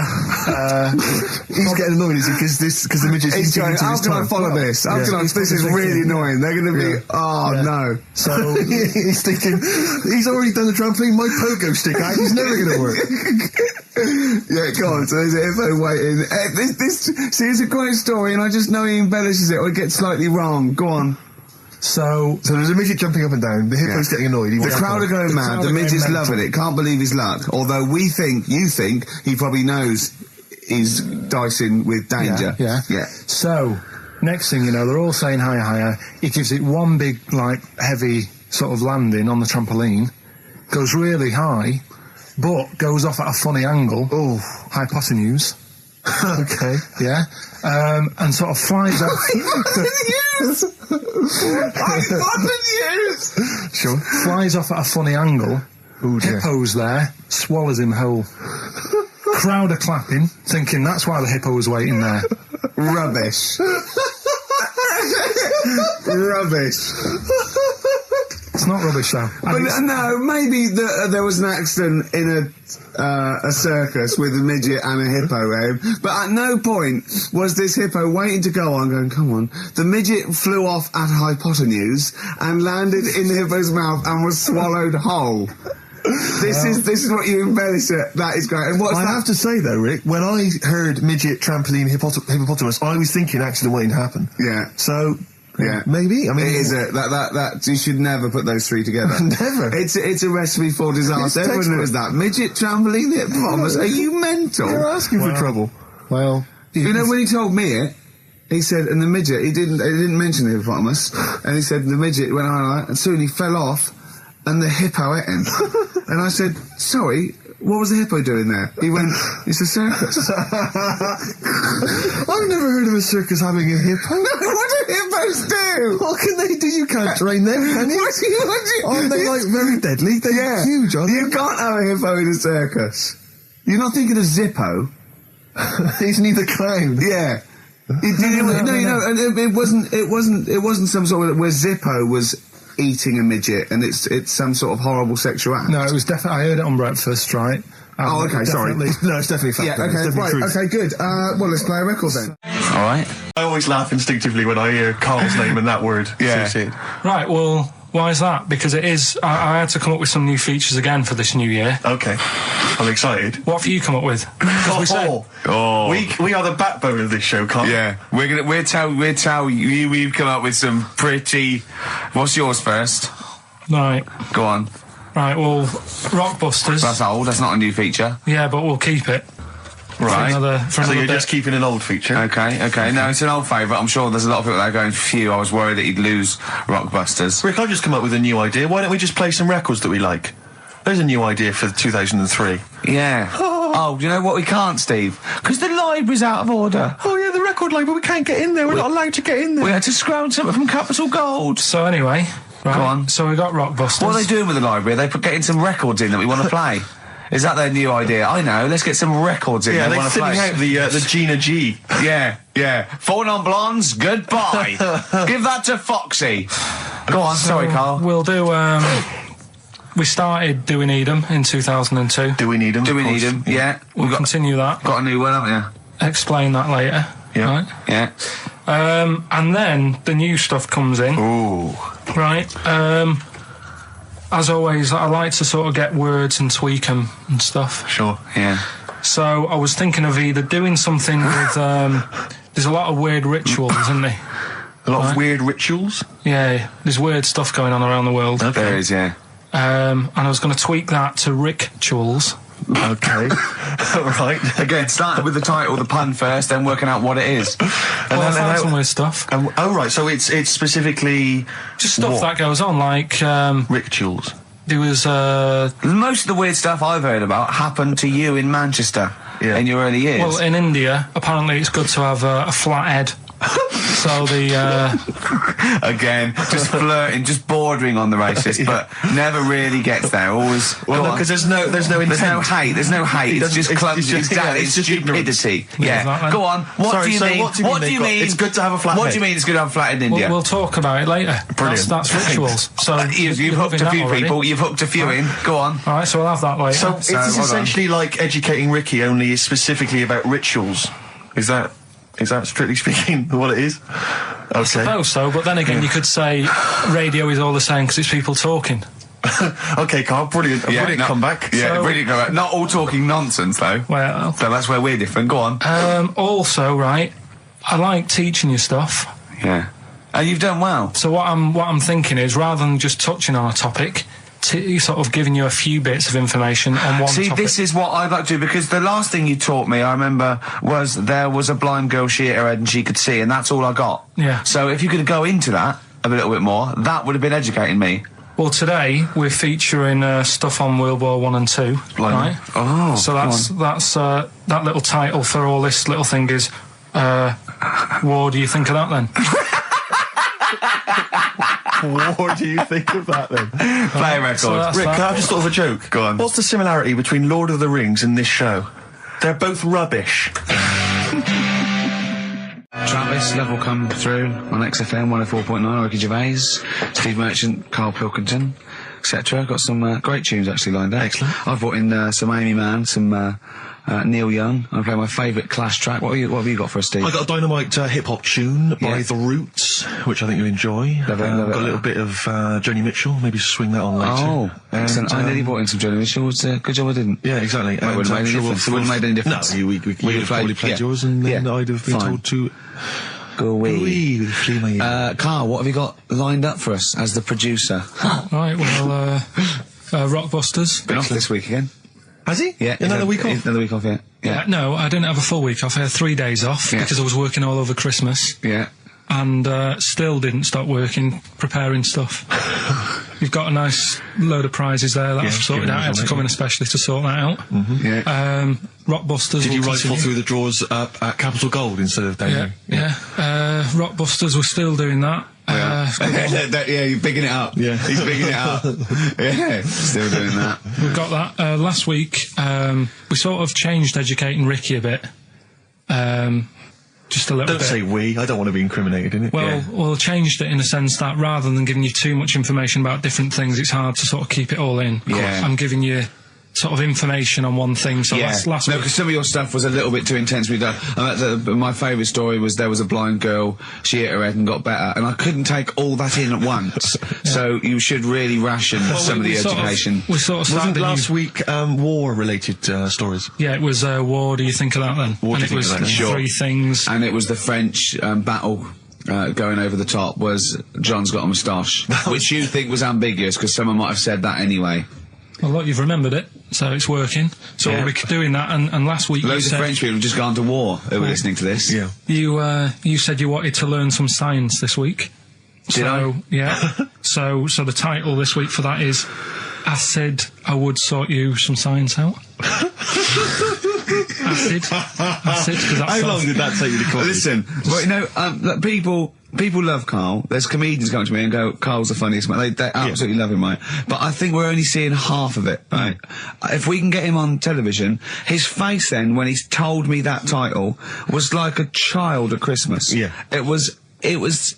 He was so proud of it. He was excited what I was going to... It was brilliant. It's a bit like when a child's drawn a picture in art class. You know you've got to stick it on the fridge, but you basically think it's crap. Yeah. It's very much like that. All right, Karl? Is that good? Yes. I'm Ricky Gervais. With me is Steve Merchant and Karl Pilkington. Good morning. I'm going to be honest. I'm going to own up straight away. I've done very little work towards this show this week. I'm a little bit busy. You surprised me. Yeah. So I apologise if it sounds a bit sort of... Thanks for being honest, though, Rick. Well, no, I don't want people to go, oh, no, that was a bit shoddy this week. I hope it's not going to be that every week. Yeah. So it is because I've done very little preparation. Okay. So... Right. Whereas normally... You'll probably have to help me out. All right. You have to do some of the work. Karl, you might have to help us out a little bit as well. I don't know, but because I know Steve's done nothing towards it either. So the onus is on you a little bit here. I love the fact that it's still listed as either Ricky Gervais or Ricky Gervais and Stephen Merchant. In the, you know, essentially, we don't need to be here, really. No, but I know now people listen for Karl. Everyone I've spoken to, for, you know, people on buses, to comedians like Ross Noble mentioned you the other day, and that, you know, they go... people on buses? I've never been on a bus for years. You haven't been on a bus for like 12 years, have you? People on buses. I don't know why I find that so funny. I just know the idea of you being on a bus. The idea of you handing over your fare. They're shouting out from the window. Right. They're going, I love Karl. Right. Yeah. I'm walking along. How much is it on the bus? 20 pence. No, come on, seriously, how much is it? One adult for terminus, please. I love the fact, you know, they do that thing where, like, if they're interviewing Paul 50, Newman or someone famous... No, it's a quid, isn't it? It's a quid. They always say, how much is a pint of milk? And that's supposed to prove if you're sort of still in touch with your roots or whether you're too big a celebrity. Yeah. You've got no idea how much it costs on the bus. Quid? It's not a quid. 120? No, it's not 120. Pint of milk, about 50p. 30p. Oh, brilliant. Wow. Because, I mean, it's fascinating because you gave this stuff, up before you became a celebrity, didn't you? You were always... lazy. Because people always say to me, like, you know, Ricky seems a bit obnoxious. Who says that? No, they say, you know... No. Who comes up to you and just says that? The guy on the tube did it. I swear to God, he came up, he said, I was watching an interview with Ricky, he's not a nice piece of work. I went, well, I mean, he said, no, I've got friends like that. You know, and it's like they're always talking, they're a bit irritating, you know, and you sort of let them off because they're your mates. But I was going, well, hang on a minute. He went, well, two things, you know, it's sort of my job talking, and being interviewed, essentially you do have to talk. Yeah, so about yourself. If that's his only criticism, then I'm not too bad. No, he didn't think you were funny either. So. In fact, he had a whole list. Well, I'd say a list, a petition. It wasn't Dickie Anderson, was it? It wasn't Richard Anderson. I hope he's listening. He's our biggest fan. I'll tell you what, Mock Turtles need a remix by Fatboy Slim, don't they? Mock Turtles? It's a great tune, but I'd love to hear it remixed. Yeah. There you go, feeder, just the way I'm feeling. That was the record before us, and here we are, pre-recorded, because we did this a few weeks ago, because we're not here at the moment, are we? We're away in that. I'm Ricky Gervais, with me Stephen Merchant. Hello there. And Karl Pilkington. He's not actually with us. He's on he'll be in some of the best of clips that will be coming up shortly. Yeah, this is just us, isn't it? This is just us. We did this, when did we do this, Rick? A couple of weeks back. Hold on, what is it? It's the 27th today. Yeah, I enjoyed Christmas. I loved Christmas. I loved Christmas. I had a great time. What did you get? Loads of presents. So did and I. I'm glad they made it to #1. Oh, I'm really glad. Stroke, he, she. Yeah, I'm really glad that the pop idols, Cliff Richard, Westlife, made it to #1. Bo Selector. Yeah, just delete that as... yeah. Travis on XFM 104.9 on Ricky Gervais with me, Steve Merchant and Karl Pilkington. We're doing Educating Ricky. Right, final one. Come on, Karl. Right, what was it? It was, why don't they just get a diary or some paper or something to write on? Yeah. Because snappy. I couldn't think of a heading for it. It's basically, Go on. people who have tattoos, I've never understood it, right? That they have something put on their arm. Right, sorry. Have we started the educate? Is this part of it? Are you educating me? This is something that will be useful in my life that I didn't know about. Yeah. Go on then. No, it's just that they've got a machine out, right, that does tattoos. Tattoos. You come up with a design you want, and you sort of this machine scans it, and you put your arm in this thing, and you press print or whatever, and then it does the tattoo on your hand. Or on your arm. Like loads of little needles that follow a pattern? Yeah, computer, basically, yeah. Is it a real tattoo? It's a proper proper one. The fella said... well, as long as it goes out, it pierces the skin with a I just wondered if it's one of those kind of, those kind of... No, it must be lots of little needles or a moving needle that can go along. But how is this cleaned, like, in between each person? Dunno, probably... I don't know. Well, no, it's only that if it's one needle, it's just the head, isn't it? If it's one needle that moves, does it like loads of little... What are we gaining from a machine doing it? Just because they're going to sort of mess it up. But hold on, how do you keep your arm still? Because your skin moves slightly. It's sort of strapped to your arm. Right, and so it's spread... the fella said that the tricky thing was in all this, it was the fact that, nobody would let him test it out on anyone else, so he had to do it himself. But did it work? Because the thing is with a tattoo artist, they can see when your skin's moved and they can see what they've done and they keep wiping it and looking, whereas a machine's just got to trust itself. Yeah. So I think one needle could go wrong. If it was a lot of needles that it just came down, like, 1,000 needles that was an imprint. Yeah. But No, obviously I'm asking someone who hasn't delved any further than there's a machine that can give you a tattoo. That's all you've got at the moment, isn't it? Well, yeah, basically. That's all you've got? I mean, that's what I've got because I'm not a fan of tattoos. I don't. But where did you read this again? This was Internet? This was on the internet. Yeah, it was. Yeah. Okay. And I just don't understand why people do it. That's what got me attention. Because me. Sorry, what have I learned from this? That if you wanted to get one, you know, you can get one done by a machine now. You know, people say machines are sort of taking over and that, and there's another one. But it's just the fact. I mean, I don't know.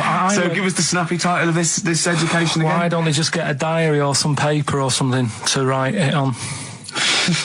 That's why I always think when I see people with loads of tattoos, like there's that fella who we were talking about the other week in Scotland who was covered 99% in tattoos. It's just like, what have you done that for? Yeah. Do you know what I mean? You can't get rid of it now. You've done it now. Yeah. What sort? No. The Pope. Yeah. What semi? Sorry, Mrs. Robinson, we're gonna have to let you go. Yeah. Go on. You are the weakest link, Carl. Goodbye. Yeah, go on. The Pope. Yeah, the Pope. Yeah, we've got the Pope. Yeah, that's not strictly a question. He wears a. He wears a dustman's hat. He wears blimey trousers. Does he Yeah. live in a council flat? Yeah, he lives in a council flat. He wears but- a semi-precious stone. What's the stone? The Pope wears a semi-precious stone. What is the stone? You mean, what is it called? Yeah. What is it called? What, has it got like a kind of papal name? I think it's like, you know, is it a 18-carat one? So we got to try and get Right. the carrot Yeah. of the Pope's big He calls diamond. it Dennis. He calls it Dennis the Stone. Do they want do they want the type of gem it is, like Or is there diamond, some kind of jade, papal name for ruby, it? or do they want it like the Rosetta Stone, or I don't know. the I can't play record, play 2 record. Chumbawamba. Well, you know, what kind of... Uneasy listening. Yes!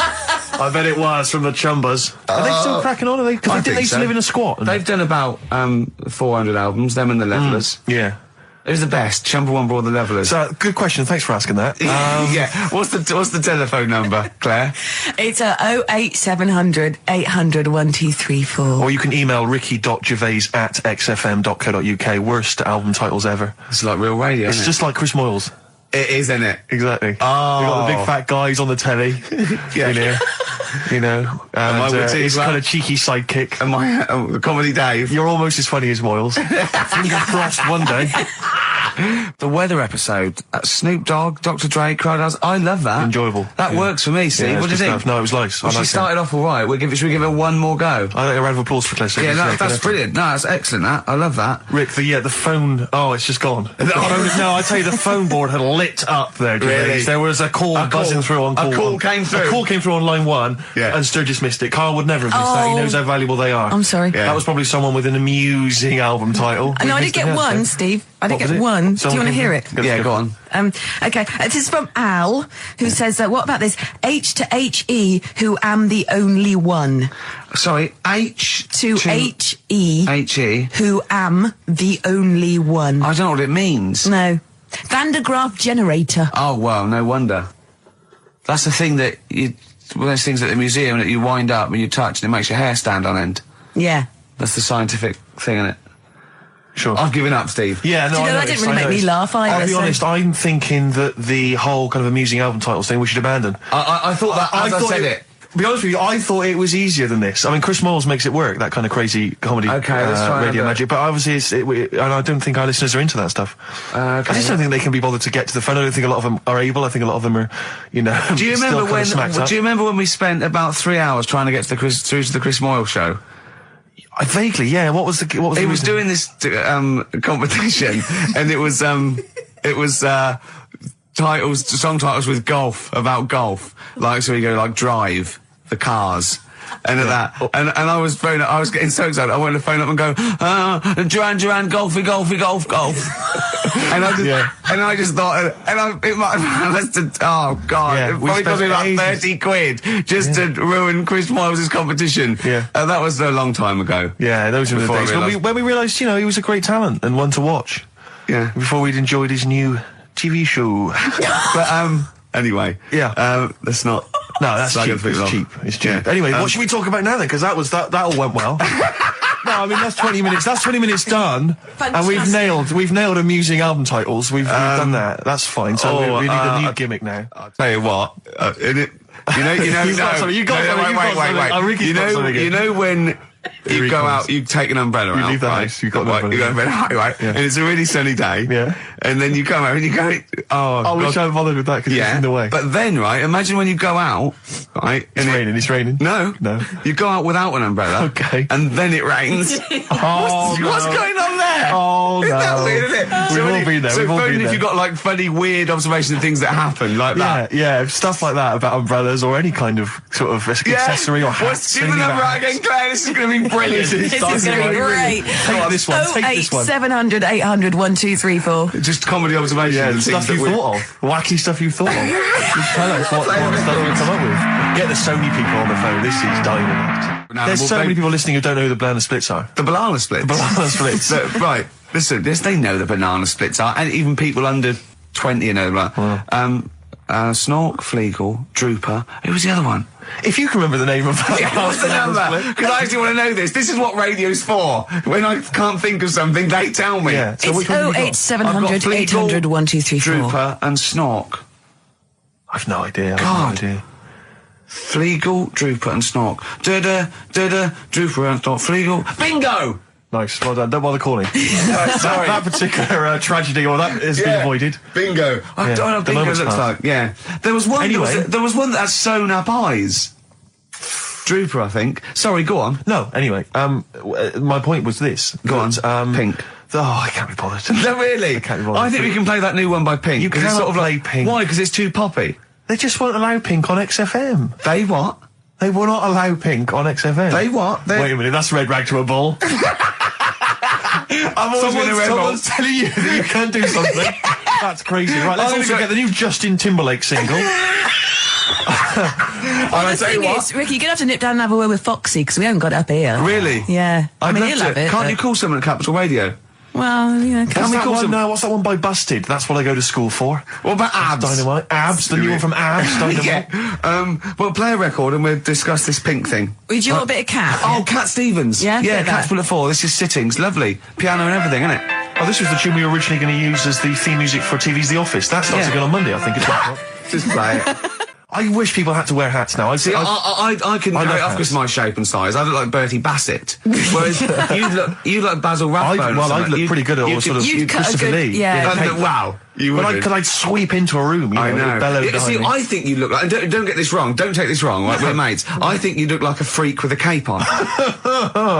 Okay. So- alright, well... And at which point would you take it one step further and add the Deerstalker, you know, and go the whole Sherlock Holmes? So route? I'd have the cape, the pipe, the Deerstalker, and Yeah. I'd solve crimes. It looked great. It looked like some sort You of... could be my fat companion. I could be, what, sort of like get padding and stuff. Yeah, no, I'd like that. Yeah. I'd like to solve more crimes, if I'm being truthful. I would love to solve crimes. Just to solve one crime would be great. I wouldn't matter if I solved it. If they please came in and said, I'd just look at the first one, go in. Yeah. Just get it off the streets, you know what I mean? Just like, tick, done that. Sure, yeah. But I You just know. feel there'd be something, I feel like maybe because you know, like in TV shows, it always used to be, you know, they were a doctor who also solved crimes, they were a plumber, they solved crimes. Quincy, you know, things like that. yeah. But, you know, a couple of sort of BAFTA-winning writers. What did Heart to who Heart also do? solve crimes. That's good. That'd be good, wouldn't That'd it? be great. What did Heart to Heart do? They were just millionaires. They were just a couple, a millionaire couple who would invariably, you know, what was But the Murder, they She did Wrote? that She was a every novelist. week, though. Every week, Heart to Heart. Murder, She Wrote. Murder, She She wrote it and she solved it. always solved it. It's Yeah. brilliant. Murder, She Did wouldn't have been such a good sort of No, thing. No. But this is what you don't seem to get that anymore. You know, people who do one job for a living. You know, DJ who also solves crimes. The DJ who solved crime? That was Shoestring. Was he a DJ? Yeah, He was a Eddie private Shoestring ear, wasn't he? He was a private DJ who was ear also a on the private eye. radio. Is that what was that the thing they did? Not private eye, private ear. Is that what they said? Yeah. And how did he solve it? He worked out clues Yeah. for call-ins and stuff. Yeah. No, he used to leave the building. He didn't just sit there and play records and then try and guess. That's great. Give us a call on the usual number if you've got any idea who murdered. No, it's Snitch Hour. Got a letter here. Who reckons she knows? I know a lot of my friends are big fans of Midnight Caller. Do you remember was he a DJ who solved crimes? Yeah, it was one of those late night things in America, wasn't it? But was he a DJ? He solved crimes, didn't he? I don't know if he'd solved crimes or just solved... If you've ever solved a crime, email us. Puzzles. he had one of those puzzler books. Weren't you on the front cover of Puzzler once? One of those things you get. Weren't you? Puzzler. Were you? Was I? No, I don't think so. Oh, it was your other friend who was a DJ, it was a cover of Puzzler magazine. That's it, yeah. So was Puzzler a rude thing? No, it's one of those things that those puzzle books you can buy. Actually, it's a puzzler. You do for coach journeys, and they just put people's pictures on without permission. Yeah, I don't think they're just like, well, I didn't give permission. They just find like celebrities, and they just get their picture and they stick them on the front. Well, they would have used me then, would they? Well, I forgot. I didn't. Hey, Pink. Should we play Pink? Yeah. Oh man, I don't live by the rules. Be on your head. Here we go. That was the Strokes, and kids are mental. Yeah. No, you're all right. No, shut up. No, the thing is, I think if we'd introduced that as just, and we didn't mention who it was, and we just said this is the new one from one of those trendy new bands, you know, the Boomtown Rats. then I'm sure these listeners would have happily accepted it. Yeah. As it was, they knew it was Pink, and the phone lines have gone crazy. We had upwards of 2 calls. So I'll tell you this, we had between 2 and 4 calls. And they've not enjoyed it. Why do we do this show? We don't need to do this show. Because you love us. We could be on Radio 1. Oh, man, we could be on Radio 2, probably. Yeah. I don't know. Virgin, I think, called once. Yeah. Someone ago. just emailed, they just said, Pink sounds like Run for the Sun by Bucks Fizz. I can see what they're thinking. What do they want then? Well, yes. Okay, what's the phone number again? You know what people like? I never understand who phones a radio. Who tries? It took us like 2 hours to fail to get through to Chris Moyles. Well, phone radio stations. Can you please play the new one by The Strokes? You just buy it, or you'll have the album. Why have you got to hear it on the radio? What difference does that make? Some guy talks at the end and the beginning of it, partially ruins the song. I can't understand who phones up for a request. We're really alienating our listeners now, aren't we? Nice we don't care what you think, go and buy it. We're going to play what we want and we don't care. Yeah. I mean, we're not being particularly funny or interesting. We haven't even got that to fall back on. I'll tell you what it is, Rick, arrogance. Laziness. When you've got a hit TV show on your hand and you've won the awards and you're making the kind of money that you are at those massive corporate gigs, where they're paying you thousands of pounds to turn up for 10 minutes. You don't need this. I mean, Steve, don't you get that then? I'm afraid I don't, Claire. We carved it up early on that Steve would not be making the sort of money that I would. Yes. And he shook on that. That was written contractually. Yeah. So I think. So you did shake on that. Oh yes. It would be horrible to go back. I don't think he realised quite the difference. Yeah. But the huge success. I don't think he'd want me to Welsh on it. Right. I don't think he'd be happy with himself if I gave him any. I couldn't live with myself if you gave me some of that cash. Well, what should we play then? Should we play some Should we play the Strokes or something? By playing the Strokes. Go on then. That's it. Oh, thank God for that. There's an email here from Davey Look, Monroe. it's lit up. No, wait a minute. Look at that. Oh my God. They've gone mad. They answer it. Put them live. Oh. They might know the answer. Hang on. We'll give them some. We'll give them some CD. How do you put it live? Why do you figure that out? Let me just read this email. Go on. If you're having to play, it says here, if you're having to play extra ad breaks and 8-minute-long songs, it just goes to show who provides all the material for that radio show of yours. Did Carl secretly write The Office as well? And I think to myself, it's like, what do you want from us? Just see if someone's on the phone. The most incredible rock and roll tunes ever laid down on vinyl, and you're whinging. I know. Because you'd rather have our inane banter. What kind of a person are you? No, they'd rather have Carl's inane banter. Clearly. Don't big your roll up. They don't want us at all, Steve. I've just had a phone call from a very nice girl saying, "Where's Carl?" I said, "Well, he's back next week. What's wrong with me?" She went, "No, you're lovely, Claire." She said, "But Carl calms the other two down." Sure, really. Sure. Can we just see if someone's on the phone? Is anyone there? Right, what are we going to give them? We're going to give them some CDs or something. We'll take the name. Right. Anyone there? Hello? Hello? Oh, God, there's someone there. Oh, I've got to put my headphones on. Oh, hang on. What was the lyric again? Stay there, please. All right. It's on America's tortured brow that Mickey Mouse has grown up a cow. Life on Mars, David. Life on Mars, David Bowie. It's easy as that. Hey. What's your name? It's John Ball. John Ball. John, I'll be honest with you, we got nothing. We got nothing to give you. It's not good enough. No, we'll get him some. We'll give him an office CD. We can't keep doing that, Rick. We've got nothing else. They don't give us anything, do they? It's a wonder we get into the building. No one's around on Saturdays. No one cares. Office DVD. What would you really like, though, if you could have anything? Yeah, Office DVD. See? There you go. Brilliant. Okay. Stay on the line, mate, and I'll get you details, okay? Excellent. That was a competition. That was like real radio. Well done. It was like real radio. Now we've got to play David Bowie, haven't we? That's what they do. Down, Rick, I can see what you mean. No, but Foxy would have it lined up. Rick, you're going to have a heart attack. Am I? Live on air. I mean, Yeah. it's dramatic radio, and that's Sony Award winning. I know that. Any kind of... I seem to remember when Tony Blackburn had his breakdown on air. I think, did he win awards for that? I mean, it was pretty impressive stuff. It was pretty intense. Yeah, what breakdown award? Have a breakdown, yeah. Excellent.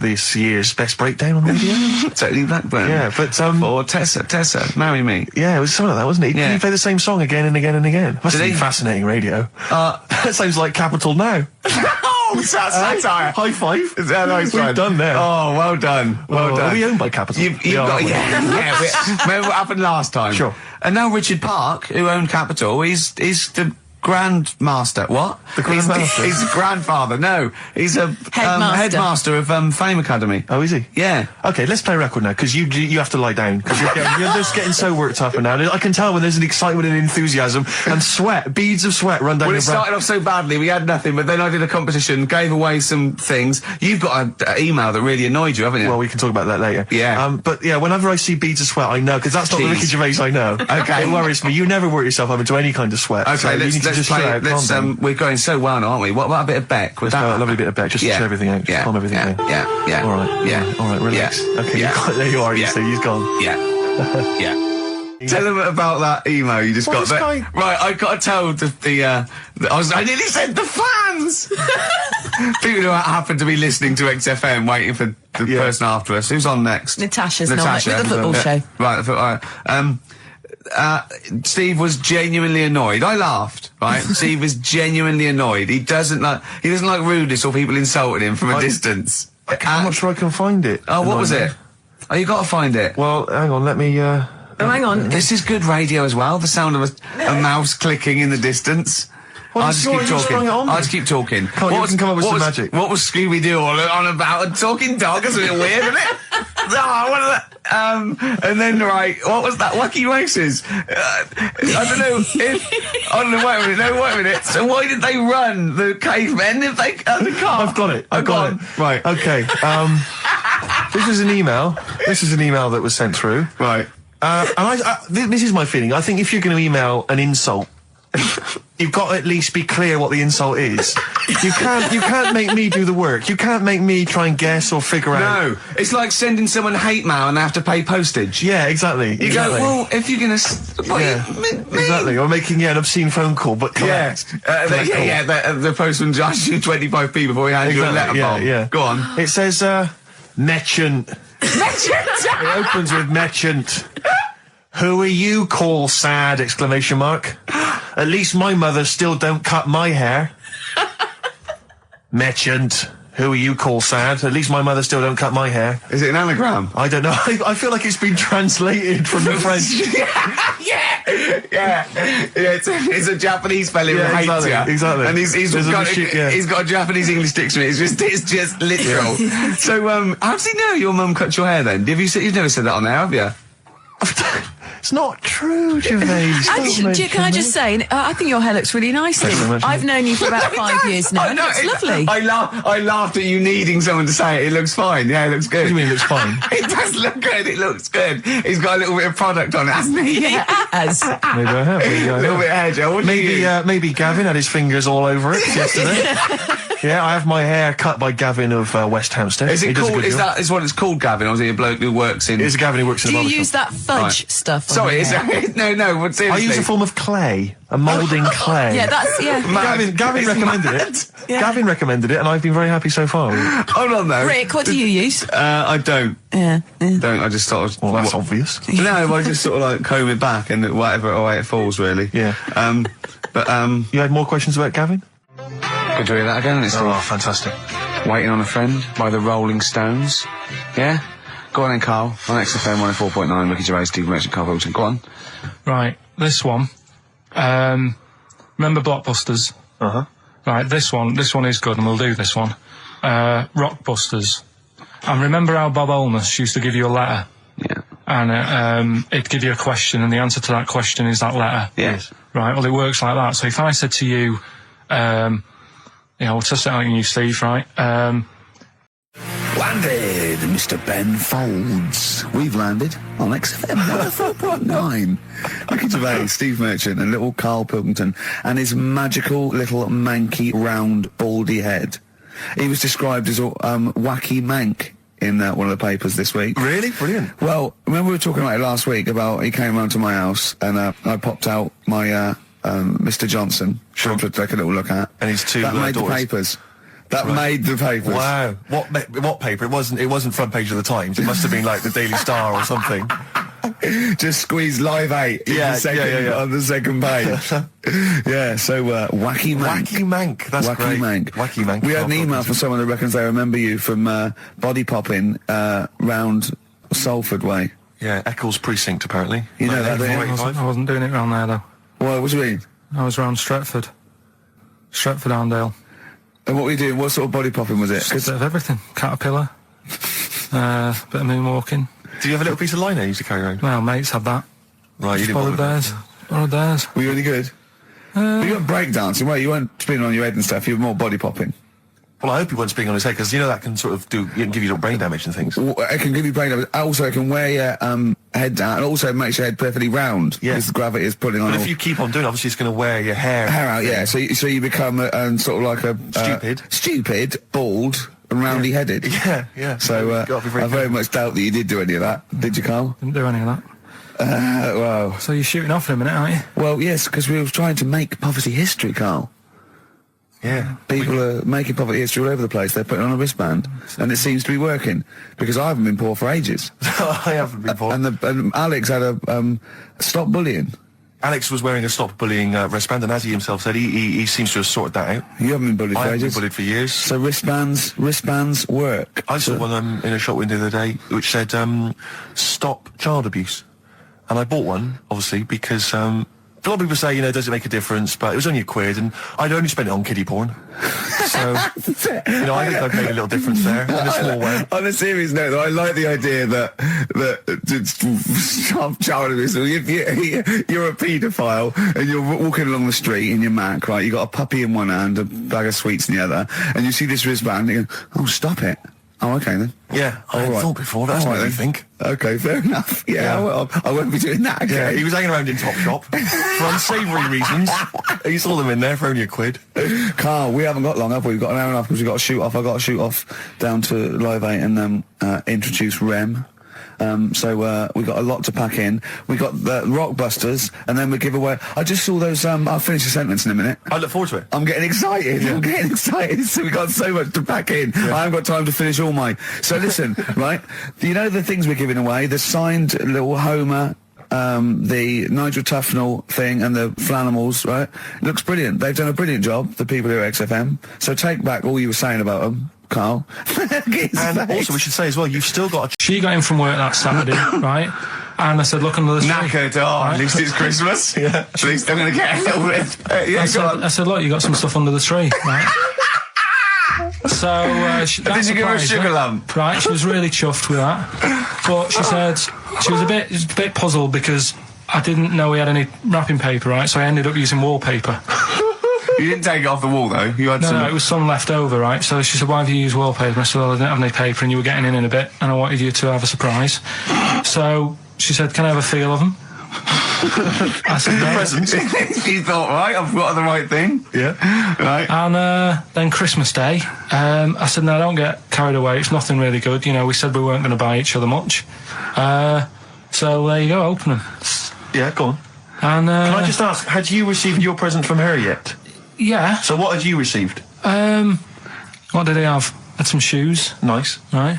Getaway game for PlayStation. Nice. I'm just totting up the value of this. Those, Go on, yeah. And just also think about how much fun and pleasure you get from them. Yeah. Although, of course, condoms, I can see the the appeal. Well, okay. So I think but also add to that bit 150 quid for a meal. If you're going to start totting up, 150 quid for a meal. I bought her some shoes, 72 quid. Yeah, that was after the event, though. Doesn't matter. All right, so you received these, dare I say it, thoughtful and nice gifts. You handed over the box of condoms. They were wrapped up. She unwrapped them. Yeah. Go on, take us through it. Walk us through it. Well, it's not something you play with on Christmas morning. Oh Oh, God. Oh. But when she opened What did them, she say? What did she say? Well, I wrapped them twice as well, so she thought it was something really good. Extra Like, protection. Right. And, So she thought it was something really good. and then... So the disappointment would be doubled. Yeah, go on, yeah. Then she just opened it and went, oh, yeah, so what's on the telly? And that was that. Ungrateful. What an ungrateful woman that is. Well, she got stuff. Fancy not wanting I told her. a box of economy condoms from Boots. I said to her about the thing about, you know, it's all about the surprise and that, innit? Yeah. You explained that to her? Yeah. What, after she'd unwrapped it? Yeah. And she was alright about it. Yeah. She understood. Rick, you know I suggested to him that he buy his girlfriend a gift. I'm worried I've done more damage to the relationship by suggesting that than if he had just forgotten. Next time you've got to go shopping for her yourself, Steve. I think I might do. You've better go shopping for her yourself. I'm glad it's all over though. It's mental. Yeah. It annoys me. The whole thing annoys me, and she knows that as well. Yeah. She should know. What? She still insists on having Christmas once a year. Well. Wow. I'm you know. No, but well, anyway, what did you get? I can't think what you bring to the relationship, Carl. I don't know what it is she's getting from you in this relationship. It's like she's doing all the work. Well, yeah. 80 times. Oh God, I love it. You're brilliant. I know what she's getting. He's the. What though? He's not thoughtful. No, but he's thoughtful. He's the best he can do with the brain he's got. Do you know what I mean? Right. He's doing his best. He's absolutely doing his best. There's no. He's working at the limits of his powers. Do you know what I mean? Though he's done as well as he can with what he was given. Sure. Yeah, and that's admirable. Yeah. It's like, I think he's done better than you'd expect. I bet his teachers didn't even think he'd get this far. Do you know what I mean? What, find a girl? No, well, yeah, a job, a girl. Yeah. Do you know what I mean? Clothing himself. He's done really well. What do you think, Carl? You think you've done well? I think I've done alright compared to some of my mates. What are they doing now? Probably not that much. Do you know what I mean? Mrs. Matthews said I wouldn't be an high flyer. I think I'm doing alright. Yeah. Do you know what I mean? I have a holiday every year. Got somewhere to live and that. Yeah. Got a new flat, haven't you? Yeah, so where are they then, the condoms? Did she show them to her family and friends? No. Take them into work? Look what Carl's I'm surprised she told Ricky, actually. I was a bit disappointed in that. Yeah. Because I didn't go shouting around. Well, she was so excited, Carl, clearly. She was just so pleased and proud. Well. Alright, play a record, we'll come back to it. No, that's it now. Streets, don't mug yourself. Are you familiar with this thing that they can do if you're dead, right? No, not if you're dead. It's like if you're ill and you know you're going to die, right? I don't know what this is anymore. Extraordinary. Have a rest. Himalayas. Himalaya. What?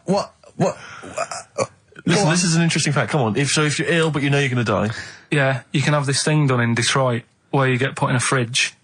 Right. And if they work out, you know, what's wrong with you in 20 years' time, they go, right, that fella is in the fridge. He had that. We can sort it. Let's get him out. And they sort you out. Yeah. Is this the first time you've come across this idea? Yeah, I read it the other day. I didn't know You've about never it. heard of this before? It's called Cryogenically preserved. Good, isn't it? They take this to make. They put you at sort of like sub-zero temperatures, so stop all cellular activity. So do you stop aging at that point? Yeah, it's suspended animation. So, well, what's the law on it, right? Because say if I had something, right? Yeah. And I said, oh, put me in a fridge, and when you've got the cure and that, wheel me out, sort me out. Say if they did that. Yeah. And it was like 40 years. Yeah. And in 40 years' time, they get a cure for me. Yeah. Would I have to stay with Suzanne? Because she'd be 70. Do you mean what are the rules? Should you be allowed to date a younger woman? Well, it's not fair, is it? It's like good news, we sorted you out, but I don't think she'd mind. I reckon she'd have the best 40 years of her life. Yeah. And plus, they're never going to find a cure for what ails you. That is genius. That is brilliant. You come out, you're cured, and you go, oh no. I love the fact that's what he'd be lying there. If you could think while he was in that state, you'd be thinking, oh God. She's losing her looks. Yeah. Oh dear. But everything else as well, like, my job wouldn't be here. No. No. Although the figures would have gone up a little bit. flat's probably gone or knocked down or whatever. Sure. Most of my family would be dead. Yep. So what's the point? What? How do you know about it? Who's done it? Because, well, famously Walt Disney, apparently. I mean, Walt Disney actually did die, but had his body preserved so that should they one day be able to bring back people from the dead, they need Walt Disney. Hang on, who do we have? But with him, nothing is going to change, because when he comes out, Mickey Mouse will still look the same. Sure. Unplug and all that. Play a record! I don't know where your mind is! Play a record! Okay, we're going to play some of the best of, some of the greatest moments of the last 3 weeks. Yeah. Ever heard on XFM 104.9. What about this? Do you remember this one? Oh, which one is it? Alright, so, here's the first bit. XFM 104.9, Ricky Gervais, Steve Merchant, Karl Pilkington. Tell us about this monkey, Karl. You're going to love this one, Steve, right? Yeah, so last week we were talking about how, like, a lad left his family because there was problems at home and that. He went and lived in the wood. He got airy, right? No. Leave it there, Rick. We haven't got time to go into it. Right, so... That's what happened. And that's what happened. He lived with the monkeys. He went airy. That's what happened. Looked into some other stuff about, like, airy kids and all that. Yeah. Came across this story about a bloke, right, who worked in a zoo. Oh, dear. Right? So... Trouble's brewing. Loving his job and that, but it's quite a lonely sort of job because you don't see many people. You're just dealing with animals all the time, right? Ooh. So anyway, he gets a bit pally with a monkey because it's the closest thing to a human. Well, that ape is. Right. Yeah, but you can't really go that close to apes. They're dangerous. What do you mean? What type was it? Do you Just mean let him tell the story. Was it a chimpanzee? I reckon it was a chimp, yeah. Yeah, You don't even know, so that's an ape. It was a chimp. Yeah, but it doesn't matter, does it? So he It's gets the story. pally with him. Right, so he gets pally with him. Did they go on holiday together? Well, no, I mean, it starts On the off pool together. starts off just checking each other out and, probably sharing lunch and that together. Yeah. Right? Anyway, this goes on for a while. They're getting on well on that. And then after a while, right, the monkey starts sort of imitating him a bit more and sort of walking upright. Oh, God. Yeah. Right? So he thinks, oh, that's a bit weird. Anyway, they get on really better and what have you. So he thinks he could live at home with me, because we're getting on the storm. Yeah. Right? So he takes him home, and before Is this the beginning of Beneath the Planet of the Apes? I think it is. I think you've seen this on video. I'm worried, because he's already imitating him and they're moving in together. I'm thinking it's maybe a bit like Single White Female. Single White Zookeeper. Oh, brilliant. Right, so anyway, so it's moving in and it's getting used to sort of the normal human life. He's having a cup of tea in the morning. Yeah, PG tips. He finishes the day off with a... Oh, dear. Finishes the day off with what? He doesn't have to move a piano at one point, does he? He finishes the day off with a little brandy? Yeah. He pours himself one. Is he wearing a smoking jacket? Yeah, I'll tell you what, Carl, you're a maniac, mate. No, this is why it attracted me. It's amazing, right? So he's having his brandy and that, loving his life. Next thing you know, he sort of... I don't know if he loses it or he gets shaved, but the top half of his body is hairless. Right? Apart from his head. Right, so he's got a nice... So it's the opposite of the kid. Well, no, yeah, this is what I'm saying. That would happen. Right. Well, hang on, but so you don't know if he was shaved or if it's... How did it say? Then the hairless... What? I'll bring it in for you, the story, and then you can see if I've gone wrong. Keep going. So anyway, so this is going on, and he's having a great life. Then the zookeeper starts getting a bit annoyed because he's having a better life than the zookeeper. The zookeeper's in the zoo. This is such rubbish. So the zookeeper's still got to do a day's work. The monkey's at home, he's partying. Well, it gets to a point when he says there's no point you coming in to the zoo because the whole reason of you being there was because you're being kept there. Right. And he didn't want to bring the memories back, so he said, you stay at home. So you're talking such... Just let him finish. God, I don't know if I can sit here and listen to this drivel. I'm fascinated. It's nearly over anyway, right? It sounds extraordinary, Carl. So he's walking up, right? He's having a tea in the morning, finishing the day off with brandy. Gets a bit out of hand, only tries it on with the zookeeper's wife.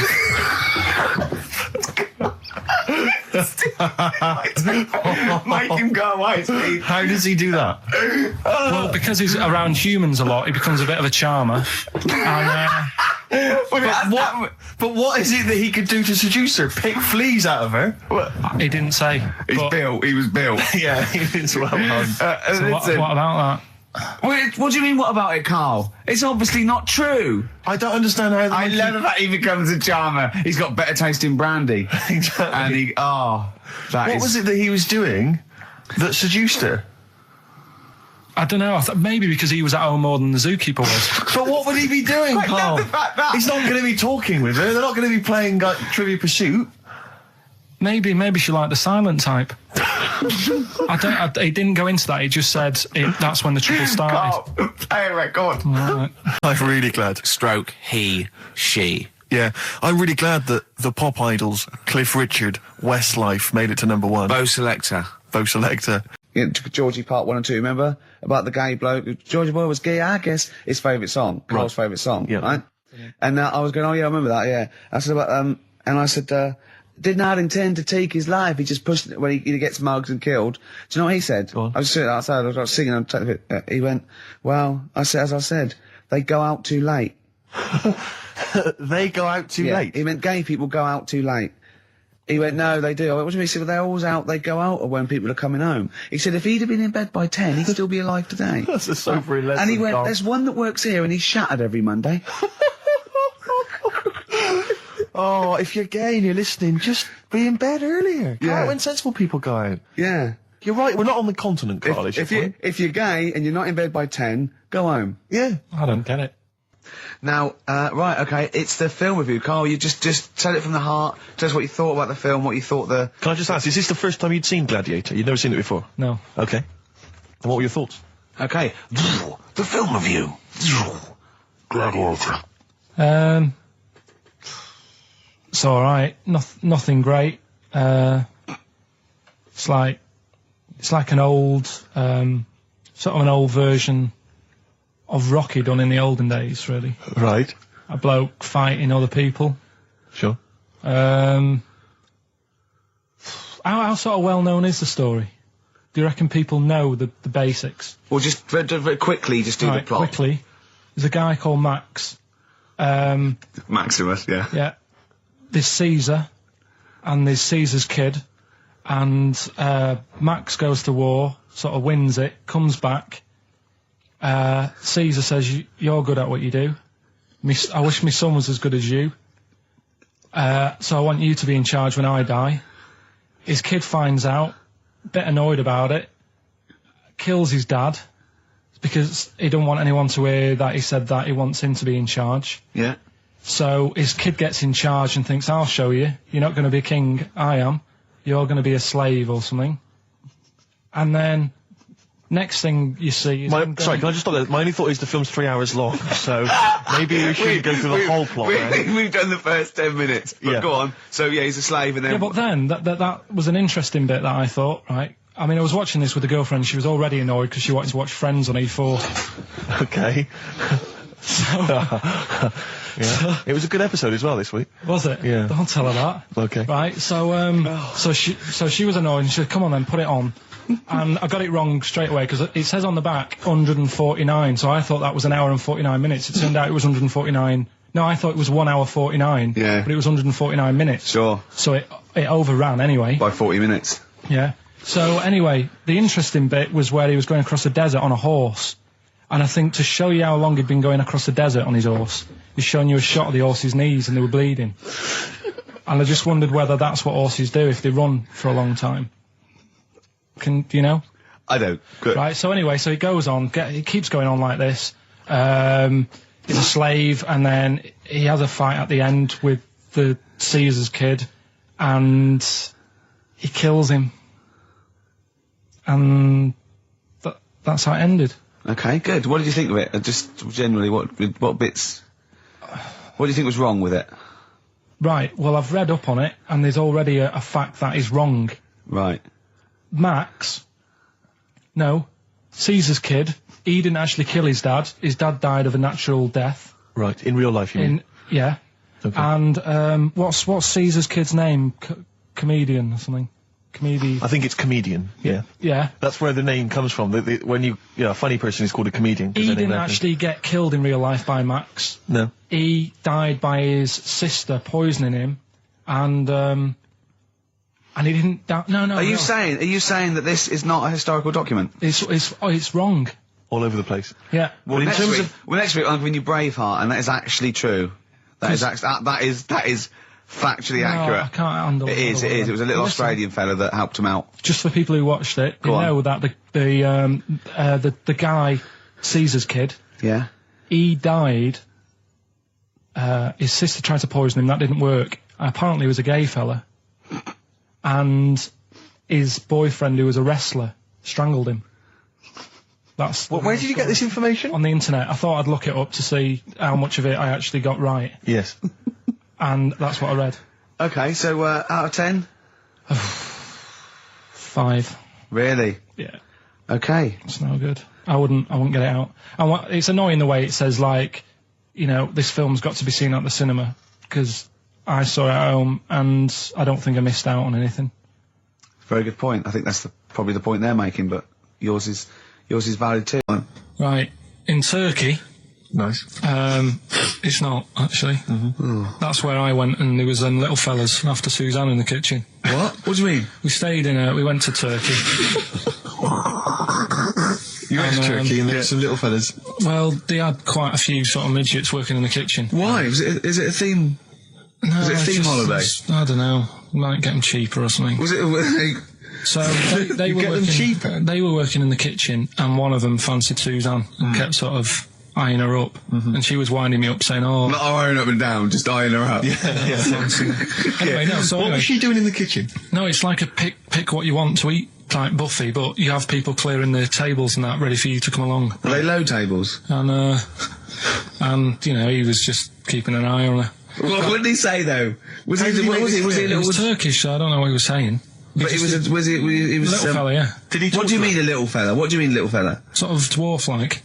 What do you mean dwarf like? He had magic powers or he was 4 foot? No, What do you mean, A Carl? little bloke, just like a normal bloke, but small. If you stood him in the desert, you wouldn't know. But he'd be hot and nothing says, around right, Carl. You should watch out for the monkeys. Yeah, underground. There's underground monkeys Look, in you can't just say there was a little midget fella who was eyeing up my girlfriend and then leave it. What do you mean? What was happening? This is a story to us. This is much more interesting to us than, and she was deaf, right, and she hit her head. That's much more I don't interesting. understand how it manifested itself. Did he come over and say something? No, do you know when it's like girls know, don't they? When someone fancies them. What do you mean there was lots of them as well? Do then? they? That's worth knowing. Listen, right, go on. Right, so you went to this holiday, yeah? Yeah. And you went into the dining room or something? Yeah, downstairs. And you looked You over. thought, this is all, there's no one serving. Yeah, and they go, Wait a oh, minute. hold on. You looked down, and there was a little waiter. There was loads of them running around busy. Why though? Why did Because they it get was the summer.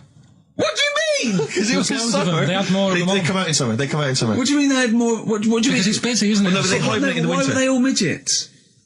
I don't know, maybe it doesn't heat stunt your growth or something.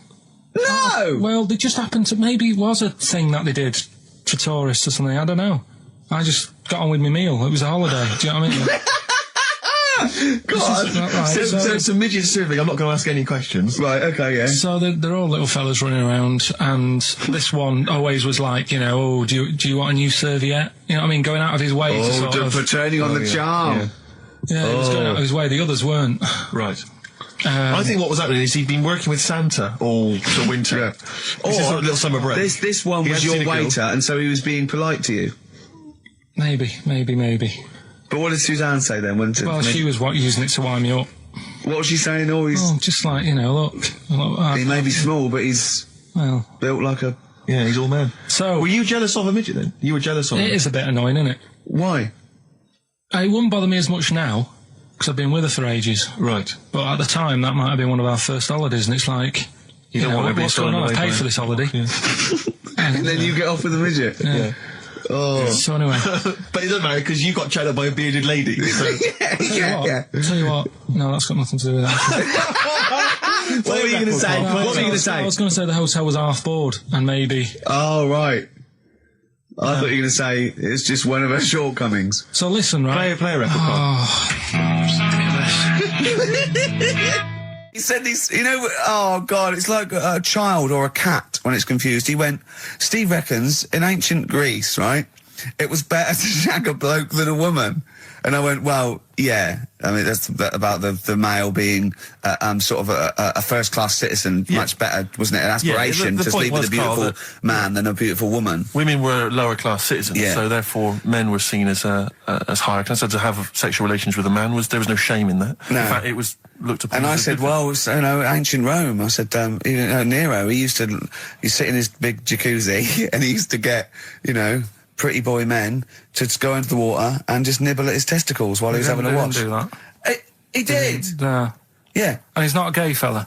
No, well, no. I mean, I don't know about Nero, but I mean, it wasn't a case of a big delineation between what was heterosexual and what was gay. It was just, whatever you. So what did this fella do then? This one who's having his. Well, he was pretty much top boy, Nero, for a while. He was in charge. And you did what you're told. If Caesar or. But why were people going round there? Why didn't they go? Oh. No, they weren't dropping in. It wasn't like the door was opening. I was going to see what Nero's doing. You'd have probably been like a delivery boy or a stable boy or something, and you'd have popped round there and you'd have gone, there, right, Nero, as the tablets of stone you wanted, and you go, Pilkington, why you are here? Pop under. I don't know why he's French. What is that? I don't know why he's French. Just pop under the water and nibble at my testicles, and you'd have done it. Because he was Nero. I wouldn't. You would have. There's no way I would have done. Yeah, well, you would have. What have I done? I've dropped a pizza off. You put around to Nero's place with the pizza. I've dropped a pizza. Right, I'd say I've done my job. Right? Yeah. That's not the sort of tip I wanted. No, he'd have said, get the little baldy chap to nibble at my testicles, and you'd have been under the water. I wouldn't have done it. No, Well, you would have put me head on the wall, Nero. Right. No, I wouldn't have done it. Can I just say this, Steve? Not only would you be nibbling at his testicles, you'd have been going mad. You'd have been noshing him just for extra. You'd have been doing everything he wanted. You'd have been going, he'd have gone, I didn't ask you to do that. You'd have been going mental. They'd have been chewing, slurping. It was all right.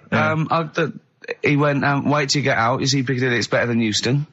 Right. It was. It was nicer. I went outside and there was a ridiculous queue, and sort of one cab. Right. So, horse-drawn. Yeah. And so I walked, and it was okay. It was only down the road. It was a bit dark. It was wet and raining. Obviously, it's the north. I know, yeah. The hotel was very nice, but no minibar. I've never seen that before. I've travelled all over the world seeing them in a hotel without a minibar. No, so I don't know what's going on then. I don't know what's going on there. And then I did this corporate gig in Old Trafford. Pitch was up, don't know what they were doing, but, very impressive. Big impressive. I think they're the richest football club, aren't they? Carl? Yeah. You did a gig at where? Old Trafford. It was in a function room. Oh, well, I thought it was the stadium. No, I'm not that big yet. No. But I mean, I can't really comment on Manchester. I do know that Liverpool was voted most important music city via poll. True enough. Carl, you're making noises while I'm talking. Yeah, but you do this all the time trying to wind me up. And I'm not saying Manchester's the best place in the world, but what I'm saying is there's bits of it that I really miss. Yeah. Like last Sunday, right? When I'd met up with Ricky, we had spaghetti bolognese, which was all right. And then I said to her, I need some soil. Damn, I wish you'd invited me. It sounds amazing. So I need some soil. What do you think? You need some what? Soil? Soil, yeah. I need to repot a plant, right? Yeah. So you need to repot a plant? Yeah. Fair enough. So I'm like, where you can't see these shops in London. Do you know what I mean? There's nothing around. I took him straight to one in my street. Yeah, but near your street, and that's probably the only one in London. Well, you say that, Carl. No, it does annoy me. Round my way, it's like, You can't move for soil shops. You can't. There's earth. You can just pick up handfuls walking down the street. Yeah, incredible. People just lean over into someone's front garden. No, you can take the plants as well. No, but what I'm saying is, Manchester, there's loads of decent hardware shops. Yeah. Here, if you want a panini and a latte or whatever, you can't move from. But for soil, I had to go virtually how many miles away from me to carry that soil home and stuff. Yeah. It's not good. I mean, London's all right, but if cities were sort of it's neglecting the peat market, really. Well, there's barely any mulch available in central London. I'm sick and tired of not getting a good decent compost of a Sunday. Indeed. So I'm thinking of moving to the north, where there is loads of soil and gravel, indeed, and animal shite. Right, welcome to the show on that. Hello. Let's play. right? And I say, right, your first one is W. Mm-hmm. And the cryptic clue, because it's done like crosswords. Okay. So not quite like Blockbusters. Well, this young man prepared for his death. And it's a W, so the answer. And it's not always going to be like our sort of music, it can be any sort of music that's out there. So the W is the name of the answer. I understand that, but is the answer always the band name, or is it? Yeah. It's always the band name, is it, or the artist? Yeah. And so would the W be the surname, or would you have both the initials if it was someone's name? Would Elvis Presley be EP? Don't get annoyed, Carl. These are questions that I knew would be asked. I know this. You tested it on me, so you've got to tell them. We need What's to the know point? the rules. If it was Elvis, I'd probably do E. No. Give him the answer. Give him the Right, answer. did you hear the clue? No, give me the clue again then. So the letter is It W. is a cryptic clue, and It's the clue's W. fine. Listen, but- and the go on. clue is, this young man prepared for his death. This young man prepared for his death. Yeah. This young man prepared for his death. And it's a W, and it's his first name. That's what he needs Well, to see, know. that's the, yeah. Yeah, but I don't... Well, shouldn't we have the initials? Wouldn't that make it easier? I mean, Yeah, wouldn't- but it didn't do that on Blockbusters, it just had one letter. No, they they did if it was if. The gold one they often had us for 3 or 4. Did they? Letters, yeah. But it was normally just one word. It wouldn't have been a name or something. Alright then. W. Y. W-Y. Will Young. Excellent. I Right, didn't so understand it. What was this the young Will man... prepared for this young man. So he's sort of mixed sort of cryptic. Yeah. But I mean, you know, that's a good effort. That's better than Yeah. usual. No, it's that is better than It's not usual. bad, is it? So do you want to play? Let's play Rockbusters. Yeah, Rockbusters. How many of these have you got? No, because No, let's just clarify a couple of rules here, Carl. Let's just make sure we thought everything through, because I'm pretty certain when they get these things on TV, they at least have a go at them in the office first before they put them straight on there. I'm sure that's how it works. I'm sure Bob Wallace just didn't turn up the first day, and he goes, "Don't worry, we'll wing it. It'll be fine. Bring the students in. Let's have a go." I'm sure they did a bit of preparation. So let's just check. We've got every base covered. Yeah. Firstly, how many questions have they got I'll to tell get you right? what. Let's do this off air then. Should we play a great tune? Well, yeah. Well, people need to call in, don't they? Because we're doing it, aren't we? Yeah. It'll be alright. And there's good stuff. I've got CDs, right? I've got some compilation stuff and a couple of videos and that, so that's what they're playing for. Call up now, 08700 800 1234. Get them on the air, we'll play the game. Brilliant. Yeah? Yeah. Is that what we're doing? Bit of the Cure. Brilliant, Pulp. Good news and bad news. Bad news is we have got enough callers to play Carl's game. The good news is we don't have to pay any more adverts in this show. So, if it doesn't work, sod it. Right, who have you got on the line, Carl? Sam. Now, let's just remind ourselves, what's the game? It's Rockbusters. Okay, now calm down, Carl. I know you're a bit stressed. You've got a lot to do, but don't worry, you've just had a holiday. Throw this desk out. Let's throw it out and start again. Rick, don't get stressed. Go on then. People wouldn't think it was us if this show wasn't, half-baked and ill-formed and generally shoddy. That's what they've grown to love. Okay. All right. Sam? Hello? Is it sounding alright today? It is. Just about. Right. Cheers. Sounded worse. Right then. Yeah. And so we've got Sam on the line. Who else have we got there? So we've got Tim as well, haven't we? Hi there. Alright, Tim. Tim and Sam. Right, You sound quite similar, lads. Could one of you affect an accent or something? Which one's Tim? Yeah, it's me. Okay, which one's Sam? This is Sam. That's slightly deeper, slightly deeper. Yeah. And they're not against the clock anyway, are they? So it doesn't really matter. I suppose not. So I think Steve just wanted a bit of variety. Okay. You understand the rule, lads? Can you explain them to us? Right, play it.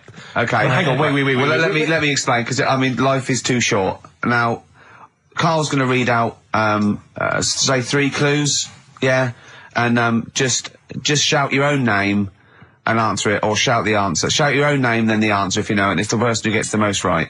Okay. Is that all right? Yeah. So, here we go then. okay then. So shouldn't it be the first to 3? Well, yeah, but then he hasn't got. I've got enough. It's fine. He's got enough clues for that. Right then, here we go. Welcome to the show. Oh God. Right. The first initials ST. Right. Is that right? ST. Well, I don't know. Oh, we don't know, do we? How do we know? Here we go. ST, and the cryptic clue is better than the average homeless person. Okay? Sorry, I think, is that a band? Yeah. Is it an old band? Yeah. I think that's one word. Alright then, S. It's an old 70s band. Better than the average homeless person. Tim? Go Go on. Supertramp. Yes. Supertramp it is. Yeah. Well done. 1 point to I have you, no idea Tim. why that's right, by the way. You don't know. You don't understand why it's right. He's a super tramp. Oh, right. Better than the average homeless cryptic, person. yeah. Yeah, cryptic. Yeah. Okay, second one. Come on, Sam. You got. That's actually quite good for Carl. Trust me, Tim. I mean, take that as a good clue. Because, yeah, okay. We won't do this again. Wait, 1-0 Right, to here we Tim. go. Right. F. The letter is F. That's the next one we're moving on to. And the cryptic clue is, the little girl is hungry. What shall we do? The S or F? I've got it. F. Ready. Sam. Peter. Yes, 1-1. Feed her. He's pulled out. Feed her. Yeah. Feed her. Okay. Yeah. So that's one each. So this is the decider, isn't it? Wait a minute, ITV are on the phone. Well, you said first to 3, so no, it's not, is it? That's what I said. Just do the 3 clues and who gets the most. Okay, well, we can do that now. So, here we go. I love this. This is rubbish. Go on. So, here's the last one. The initials are AK, right? And the cryptic clue is exploding pet. Shout out your name if you know it. Last orders at the bar, please. Last orders at the bar. Exploding pet.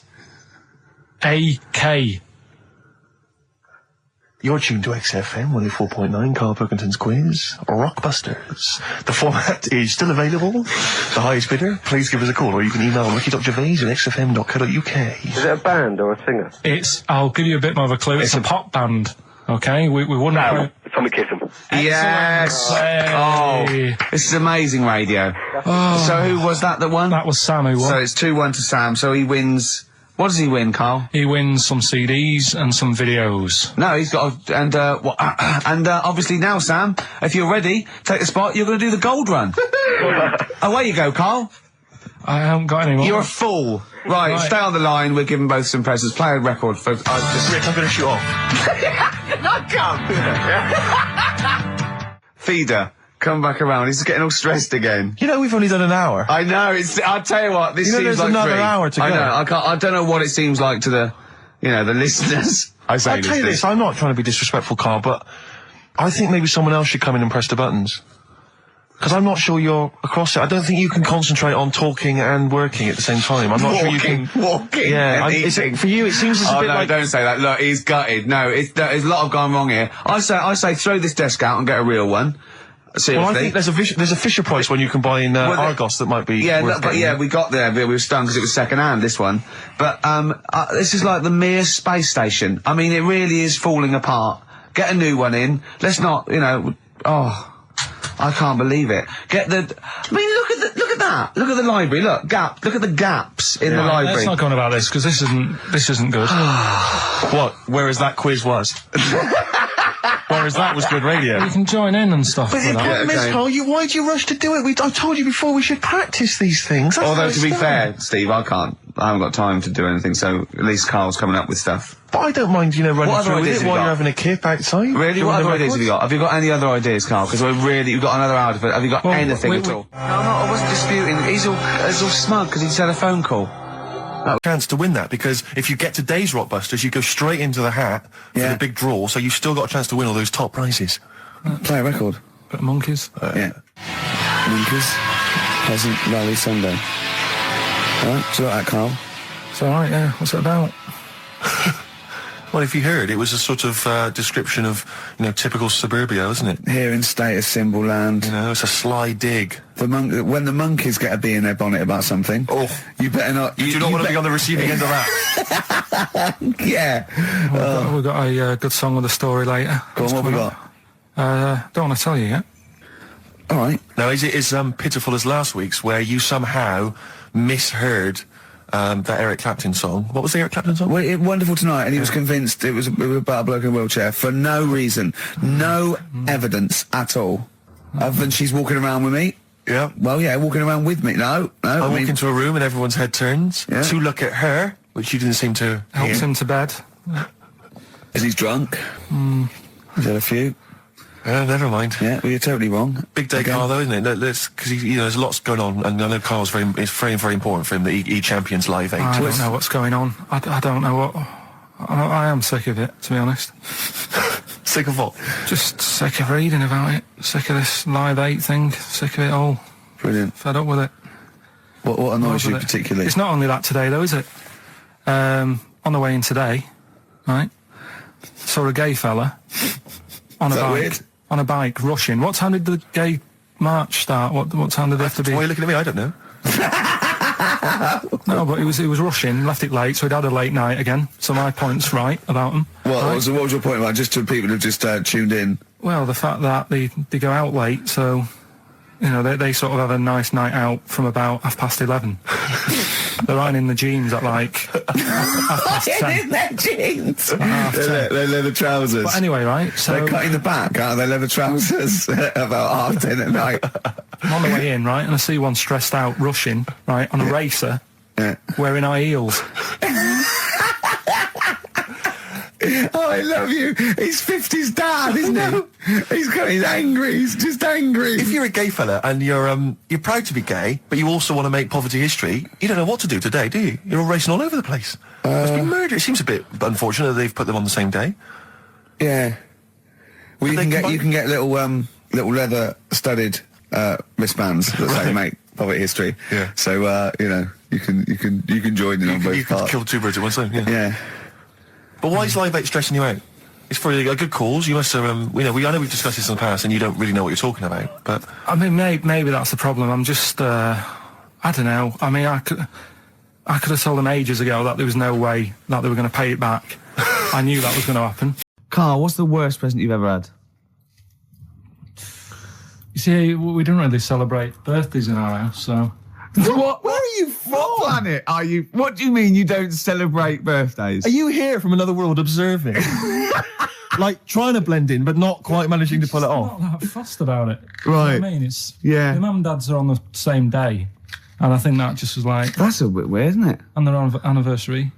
And well, they got married on their mutual birthday. But Carl, can I just... and Christmas. But Carl, there's a difference between you saying... What do you mean their anniversary's on the same day? Of course it's on the same day. Yeah, and the birthday. But Carl, what I mean is that you say that you don't really celebrate your birthday, but presumably you have received some presents at some point in your life from your parents or anyone. Yeah. Okay, well, we'll come back to you later. Yeah. Thanks. Let's play a record. Carl, have a think about that. We'll come back to you later. Thanks very much. Rick, we were talking earlier about stuff. True story about a little Australian freed the Scottish. The stuff that's dying out that I think you and I single-handedly need to kind of resurrect and salvage. Yeah. I thought the trilby was dying out. Yeah. I'll surprise you. And yet, well, watching Top of the Pops last night, Jamiroquai was wearing one, and then lo and behold, Danny Minogue came on. She had one as well. I thought, blimey, those two people, they're trying to salvage the trilby, and good luck to them. Well, that's on its way then. Let them do that. The trilby's fine. Let's do something else. But the bowler hat. Ah, the bowler hat. You never see the I bowler. always fancy myself in a bowler hat. I love a bowler hat. Carl, would you wear a bowler hat? I know you'd wear the cape. I did wear a trilby. You wear a trilby, really? You must have looked like a... That's brilliant. What? Because you're a Mancunian? Well, there was a phase, wasn't there, in about 90... When was it? I think that was just round your way. It might have been. It was in Manchester. Did someone get a job lot of trilbies and persuaded you kids? Yeah, I tell you what's trendy. No, Sean Ryder wears one of these. Does he? Yeah, go on. Yeah, quid. And then everyone in your street had trilbies on. But you've never worn a bowler? Never. What about Kangol bowler? You might think about it. Again. I'll tell you what. I would like to wear a bowler hat in a dark, but I'm worried I look like one of those little fellas off the Home Pride advert. The Home Pride guys, they've been persevering with the bowler for years. They still look good in it, though. They're still looking good. They're dapper guys. Yeah. There's a lot of the Jolly Green Giant. He had quite a distinctive look, which is obviously one I've been thinking of exploiting. What the little I know the little sort of like a little dress. Was it corncroft that made up his little skirt? You were going to tell us, Pilkey. You were going to tell us, Pilchard. You were going to tell us what tickets are away. But it worked for me, you see, because when I was younger, we had a mobile disco. Brilliant, so did I. And it was me and my mate Colin Makin, and the disco was called Pilkey's Making Music. That's brilliant. I mean, that's genuinely brilliant. Pilkey's Making Music. Guess what? When I first started the mobile disco, this was when I was about 14, we didn't really go out touring, we just would do it for like people's parties and stuff. We were called the Rock and Roll DJs. No, really? We drew it on some sort of see-through paper and put a light behind it. Rock and Roll DJs. My first disco, I had 2 nights a week in this pub. What, you ran a disco? Yeah, this pub near King's Cross, right? And it was just their records, right? And I had to play this number of songs every time, the same time every week. So all the locals, all drunk, were dancing and everything. One of them was American Pie by Don McLean, right? And they just sing along all the words, sort of drunk. And it's about 7 minutes long. Yeah. The other one was Baby Jane by Rod Stewart. Nice. If I didn't play that, I'd get lynched. And what was the other one? There was another one that I always had to play. It was a ballad. I have to remember that. But yeah. But so, Carl, do you think, and maybe Ricky as well, do you think you know much about DJing for, like, you know, the sort of the wedding party or maybe someone's 18th? Oh, really? Okay, let me just offer a little hypothesis for you then. All right, the buffet's been served, right? Yeah. People have done some speeches, like it's a wedding do. Yeah. So you've already played some records early on, you've stopped for food, you've just played some light backing music in the background while the food's been served. You want to get the party rocking again, what do you kick off with? It depends. It depends. I've already got it down to 2 or 3 records. Okay, I'd like to hear what they are. Well, I've got it down to Earth, Wind and Fire. Right. That'd be great. It's, you know, if there's, you know, depending on, or you want to go a bit more modern, I'd probably start off with sort of Will Smith. Well, careful, Rick. I've got to bear in mind, it is a wedding do, so there's people from age 8 to 80. You got to cater to every market. Okay. Carl, what about you? See, this was back in '88, so Kylie. Yeah. Can I tell you what the definitive track is? Go on. Oh, What a Night, Frankie Valli and the Four Seasons. Ding, ding, ding. People don't realise what it is exactly. It's straight away. Ding, ding, ding. Bow, down, down, down, down. I can't actually play it. But, Oh, What a Night. Late December back in 60. That leads you straight into a 70s medley, and everyone's loving that. I'm thinking Bee Gees. There's going to probably be some kind of ABBA track, Dancing Queen, all going to storm. You're turning your noses up. I can tell you this, that we got bookings endless. People are going, you're amazing. I don't know how you do it. I wouldn't have got up. I would have sat there. Well, you might be, because you're one of those grouchy, you're one of those moody teenagers. Oh, I'm not going to dance to this. I'll tell you, the old ladies would have been up. The people with a decent bit of musical taste would be up. No, the Ricky first Gervais person to get up is a fat lady in a dress with bad ankles and a little kid who's got problems and he's in a little DJ. See, the problem with you two is you're not catering to the market. You're trying to be all sort of bohemian and kind of off, you know, teach people about music and stuff. There's no place for Kylie, not at a mobile disco. Far too avant-garde. All right, kick it in. Grease Megamix. Play a record. Come on, Eileen. Have you got Come on, Eileen? Play that. What are you going to play? Love Shack. Coldplay. Excellent. Yellow. Well, you'd never It's say the that. excellent single by Coldplay. It's Yellow. Oh, Yellow. That's Yellow by Coldplay. That was the stunning new single from Coldplay. I used to sell mackerel. Did you? Yeah, I had a pet magpie. Did you? Called Maggie. Oh, Inventive. pet magpie. You mean you captured it and didn't let it go away? Yeah. Can't have a pet magpie. But then it got really vicious. I mean... Well, it was fine. Let me go. What do you keep it in, a rabbit hutch? No, it flew around, but it used to just, like, come to me all the time. But then it started pecking me head and stuff. That's not a pet magpie. That's a bird in the garden. No, but I could actually... I could hold it and stuff. It wasn't scared of me, and it knew it was me. It used to come down from, like, the top... It hated you. That's why it wanted to peck you.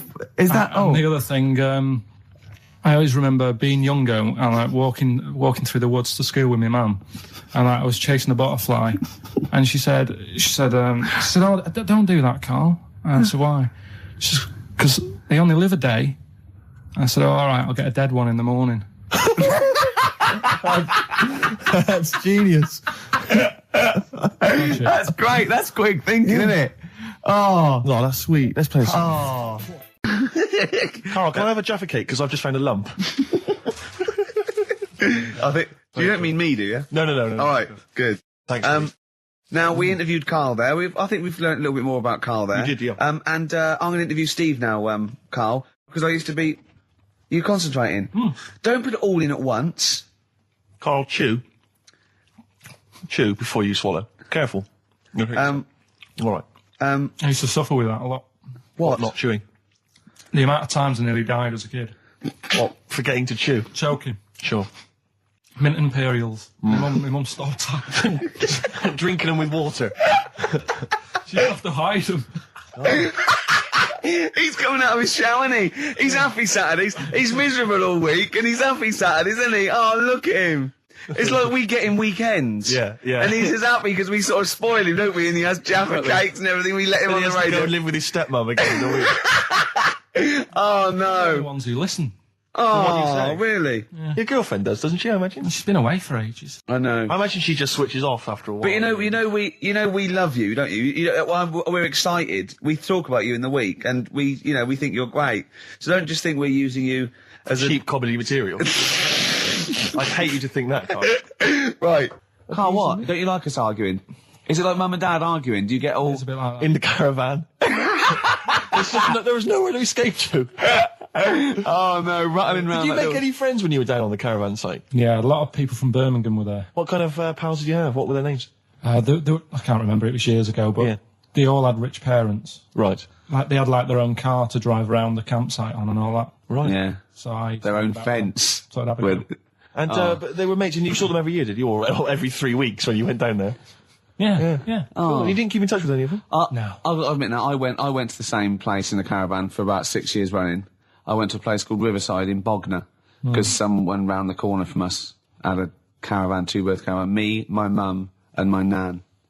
I think I'm really lucky to have had it, really. Because a lot of mates who I had didn't have enough money to go on holiday, and they just get a present for the summer holiday. Of course, they got an education, so it swings around. But Carl, the thing is with Carl is, right, I want to give him gifts. Yeah. I want him to have the loveliest Christmas ever. I want him to go pony trekking. Do you know what I mean? I want to just... Scared of horses. Carl. Fell off one out of fate, and the woman didn't know what to do. She couldn't handle the horse. It was running off. I was hanging underneath, getting a kick in the head.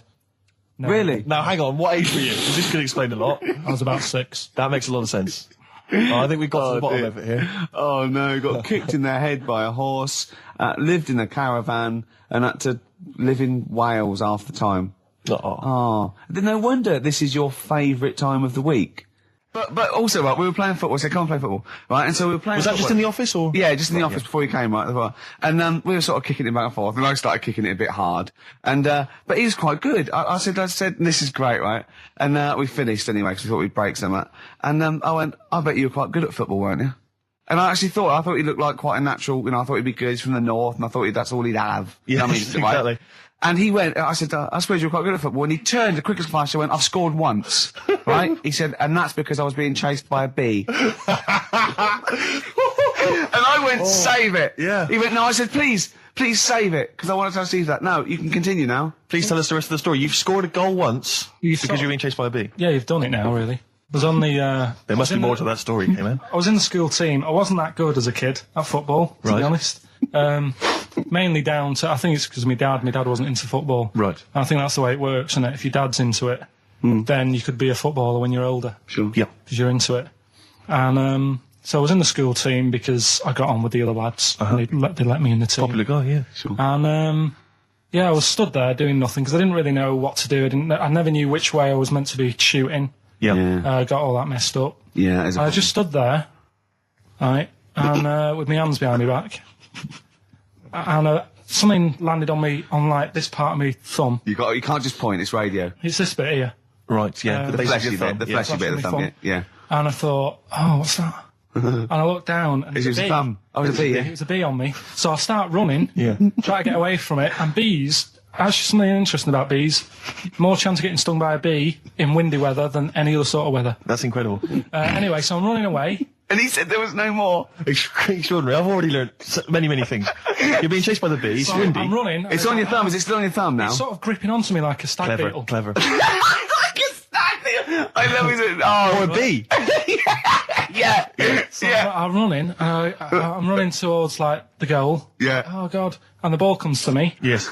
Wallop, get it in. Brilliant. What happened to the bee though? Did it sting you? They die, don't they? I mean, ultimately it died, sure, but at that particular moment, did it sting you? This was probably about 20 years ago, so I imagine. No. Once a bee stings you. So did it sting you? Yeah, but did it sting you? Yeah. Right, that was the question. When did it sting you? When I was playing football. No. Carl, do you want me asking, you say you're on the school football team. Was there just 11 boys at your school? Was that how you got in the squad? Listen, Carl. All I mean is, at what point in this story did the bee sting you? Straight away? After half time. Play a record, man. Carl, you went to Lanzarote. Yeah. People said don't go to Lanzarote. They told you it was Lanzarote. They told you, were they right or wrong? They were right, yeah. Really? Yeah, it's a bit ropey, yeah. Is it? Why?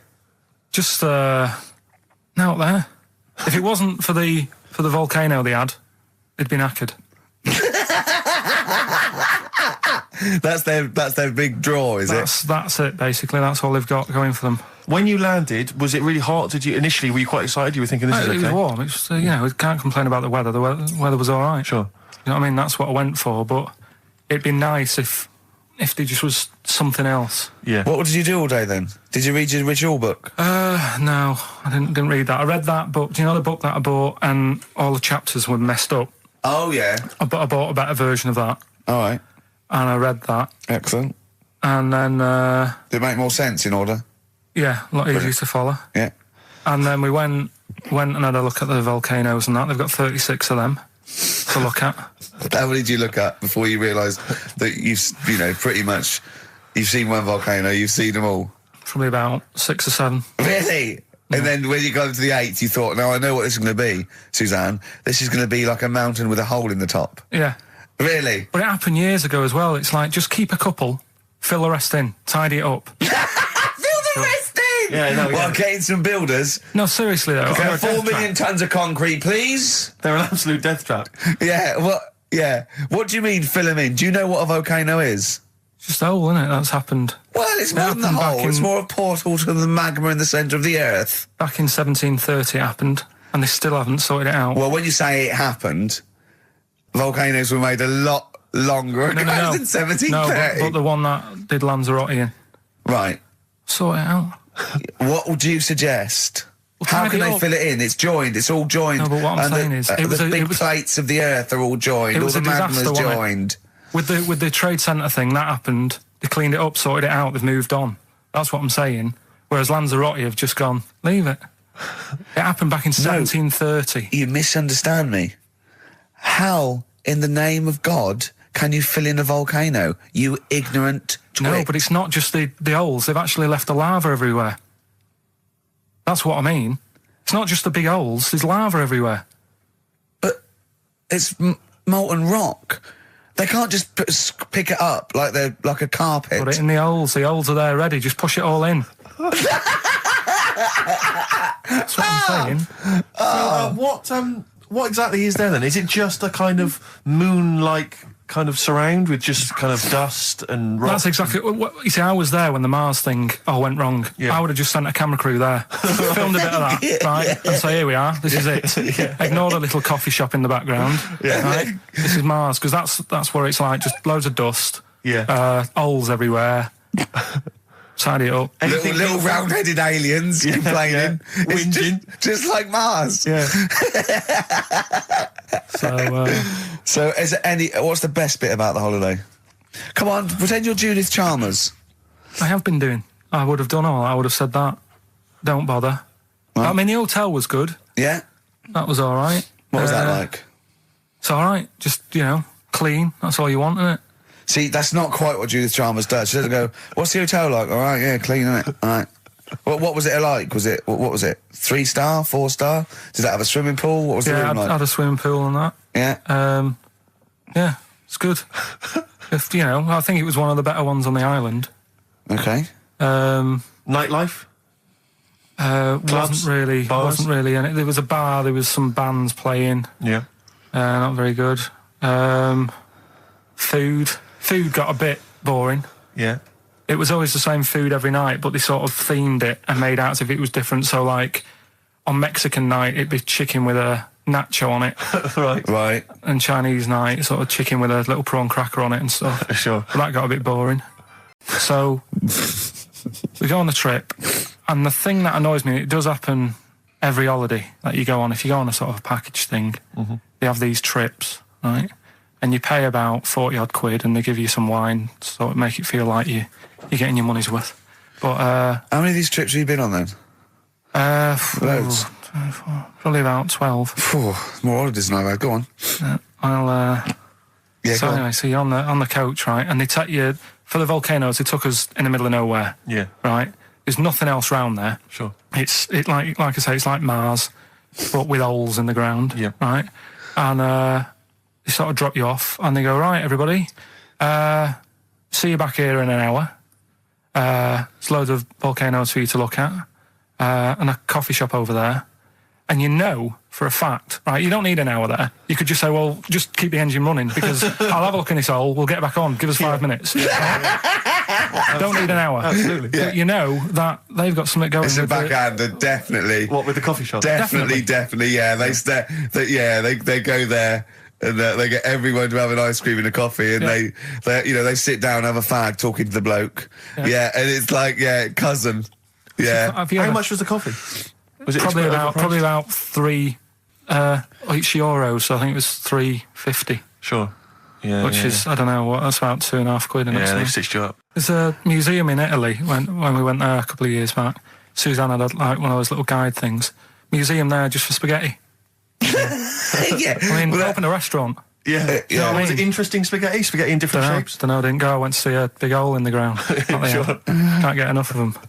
We noticed today how much he is simian, isn't he? He's very strange, actually. We maybe should try and get a picture on the website, because Karl's arms are particularly chimp-like. It's very, very strange. Because he's got that he's got long downy hair. It's and not the like long extended knuckles. Yeah, and his totally round face that sort of the chin goes back and the dome of his cranium. I think, quite seriously, I know we sort of share about 98.5% of our genetic material with bonobos and chimpanzees, but I think he's got a little bit more. Yeah. I honestly think he's a little bit of a throwback. Just his line, they just kept to this sort of really the ugliest one in the cave and the tree, and he really didn't come out of it. I'm not saying you are, I don't think you are. Yeah, you're chimp-like. No, it does annoy me.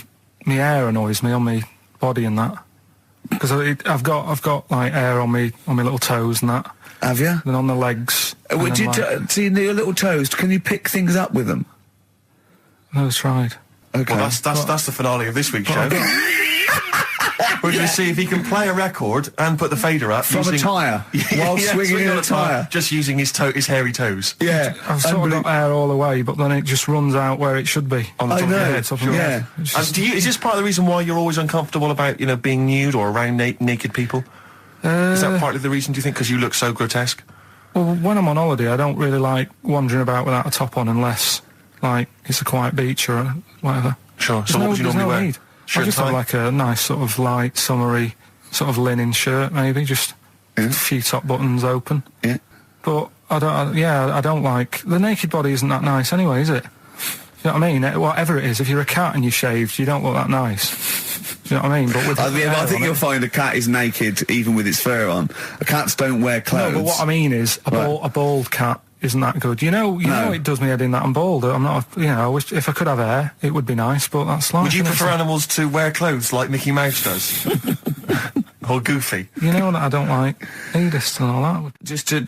We'd love to. You can ask him all the other questions, because Karl, as I said last week, he doesn't feel his own testicles because he doesn't like the feel.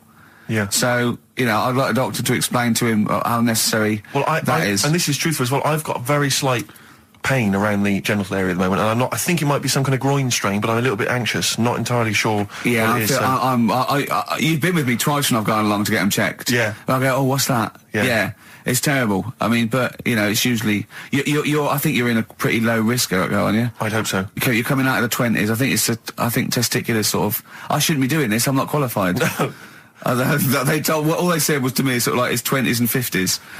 We're into mine sort of felt like they dropped a bit the other week when I was on holiday. I don't know if that's like when you're relaxing or I was wearing shorts a lot. How far? If it's 2 foot, it's too far. I was having problems walking.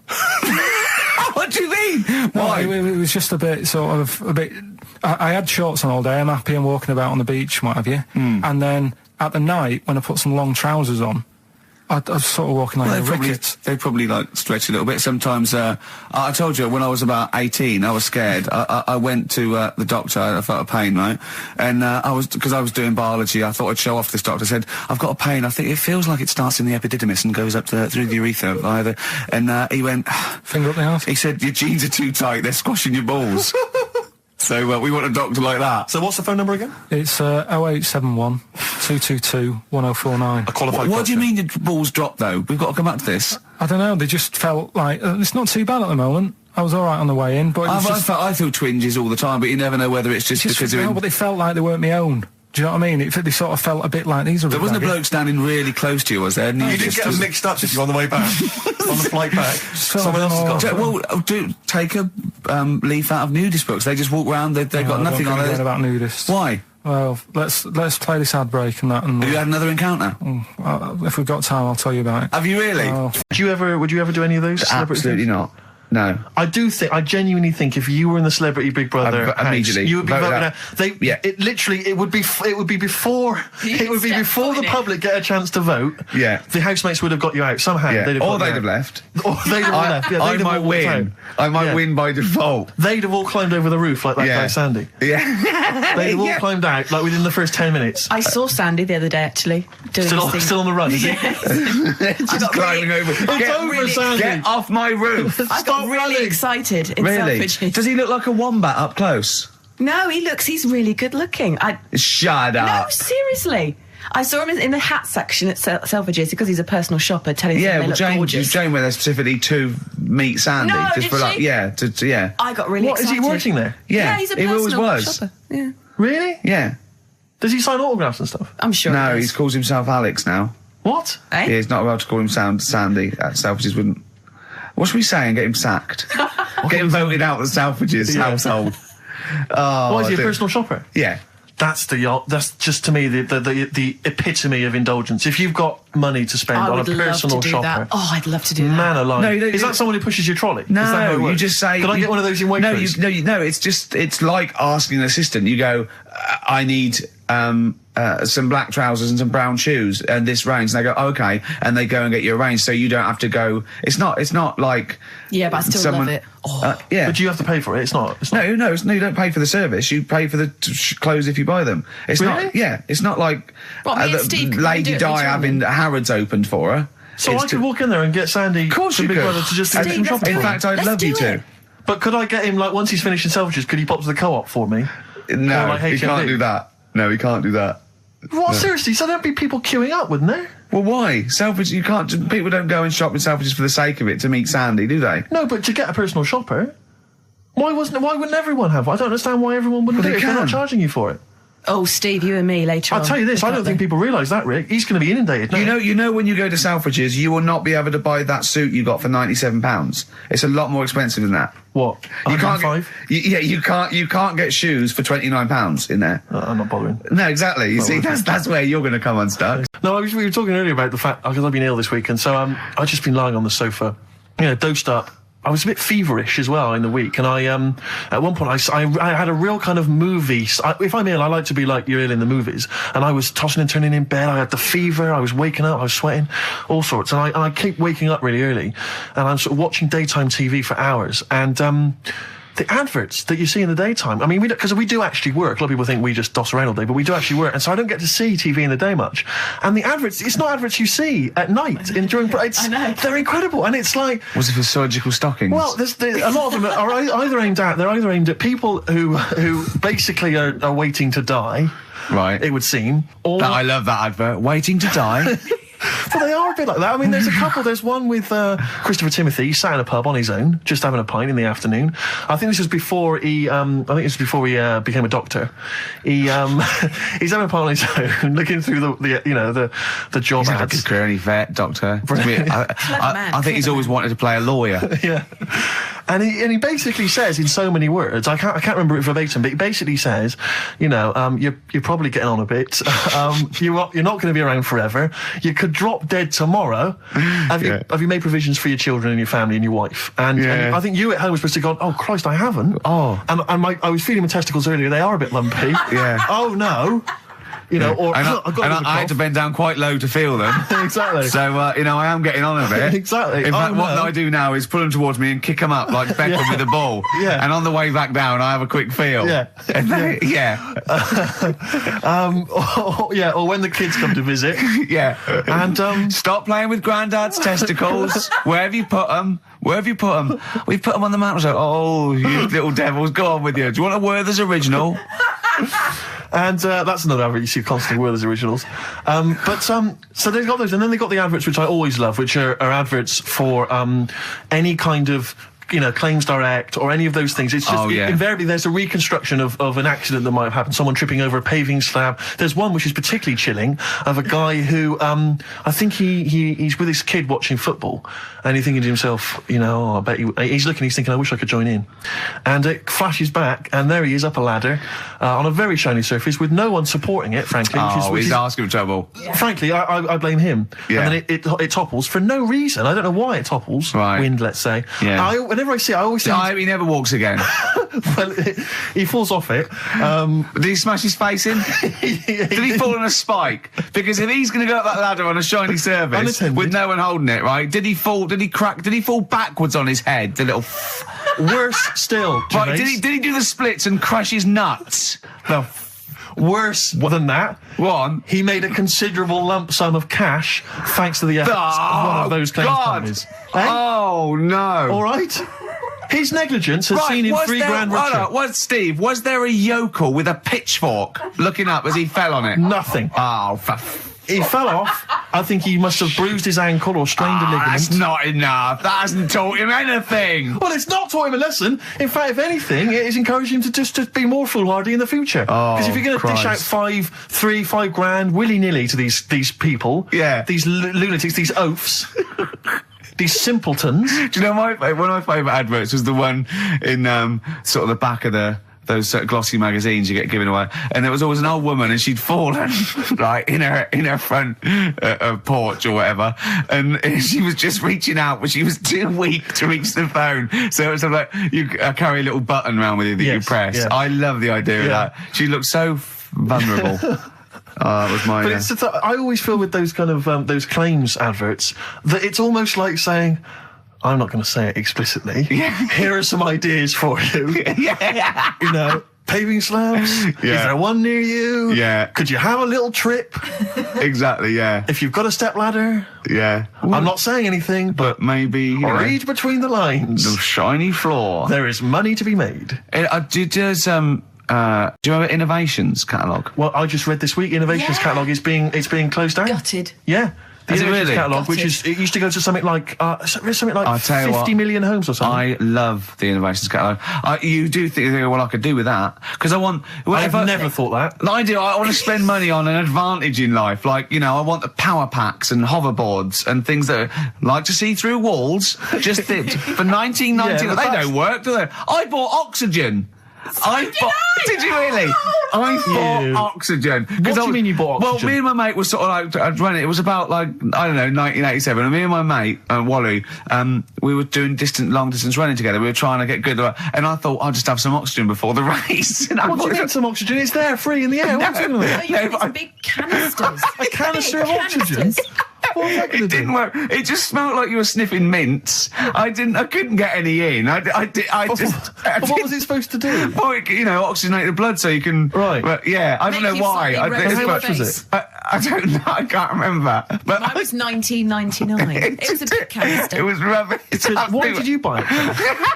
I mean, he was at least doing a job. For much the same Doing reason. a job. I was but it does seem to me training. that because the problem with the Innovations catalogue is that for the few idiots that buy stuff like you, there are hundreds, thousands who just looked through it and laughed at the absurdity of a motorised tie rack. I bought the Abs Master. Who is so lazy that they need that? Yeah, about that. The Abs Master. I worked for a while answering the mail, and opening the mail for a returns. It wasn't the Innovations people, but it was if that's the kind of middle class version, this was a very much more working class thing. It was how to get hot dogs out of a tin and all the rest of it. And there was stuff in there was incredible. There was one item that was in the catalogue, and it was.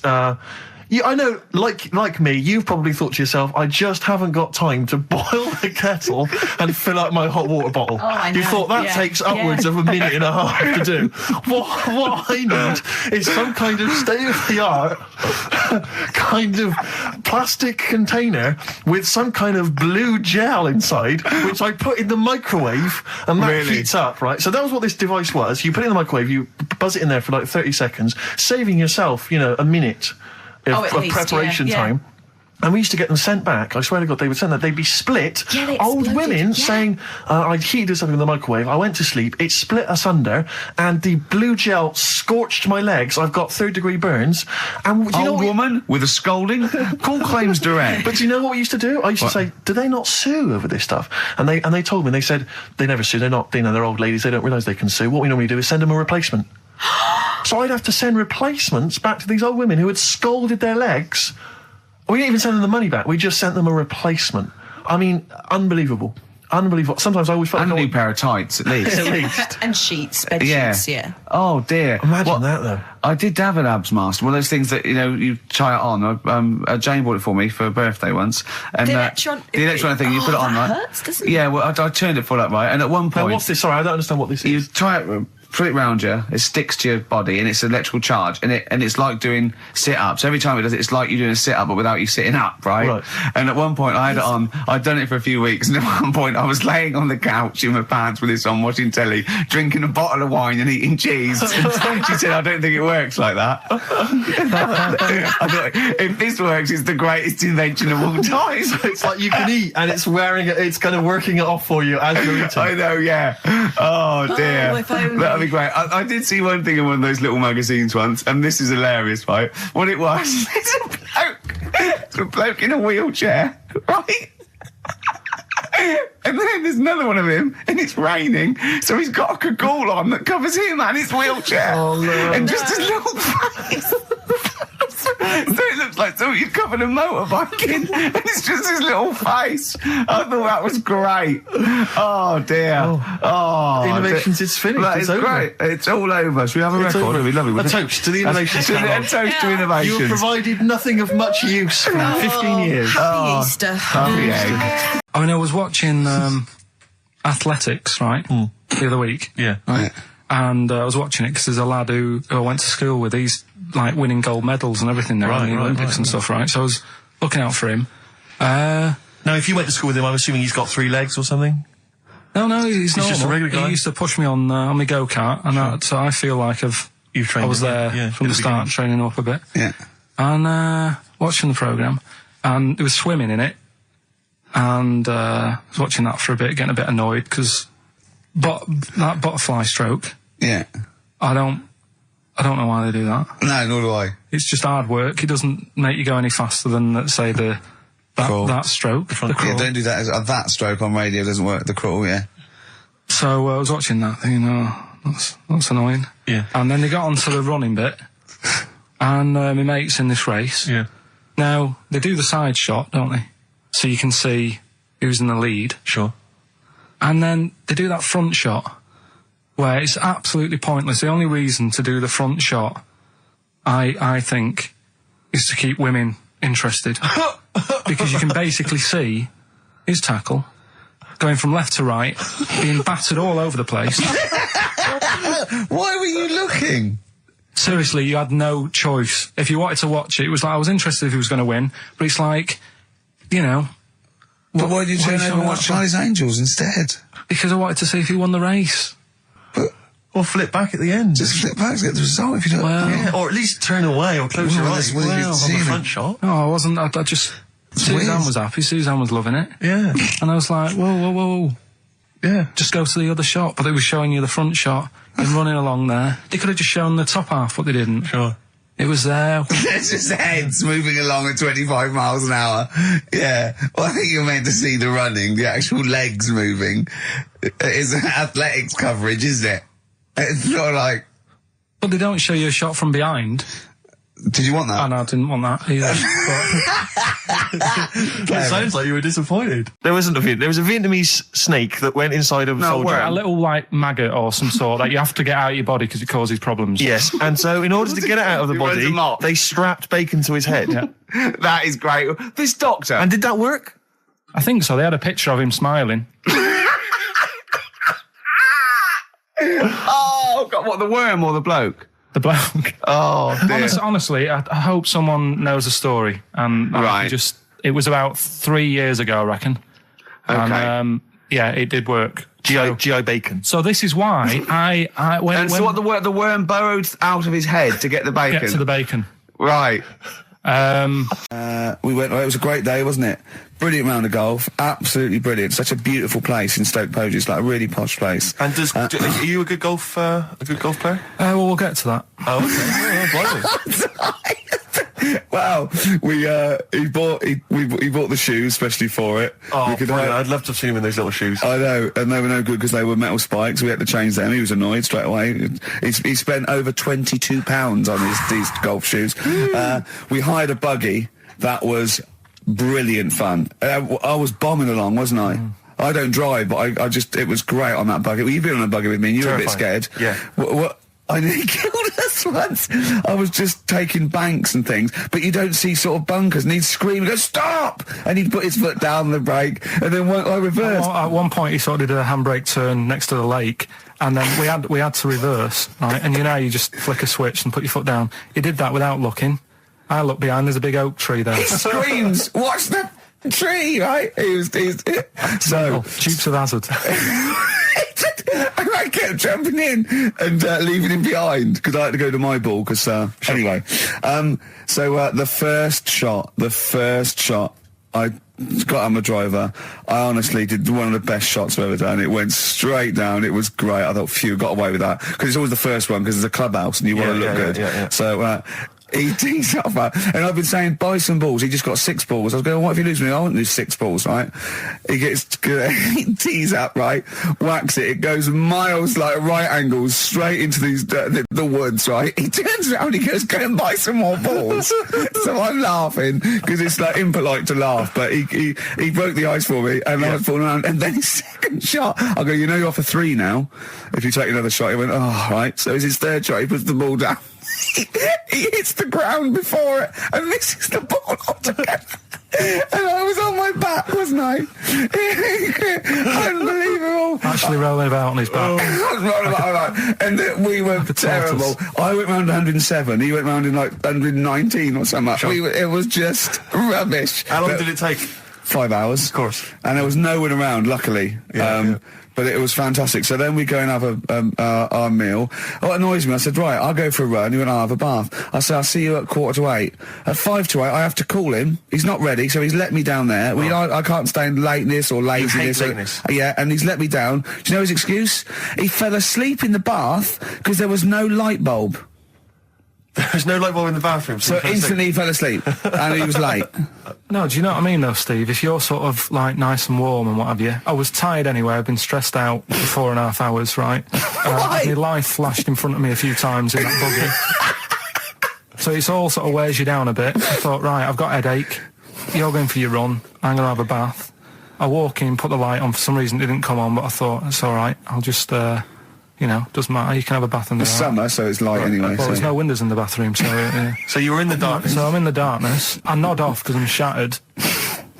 He calls up, hassling me. So I said, well, it doesn't normally take that long for me because, I haven't got, like, long hair. I've got a dryer and so I can sort of one wipe. Yeah. He's already 10 minutes late, though, when I called. Well, 10 minutes. 10 minutes. Late. This is late, this. Next. Doesn't matter. Dinner wasn't until 7:15, so we had, like, another 20 minutes anyway. So it doesn't really matter. Yeah, but we said 7:45. So he's calling up, hurry up. So I said, yeah, all right. So I get out and dry and like me tackle and what have you. Calls back again 30 seconds later. No, I don't. I don't like that. Do that no. Give it a wipe. 30 seconds later, come on. So I end up going downstairs to the meal area, naked, with a wet shirt on and wet socks. I've got headache as it is. Meant to be a relaxing weekend. No, you'll remember this when you hear it. It was when Karl said something that was basic. Well, I think for a lot of people it sounded like a lot of old bollocks. Man grows penis on his arm. I mean, why people are constantly losing their penises around the world? I've no idea. But why? I didn't realise it was a bit. What do you mean why on the arm? It's just a graft, isn't it? Yeah, but put it on like your buttock or your side. You can't wear a short sleeve shirt. Why do they've done that before? I don't understand it. Why not just graph it onto the side of your leg or something where it's high up, close to where it should be? I don't know. To get it used to the environment, like when you were like released a duck into the wild. I've never understood that. If there's a doctor, again, we had a doctor last time. There's someone who can let us know why they put it on the arm. So they can keep an eye on it, presumably. He's not going to work with this knob on his arm. He's probably in a hospital bed and under examination. Right. So what do you think? They pop the knob on the arm, say, come back in 3 weeks. What do you do, by the way? I'm a mechanic. Keep the long sleeve shirt, because the blokes go, why have you got a knob on your arm, mate? What are you talking about? He doesn't go back to normal as a teacher. Sir, what is it? What is it, Simpkins? You got a knob on your arm. No, don't worry about that. Do your maths. What do you think this bloke's walking around with a big knob coming out of his arm? Why on the arm? So they can keep an eye on it. So it's not... But if he's in bed, just get him to not put any undies on or whatever and just have a little sly look at how it's going. Even in hospital, if you're in a shared, like, little hospital room, people going, I've had heart problems, what's your problem? He's there with his arm out. He's got his knob out. Yeah, but I don't think it counts as indecent exposure when they're grafting a knob on your arm, sticking that up the bed. Imagine if he's driving, he's just got it out the window. People driving by. Yeah. The fact that at the end Is that bloke giving me the finger? At the end of the man grows penis on his arm story, it says, a Moscow surgeon said the man will be able to have sex in a few months. He said, women will never suspect. But what kind of a doctor talks like that? Yeah. I'll tell you, it is his cock now, seriously. The birds will never know. He'll be able to go berserk. Yeah. They'll never realise we grew it on his arm. That is unbelievable. Will he have a little scar on his arm, do you think? Yeah, I don't get it. Like I say, 83936 if there's a doctor out there. Or indeed if you've ever grown... Or a tailor. Making you a shirt. What side do you wear your cock on, sir? It's on my left arm. But what's the name? I tell you what is interesting, Steve. I didn't know that much about it. Autism. Okay. Oh, good. With some more entertaining stuff on XFM 104.9. Just to cheer up people. Go on, End. What? Go on. No, right. Have you heard about it, Steve? What autism. It scares me to death when he comes up, when he touches on a serious subject. We've been talking about wheeling a dead pope round, the Chinese don't age well, and ginger people are hated. And now we're going to touch on a really, I mean, my heart's in my throat. Go on, Carl, then tell me your insights to autism. Right, well, there was this, again, Channel 4 coming up with some good stuff at the moment, right? It might have been Channel 5. But what's the name? It's the attention span I like. These people who they've got like this autism thing going on. Yeah. And they sort of take in a lot of information. They get sort of they get so into it that they know everything about that subject and what have you, right? And there was this lad who he knew everything, right, about EastEnders. Right. He sort of the cameraman was saying to him. So, you know, why EastEnders and that? And he said, I don't know, I just like it. And he said, I remember when I first watched it was a Thursday, it was 5 to 8, Pauline Fowler walked in, she had a pink jumper on, she said, all right, love. And he remembers everything from that moment on. Yeah. Right, and everything, which is great, but then the way the programme was making out, it was almost like they were saying it's a disability. Right. When in a way, it's more like a superpower. Sure, like Rain Man. But if you can take it's Rain Man. No, he has special autistic powers. Oh God! We must send for Rain Man. I don't know what to do. So he would be a great contestant mastermind, sort of autistic mastermind. He'd be what I'm dynamite. saying is, don't be watching EastEnders though. Sort of, why didn't they give him an encyclopedia and say, get into that? Sure. That'll be useful. Yeah. Keep him away from EastEnders. Wasting his time there. But I don't think it is a disability. No. Yeah, there are other things, and they're not. It's also autism is a matter of degrees. From what I know, and I'm sorry to have to do this, but I feel that I have to at least be the voice of reason, as ill-educated as I am on the subject. But I think there's degrees of autism. I think some are higher performance than others. There's other issues with it. It's not they're just got good memories. They don't go around doing tricks for people because they can remember stuff. There are other issues with it. Do you know what I mean? Right, well, I mean, they seemed a bit... But you watched the programme, what did you learn? That he knows when Pauline Fowler came in? Yeah, I mean, there was other bits where they couldn't control their emotions and stuff. Oh, that other little bit, yeah. But the main bit of it was he can soak up information and stuff, and I'm just saying, it didn't seem really bad. Do you know what I mean? There's disabilities where people say that's a bad disability. It's like how people say about... This is brilliant. This is just like this is amazing to be in a room with this man. It's incredible. You just wind him up and listen to what comes out. And I'm going to sit back now. I'm not going to defend you or explain anything. Just go on and tell me about the other disabilities that are worse. What I mean is how people can sometimes easily get mixed up. How people are scared of like a cyclop. When at the end of the day, he's got a disability. A bloke Who's scared of a cyclop? No, it's apart just from like Jason and his Argonauts. Where's this cyclop that you're scared of? No, I'm just saying in history and in books and that. No, not in history. History happened. Yeah. What are you thinking of? You're mixing history with Greek mythology and Roman mythology and every other type of mythology. What do you mean? There wasn't really a giant cyclop that went round picking up ships and throwing them around. That's not history, Carl. Do you think Batman's history? No, but it was ages ago, wasn't it, when we were sort of forming... No, I'm not saying it didn't happen ages ago. I'm saying it didn't happen. Well, he might have done. There's no. I mean, what's so ridiculous about a fellow with one eye?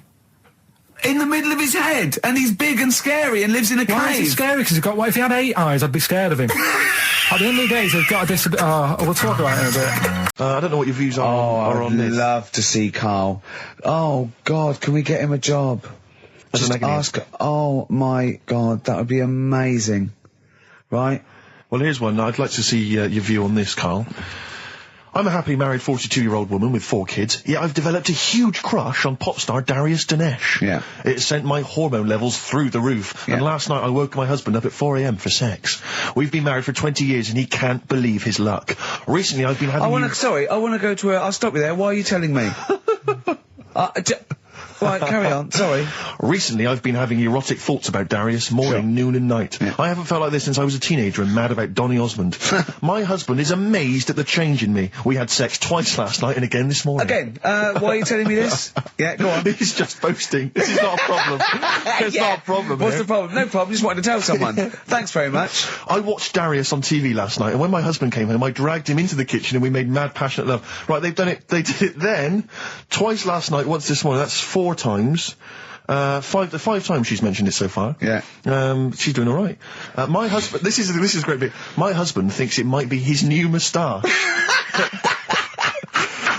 Or that I'm going through the menopause, but I know You were thinking different. of growing a moustache? I was Just thinking think of it would growing a change your moustache. luck with the ladies? I love the idea. That's what he thinks it is. He's telling his mates in the pub. You should go grow mad with for me. these. Grow The with old these, Tom right? Selleck. 5 times in the last 24 hours.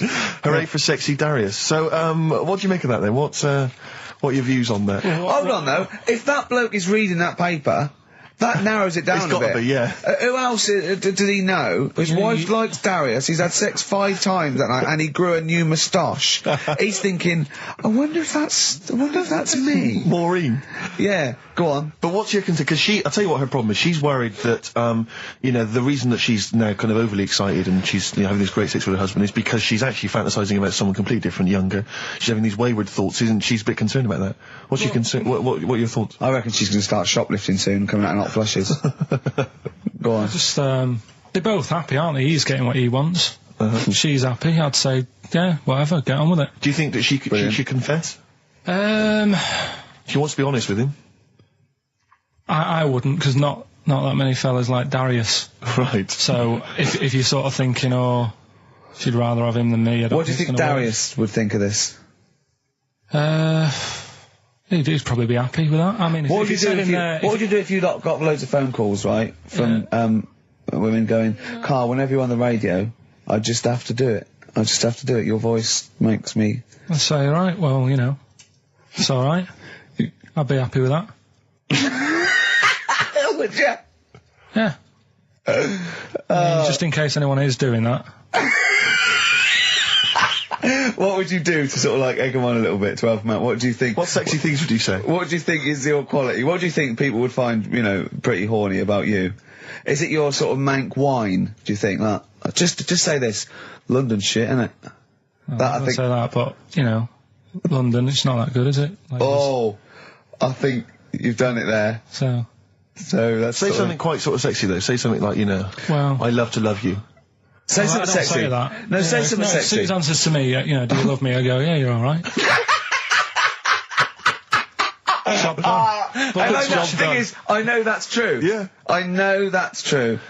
That's brilliant. But because one of the things that Deirdre says is that she's wondering if this marriage is going a little bit stale and needs to be freshened up. They need to give a new spice, a new spin to the marriage. What would you do? What advice would you give to spice up, something that they've been married for quite some time? Get Darius, all Darius things, get David Snedden's new video on the telly. What do you reckon though, Carl? Just treat them. Do you know what I mean? Just surprise them now and again with stuff. That's what I do. It's what you got those condoms, didn't you? That you got 2 for So, 1 hang on, what? You've never done that? What? You've surprised Suzanne with what? I've like, you stood behind a door and shouted at her when she comes in. Don't drop the jelly! Yeah, just the usual stuff. There was some free chocolate delivered to work the other day. I took her a bit of that home. Nice of you, that's really thoughtful. She didn't like dark chocolate, but I said, well, it's a thought. So, I had it. But, you often benefit from any gift that you give her. The chocolate, the meal, the condoms.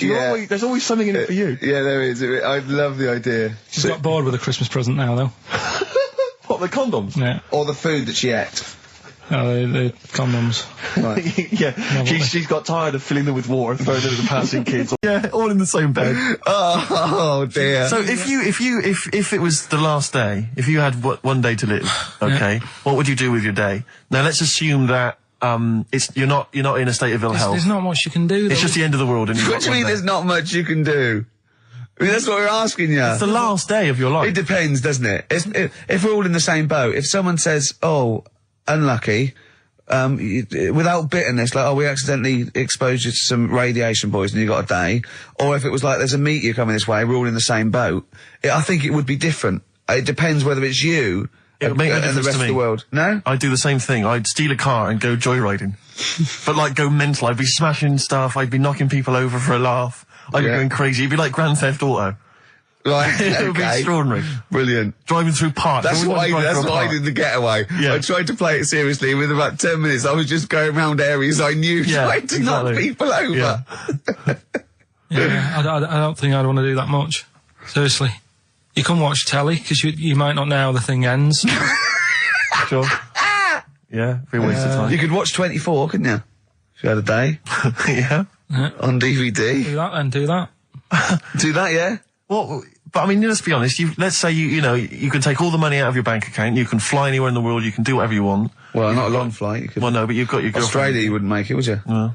Why wouldn't you go to the monkey sanctuary down in Cornwall and just go around cuddling as many monkeys as you can? I'm going to tell you something now. Go on. Go in there next week. Are you? Yeah. Taking my mum and dad away, because like Suzanne's mum and dad are there. What, you're donating them? Most people put them in a home. What are you going to say? Your monkey sanctuary is cheaper. Taking them down, taking them down to Cornwall.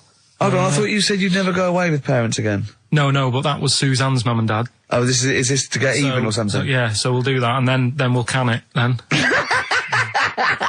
That was your outing. You're phoning both sets of parents over and goes, right, you won't be seeing us ever again on holiday. We've taken you away, Be careful that the monkey people don't buy you off your parents. Yeah. And don't make sure they don't leave any of the monkeys' food in the telephone box, because Dad'll have that away. Yeah. No. I was talking to him about that the other day. About the nicking in phone boxes. And he Should we just explain that to They live in a small village in Wales, and it's like one sort of utility store, and when it's shut, they leave you shopping in the telephone box across the road. And Carl's dad found out about this and goes and helps himself. Yeah, to other people shopping. That's terrible. Yeah, go on. And I was talking to him about that, saying, have you picked up any surprises in the phone box? And he said, no. We were talking about other stuff he used to do. One of them used to be going in this supermarket, right, in Manchester. Yeah. Needs a new pair of shoes. Yeah. Go in, take a new pair off the shelf, pop them on, leave his old ones there. Really? And walk out again. Yeah, brilliant. And then you go in after and buy his old ones back like an idiot. Yeah. Then you'd go in the next day. They look nice. My dad's got a pair just like that. I've always wanted some. Can I have those? I had some exciting news this week, Carl. You'll be pleased to find out. I'm worried that you might get a little bit jealous, because it's obviously going to impact on your world quite strongly, because I know you think you'd like things to be quite samey. You like the status quo to be maintained. You like the fact that in the past, we've had some crosswords, because I remember, what did you think of me when I first walked in? When I first came in on the first day of XFM? I don't know why you're making a big deal out of it, because I'm just being honest, though. I'm just being honest about a lot of people who see you for the first time sort of go, well, he's a bit weird. I love that, Steve, that you brought it up, and then you're again. But I'm sure that wasn't what he said before. No, did he say before? Well, he's a bit weird. Yeah, well, he looked at you, and I knew, I could see by the look of his face. You know when you know your kid, and your kid's sort of scared of something, and they go, "Why is your kid?" He goes, "Oh, he doesn't like pigeons or spiders." Right. It was like that when I saw Carl, and I brought you in, and I went, "What do you think of that, Carl?" I could see the look on his face that he was disturbed. Sure. And then, as he said, you get used to it, don't you? Yeah, you get used to it. And you have changed a little bit. Your hair's a bit smarter now, and you got some nicer glasses and that, I think. Or I might have just got used to it. Whoa! Don't bring it up, Steve. Don't look at me like that. So you say that you think some other people in the office thought the same? Do you know that for sure? Carl. Did you discuss it? Carl. Yeah, I think they do, yeah. Okay, leave it there then. But not just in the office, as you walk through the building. It's worse than you ever thought. Well, no, it's not worse than I ever thought, because as you well know, Ricky Gervais, yeah. What did I do on Thursday morning? Oh, is this the thing For those that perhaps are not of the female persuasion listening, there's a magazine. Apparently it sells quite well. It's one of the sort of female, kind of issues magazines. I think it's called Company Magazine. It's like your sort of, I guess it's a bit like your Moore or your Vanity Fair or whatever. Anyway, they run every year the 50 most eligible bachelors in Great Britain section. Ding dong, hello. Who's in there this year? In the 50, in the top 50 of the entire country. And then they vote, and they put them in order and see who's the most eligible bachelor. But that's 50 people, right? It always annoys me slightly because bachelor, it kind of seems like a more sophisticated word for loser. Yeah, no. Which always sort of unnerves me And also slightly. they try and do a different 50 every year, so they're getting pretty desperate to get different ones. No, Because also a lot of people who are sort of like successful, are married, so there's very little to... No. There's a huge... I don't know if this is international. It could even be international. I'm not sure, actually. So I could be up there with the likes of Justin Timberlake, etc. So, Fred Durst... Yeah. That sort of person, So anyway, this is what's exciting, right? Although I'm slightly frustrated because they were telling me that last year... Alright, because what happens is the readers of the magazine, they vote for who they think is number one most eligible bachelor, right? Last year, the prize was a 2-week trip in the Bahamas, okay? This year, I'm rather annoyed, because all I'm gonna win is a moped. That's the prize this year, that's the prize this year, a moped. Backtrack. What? Sorry? Last year was a 2-week trip to Bahamas, and this year Just a moped, all I'm gonna get is a moped. All you're gonna win is a moped. Yeah. There was one, Here we go. There was one about a woman whose husband died, and she had him cremated. Yeah. And made like a little egg timer out of him. Right. And she said, I did that so it can still help around the kitchen. Well, that might be true. That might be a joke. That's quite sweet. That might be true. It's a true story, again. It was all... No, not again, because the ones I just told weren't. Nor is the boiling the brains in a bag curry microwave. Head story, true. Yeah. They're too convenient. Will you be buried or cremated? What? Will you be buried or cremated? I don't know. Cremated. I imagine. Like you see. I don't know, it's out of my hands. Yeah, I haven't thought about it. I've not thought it through, and I don't care either way. Have you heard the one about... Sorry. I'm just worried that we're getting into a macabre world now of ashes, boiled heads. So I think we should play some music that people just calm down. Levi's. Just think about some of the urban myths they've maybe heard, assess them. Maybe they are absolute bollocks. Yeah. And they can move on from it. Well, it's just that the death thing, right? Yeah. There was an argument on there about, do you know that Twilight Zone or whatever it was, Tales of the Unexpected? Oh, yeah. Where the woman got buried alive. Yeah. They were saying how, like, years ago, they'd bury people thinking they're dead. Yeah. And they've recently, like, dug coffins up, and then the people who were in the coffin weren't dead. They might have just been, like, in some sort of deep sleep or whatever. And they've lifted the lid off. Yeah. And there's scratch marks on the thing. Yeah. And that's pretty scary. Makes you think. I mean, I hope they check these days. That's all. Running a bit late with this, but it's time for Do We Need 'Em? We're looking into what I'm animals... really worried about this because everyone's getting that last clue wrong. I reckon it's so rubbish that even your mental fans can't work it out. Yeah, it's a tough one, but... Give that final Rockbusters clue again. The Jamaican fella had to have some aspirin. Why is that? Why did he have to do it? No, hold on, that's changed. Well, it doesn't matter. The story. Oh, it doesn't matter. That's the point of a cryptic clue, isn't it? Oh, do. What have you got now? Right, so we're looking into animals that we get rid of. I've spoken to someone about snails. I spoke to someone about jellyfish, and that. And looking at cockroaches today. Right. Now, who's the expert? It's a woman called Jessica Marshall. Right. Does she know that you're going to play this on the radio? Well, I called up, right, in the week and said, can I talk to someone about cockroaches? And she was like, is that Carl? She knows who you are? Yeah. Right, so she already knows maybe your angle, your approach. Yeah, she was up for it. She's an expert, she's just not just some random person. No, she works in a museum, a good museum. I said I'd give it a plug. It's the one near Knightsbridge. It's got dinosaurs and that in it. It's worth seeing. Natural History Museum? Yeah. So, not sure. He's not sure. This is what happened.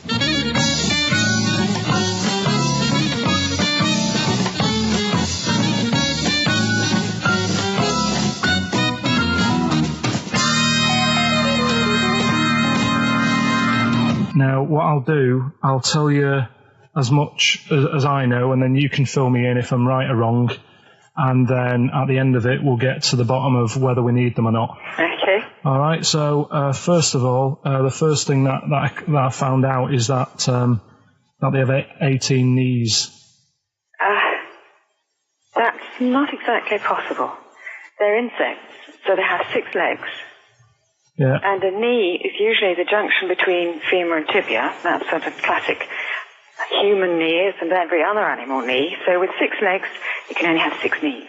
Could somebody sort of got mistaken for seeing one that was a bit double jointed? I think you're grasping at straws or something. All right. Well, we might have to come back to that one then. Okay. They can hold the breath for 40 minutes. Well, they don't do that because they don't breathe in the same way as us. They breathe through little spiracles, holes down the side of the body. So, no, they're not a very apt simile because the method of breathing is so different. What do you mean? Because insects have a totally different system. They don't have lungs in the way that we do, just breathing through one part of the body. They're actually breathing through every segment of the body all of the time. So even though they've got their mouth shut, they might be able to slide. Nothing to do with breathing. So only just feeding. So you see, maybe that's where someone's gone wrong. Someone's got hold of one and sort of taped its mouth up or something and got bored after 40 minutes and said, well, we'll call it right. It's a pretty unkind thing to do to an insect, even to a cockroach. Yeah, but it's all... You can't do that. Yeah, but... No. Pretty unkind thing to do anything, even a cockroach. Something else I found out. Yeah. They can live for a week without an head. Well, that's true if they don't bleed to death in the process. But the weird thing is, when I told you that they had 18 knees, you seemed a bit sort of like, don't talk ridiculous. But then we're talking about an animal that can live without an head. So there's a little bit of truth in that one, yeah? Yes. Why, when it was invented, has it got that facility? Say if someone said to humans, we could do that with humans, and, you know, if you lose your head in some accident, it gives you a bit of time to sort of go back to your family and maybe write them a note. You won't be able to have a chat, but write them a note saying, it was my own fault, and it was nice knowing you. Well, that would be a useful facility, I agree, but cockroaches are great survivors. I mean, they've been around for over 300 million years. They're one of the most primitive insects. All right. Well, I've also, is it true that they do a lot of resting? Apparently they can sort of rest for 75% of the time. Rest? Yeah, they just sit about doing nothing. It's probably true of a vast proportion of the world's fauna. Well, I mean, maybe the 25% that they are working, they're really giving it some, so it might make up. They're probably searching out food and, yeah, they can slow down considerably. You can chill insects in the fridge and they'll become very, very quiet. You might think they're dead. Yeah, but I'm sure, you know, if we were sat in a fridge, you know, we'd go a bit quiet, wouldn't we, you know? Well, you might not know much about it, of course. Yeah, but... Not quite reading the right sources. Well, I've been using the internet. I'm sure there are many useful sources that you could find there, but some of those seem to have been a little misleading to you. So you don't agree with a lot of what I've told you there? No. So, cockroaches, can we get rid of them? No. So we're keeping them then? I would say so, yeah.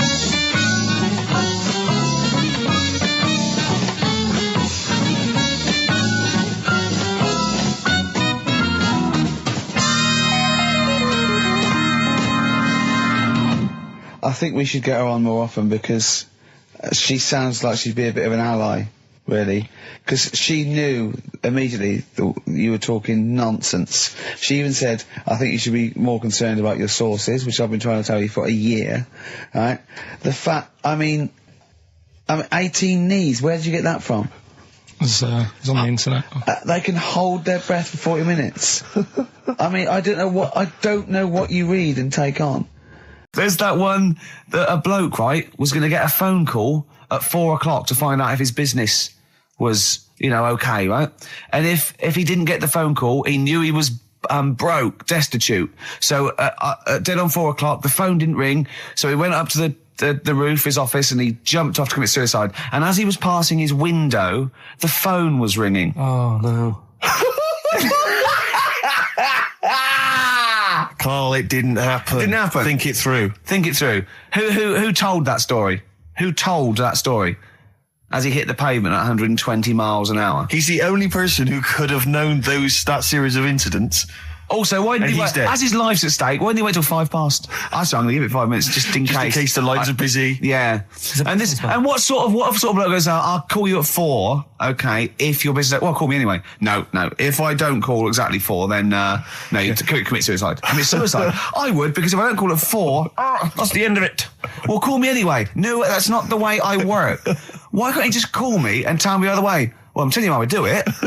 If you're bust, I don't call. Can't you just call to verify in case something goes wrong? What if it's engaged? If you want to be engaged, just commit suicide at 4, please. Right, go on, Carl. We're going back to 1829. Yeah. All the way back there to 1829. It's a retro conjoined twin link. A couple of guys set up a business. They were called Chang and Ang. Oh, they're the first. That's why they were called Siamese twins, because they wasn't that what it was based on, those two, Chang and Ang? Was it? The original, yeah, that's why they're called Siamese twins, because I think they were Siamese.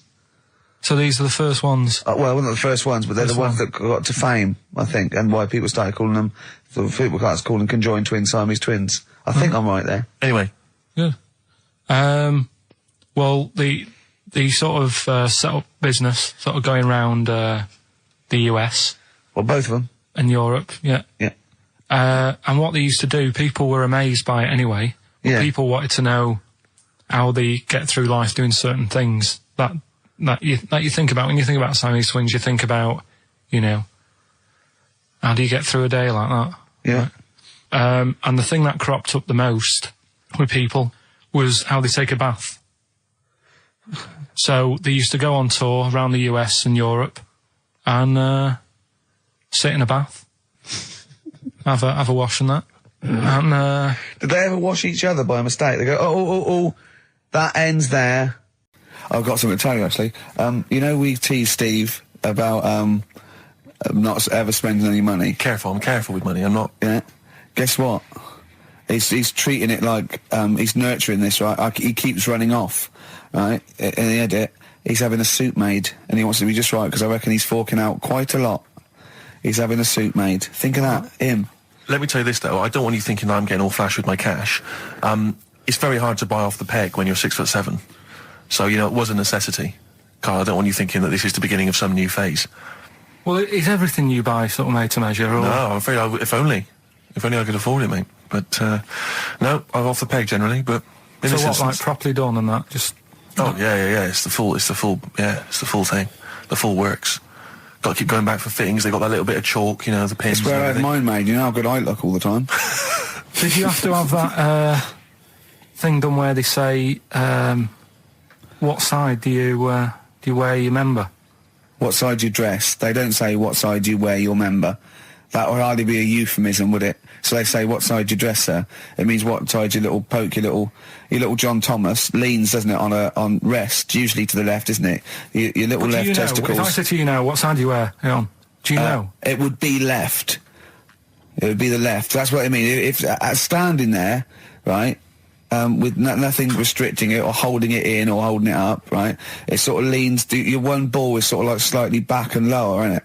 And your little John Thomas rests there, so it's left. And the reason they ask it is so they don't put the tape measure up on the left and squash your willy or touch your willy. So it's nothing to do with like, well, you'll need a bit more room of sort of more material on that side, or... Well, no, I don't think they compensate. It's just when they when they stick that up into your groin, they don't want to come in contact with your little... The thing is, I don't know what side I wear stuff on. I just sort of pull my pants up and... Yeah, it's just like, you had the girls in and that, and it reminded me, I was talking to Steve in a week. Yeah. I think it's when people were talking about going to Stringfellas and that. Yeah. I was talking about seeing naked people. Yes, I asked him. I said when he used to watch, say, he accidentally flipped onto BBC Two and some ballet was on. Would his eye ever been drawn to maybe the gentleman's lower regions rather than the ladies? The gentleman's package. Yeah. Would your eyes ever be accidentally drawn to that and you couldn't resist it? And you said yes. Yeah, because, right, I don't think I'm Oh, dear. Oh, go on, I mean, fair enough. No, right. I'm always looking at the beautiful ladies, but fair enough. Yeah. No, go on. But, right. Have you ever looked at Wayne Sleep's testicles? I went out. Have you ever looked at Wayne Sleep's penis and testicles? I went out on a night out, right? And it was it got to some point in the night where 2 women and 2 fellas got on the stage. Right. Right. Started stripping off. Yes. Yeah. Just what, members of the audience? No, I think they were like part of the act, right? Right. And what was it, panto? The fellas had like their undies on, and the girls just had their knickers on. Yeah. Right. And sounds pretty erotic at the moment. Go on. And at the same time, they all whipped their pants off. Yes. Right. Yeah. It was Bucks Fizz, wasn't it? The adult show. Now I said to Steve, at that point... Sorry, I wasn't there. He said it's to me later. yeah. I said, well, you have a quick glance at the fellas. And then the annoying thing was, I thought, right, now I'll have a look at the women, and it was too late. They put the knickers on. How long were you looking at the fellas? Not that long, but why were you looking at them first? It's human nature, isn't it? Why? I don't know, but I'm sure you would have done the same thing. You just sort of think, well, how are they shaping up? So it's a comparative test. So who had the biggest knob? Which one of the blokes had the biggest knob? No, it's like, normal. But this is a whole new side of you. This is a whole other area. So you look at ballet dancers, you look at the gentleman's. No, I don't. package. I just was, when he said this, it reminded me of this night when I was walking home thinking, didn't get a look. Because I was messing Where up. was this? What event was this where people are stripping off? Carl, I'll tell you what, you are the most interesting man I've ever met. But are you comfortable being nude and that? We've done this. Well, I don't know what this is. We did this last week about, are you comfortable being nude? No, I know, I was talking you're about probably that. most comfortable being nude. It's just probably not in public. Well, Ricky's only really comfortable nude when he's eating. Yeah, there's nothing to get, Yeah, you can just wipe yourself down. Yeah, you just sit in the bath, yeah. No, but I talked about that, and then when I went home, I was talking to Suzanne about it, and she said, "What's all that about? You don't like being nude, right?" And I said, "Well, it's not." It's like I'm part of an Alan Bennett play. Oh yeah, right. It's years ago. Oh yeah. Some in olden days. Oh sure. When ghosts roamed the earth. Once upon a time, you mean? Yeah. Some doctor or something who was into like the way bodies work. They got their head cut off. Who did? The doctor? Yeah, he was doing a bit of an experiment. And he cut his own head off? Yeah. Okay. And it was about, he said, when my head's in the basket, I'm going to blink my eyes. Right. Okay, sorry, hang on, let him finish. And, so the doctor has chopped his own head off, and he's told everyone, I'm going to blink my eyes. He's in the basket, and he goes like, right, I'm going to blink my eyes about, as many times as I can. So quick, count them. And they count, and he got to like 15 before he Right. died. Now, this is how Carl told me that. Till Nick Frost explained that, Carl told me, he said, right, well, a bloke, right, he had his head cut off, and when his head was in the basket, he went, count how many times I can blink. And I went, well, that's rubbish. He went, no. And Nick went, well, no, he actually said, when my head's in the basket. And Carl went, all right. I said, Carl, do you know the subtle difference? Do you see the subtle difference? I have to say, though, guys, I still don't really understand what went on there. You've both lost me. The story is that a bloke who'd been found doing, You mean that Carl just explained it and that was a clear version? Because I still don't know what you're talking about, Carl. Well, this bloke had his head cut off at experiments against God. He was a doctor in the, in olden times. Yeah. And when they cut his head off, why did they cut his head off? Because it was he was crimes against. Exactly, he was executed. Yeah, and he said to his assistant, "When my head's in the basket, I'm going to blink. Count how many times I blink and write it down as an experiment." Right? Carl told it to me like his head was cut off and he went in the basket, and when his head was in the basket, he looked up and said, "Count how many times I blink." Yeah, I love that. I love the difference in that story. Yeah. Both rubbish. Yeah. But one's possible and one isn't. You believe anything that you're told, except when we tell you the truth. Right, here's one. Christ. Ghosts and that we got talking about. Sure. And Nick said, right, he said, you'll like this one.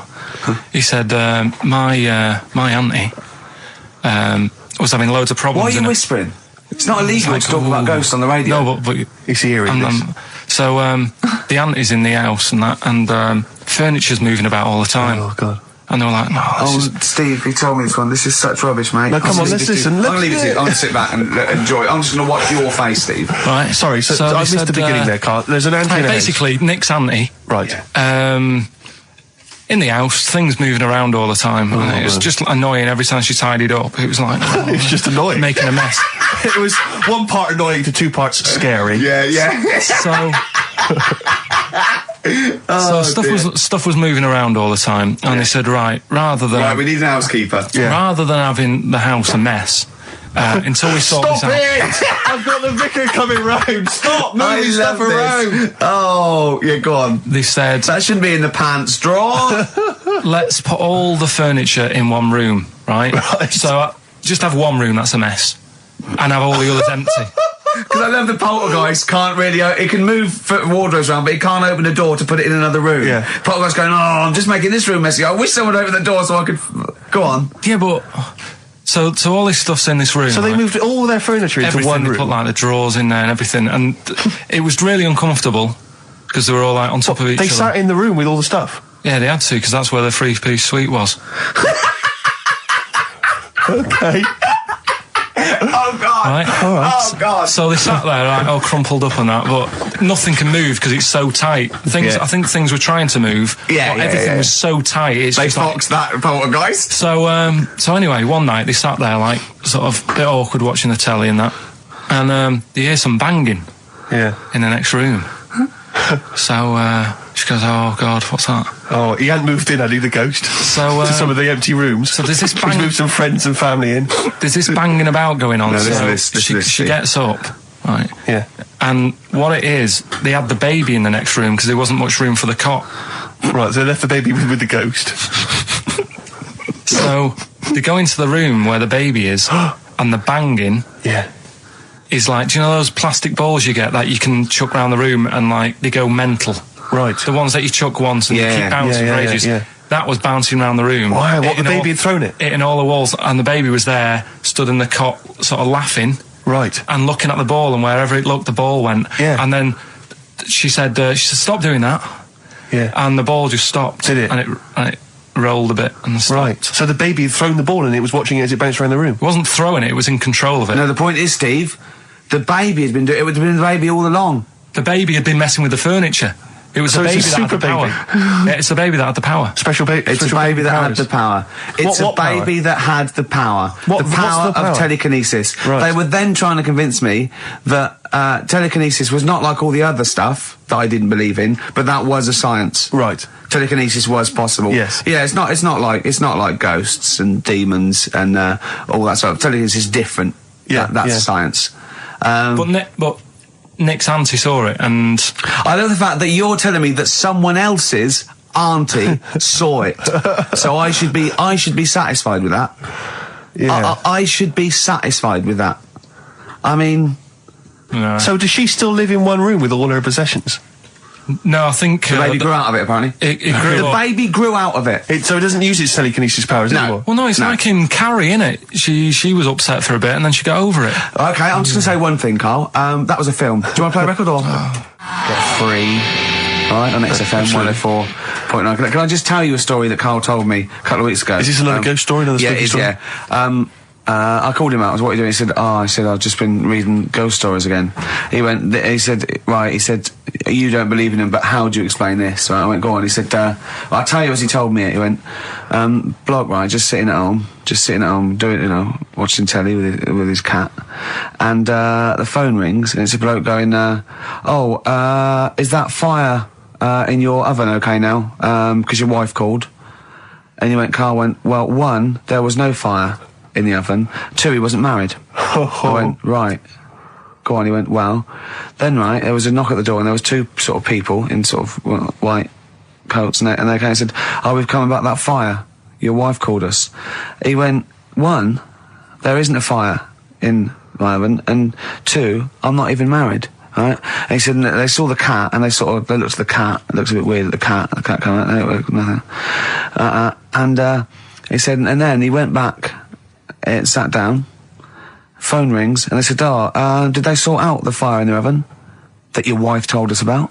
Oh. He went, 1, there is no fire in my oven. 2, I haven't got a wife. And Carl went, what do you think of that? I went, that's not it. He went, yeah. I went, that's the end of the story. What? He went, well, how'd you explain that? I went, explain what? I thought he was going to say, a year later we got married, but she died in an oven fire. Right? I thought it was going to be that. And I went, that's what? People winding him up. Yeah, or someone did report a fire oven, and their name was Johnson, and they looked up Johnson, they got the wrong thing, it was the gas board, and they sent around to the wrong person, right? You know, he went, yeah. I said, I explained it to him, he went, yeah. Why did they look at the cat funny? Oh, man alive, Carl. This is really weird, right? I was in my house once, right, and the doorbell rang. Yeah. Right, I opened the door, and there was no one there. Yeah. Right? And then I looked across the street, right, and there were some kids running away. Yeah. Now, how do you explain that? Yeah. There was another time, right, where, like, I opened the door, and there was a bird goes, you've ordered pizza. I went, I haven't ordered pizza. And I heard my mate upstairs giggling and putting the phone down. Yeah. How do you explain that? Carl, seriously, why did you tell me that story? What did you think it was weird about that? The fact that it was 3 different people. Is this all the information? Is that the entire story? It was 3 different people. Did you fall asleep and not read the end? A fire that didn't happen, about a wife that didn't exist, and a cat that didn't look happy. Okay, educating Ricky. What have we got? Airy Chinese kid, go on. Right, yeah. This is the. I didn't want to do this. Really? You didn't want to do it? Well, I wanted to give you 3, and I gave you one. It was like the alien man gets a beard or whatever. Yeah, which was total rubbish, so this one should be better, maybe. Hairy Chinese kid. Right, well, yeah. We've talked about airy people in the past. True enough. Aren't we? Yeah. You know, the little kids who grew up in woods and hung around with wolves and that. Yeah, again, you're confusing it. Yeah, they're not, there were some people that were born very hirsute. They were not the people who were brought up with wolves. Yeah. You just put that together in your Homer Simpson type mind. Right, well, this is like a sort of close to that sort of story. Yeah. But the weird thing is, right, Chinese people aren't that hairy as a nation. No, seriously, that's a well-known fact. They don't have that much body hair and stuff. Okay. So this little kid who was born over there, he was like covered in stuff. Was he? And it was only his nose that wasn't hairy. The rest of his body was caked in hair, right? And his hair sort of What grew. sort of hair was it? Was thick hair. No, what I mean is, was it sort of like a pony's mane, so he just looked like an Ewok? You know what I mean? Just like hanging down sort of straight, dark hair. In the picture, it looked like it grows from his eyebrow. It grows from his eyebrows quite thick, and then it just goes all the way over his head. You don't think it was just really long eyebrows that he'd done a comb over? No, it was all over his body. It had a picture of like his back and that. Yeah. And had he styled it? Had he styled it at all? Did he have any quiff or? No, it was just hanging everywhere. all over him. Yeah. And they were like, you know, this is a bit weird happening in China, where we're not normally that hairy. That was the scientist speaking there. Yeah. And the local press and that were getting him down, calling him Monkey Boy and all this. Oh. And thinking Chinese press. But the doctor, yeah. Oh, they're cruel, aren't they? The doctor, like those game shows. That's Japanese, isn't it? Yeah. That's what. Yeah. And the doctor said, I was talking through all that time while we were just like talking to each other then. Because I turned round and I still saw he was talking. Go on. So anyway, the local press came in to see the hairy boy, the monkey boy. And they were like being tight, taking the mickey out of him, and the doctor said, throwing him nuts. Said he's only hairy. Said he's a healthy young kid. The only faults he's got is he's got a little bit of eczema and a boil. And he said everybody should just treat him the same, and I think he grew up a healthy kid. Yeah, so that's the end of the story. That's not a story. Why? Well, but I've got nothing. I don't know what to say to that. So someone in China was born slightly hairier than the rest, and he was normal apart from eczema and a boil. That to me isn't a story. But if it is, I've got a million. I mean, it's sort of like bloke from Manchester went a bit bolder than the rest, got a job on radio. He was normal. I mean, that's not a story, is it? Do you know what I mean? All right, then. You know, I won't be telling anyone the bloke got in the car and he had a full-face beard. Why has his car been towed away? Because it was a quiet road. It wasn't in the way. So. Are you filling in the blanks again? That wasn't in the book, was it, that you read? See, that's the thing. Sometimes I think you make up bits of the story as though they were fact. That doesn't seem right. Well, that's all you can do, isn't it? So that's educating Ricky. Will we? Brilliant. Do that next week. That is brilliant. No, I think that was good. I did. I mean, I enjoyed that. I learned something from that. I mean, I want to get. I mean, this is all from one book, is it? Yeah. That's an interesting book. With the, I don't want to dwell on it, but with the hairy Chinese kid, what did they say about that? What was the, I mean, was it once there was born a kid who was slightly more hairy than everyone else, but yeah, it's all right. He only had a boil. How did they word it? How did this capture your imagination?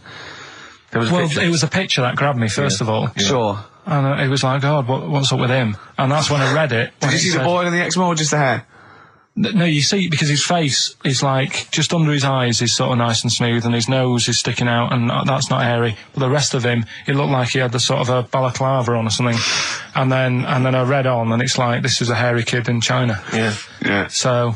Yeah. Okay, good. Anything else in there? Someone's mentioned Daphne from Scooby-Doo, and but I've always had a soft spot for Velma. Velma? Because Velma's no glasses. I mean, I'd have She's clever. Can I tell you what would have happened if I was in that environment? I was maybe on the... Your glasses would have got tangled up. I'd have always had I'd always been making a play for Daphne, right? And Velma would have fancied me, but I'd have always ignored it because I was playing for Daphne. And then when I finally realised it was never going to happen with Daphne, I'd have blown it with Velma. Maybe not, though. Maybe not. Maybe not. Sometimes those, you know, they might, you know, appreciate honesty and go, listen, I've been hitting on the good-looking one. Yeah. Oi, Four Eyes. Yeah. Do you fancy it, Chubbs? Exactly. Something like that. Let's be honest, is what you're saying. Well, yeah. I'm wondering, I don't mean to be libelous, but Velma, she was quite short, the glasses, the short hair. Lesbian. Hung around with the dog and lesbian. The bloke. I'm beginning to wonder if she was, maybe. See, unfortunately, I said lesbian there, and you still carried on with your assessment of what it is to be a lesbian. It's bad enough doing the cliches of having short hair, but you said the dog. Yeah, well, she hangs around with a dog. So do lesbians do that? Well, have you seen some lesbians? They're right dogs. Good night. Have you seen what I've done there? You know what I've done there, Rick? Comedy award winning. Oh, God. So, Carl, you were going to a wedding last week. Was it last week or the week before? No, it was last Saturday, right? Yeah. And he said, looking forward to it. He went, no, it's going to be boring. Suzanne was listening, knows that the couple were taping the show. So she had to get in there before you, didn't she? She went up to him and said, look, when you're listening back to the show and he says it's going to be boring, he didn't mean you, he meant weddings in general. I love the fact she has to run round and clean up after him. It's great, isn't it? How was it? Do you not like weddings? You're not a fan of them? They're only good for the people involved, aren't they? What are you talking about? You're getting free food, free booze, free music? Yeah, but it's just all hanging about, and there's loads of people there you don't know. Absolutely, I agree. Do you know what I mean? You've got to make an effort. And even the bit that was important, right, when they were getting married, right, there wasn't enough chairs, because it was, you know, all the family gets the chairs, don't they? So I was sort of stood at the back. Stood at the back in that watching, and I couldn't hear what was going on, because a woman was breastfeeding the baby. Oh! But what, how loud was this baby going away? You couldn't hear what was going on? So it was slurping and that, and she was like, I just thought, how hungry is it? Could it not have waited? Because you've all got to wait for the buffet or whatever later. I know. But also just in this. Well, there was two, wasn't there? Why didn't you? The only thing that annoys me with weddings is the gift. It's the gift thing. Because, like, you buy these gifts, right? You spend a little bit of money, maybe. You know, I like to be a little bit lavish if I go into a wedding. Oh. Well, no, come on. You get a gift, right? You package it up. You're having a laugh. And I don't know about you, Rick, but I like to see the response. When I give a gift to someone, I want to see the feedback from that. You know, this is very much. You know, I want to see what it is that's Jane bought them on you know, and put my name to it. Yeah. Because sometimes I have to. Oh, thanks for the. I go. Oh, no worries. No worries. No worries. Yeah. But you know, certainly, I mean, we talked about it before. But certainly, you know, it's the amount of money spent and the amount of time given to the gift should be correlated by the amount of the response you get. Absolutely. If I give a book token, a shrug is fine. But if I give, you know, anything sizable, I want them to be showing it to friends. If it's a bar, I want them to show it to barman, other people, want to strangers. Go, look what Steve Merchant got me. Yeah. He's the greatest man in the world. Yeah, exactly. Yeah. You go to a wedding, you turn up with a gift, you could have spent, you know, upwards of £15 on it. You turn up, you walk in, you say, excuse me, where's the bride and groom? I want to give them this gift. And some bloke, normally the brother-in-law, says, oh, no, the brother-in-law's mate. Yeah, sorry, they're too busy to see you right now. Just stick the gift on this big table with all the other ones. Yeah. And they'll get back to you in a week. It may be 6 to 8 weeks after the honeymoon. They maybe write you a note. They won't thank you personally. They'll write you a note. It'll be a general thank you. It's a general thank you. Your name in different type. Yeah, but it might have some vague reference to to what you did, but it won't really be personalised. Yeah. The set of mugs, again, will be in different type. Exactly. Thank you, Steve Merchant, for your wonderful gift. We love mugs. Yeah, yours. Yeah, exactly. and a photocopied signature. Exactly, yeah. It's not right, is it? Oh dear. And also, of course, as well, if there's a baby involved, perhaps they had a kid out of wedlock, and that's why they're getting married. There's normally the little baby signature as well. I hate that. Like the baby signed it.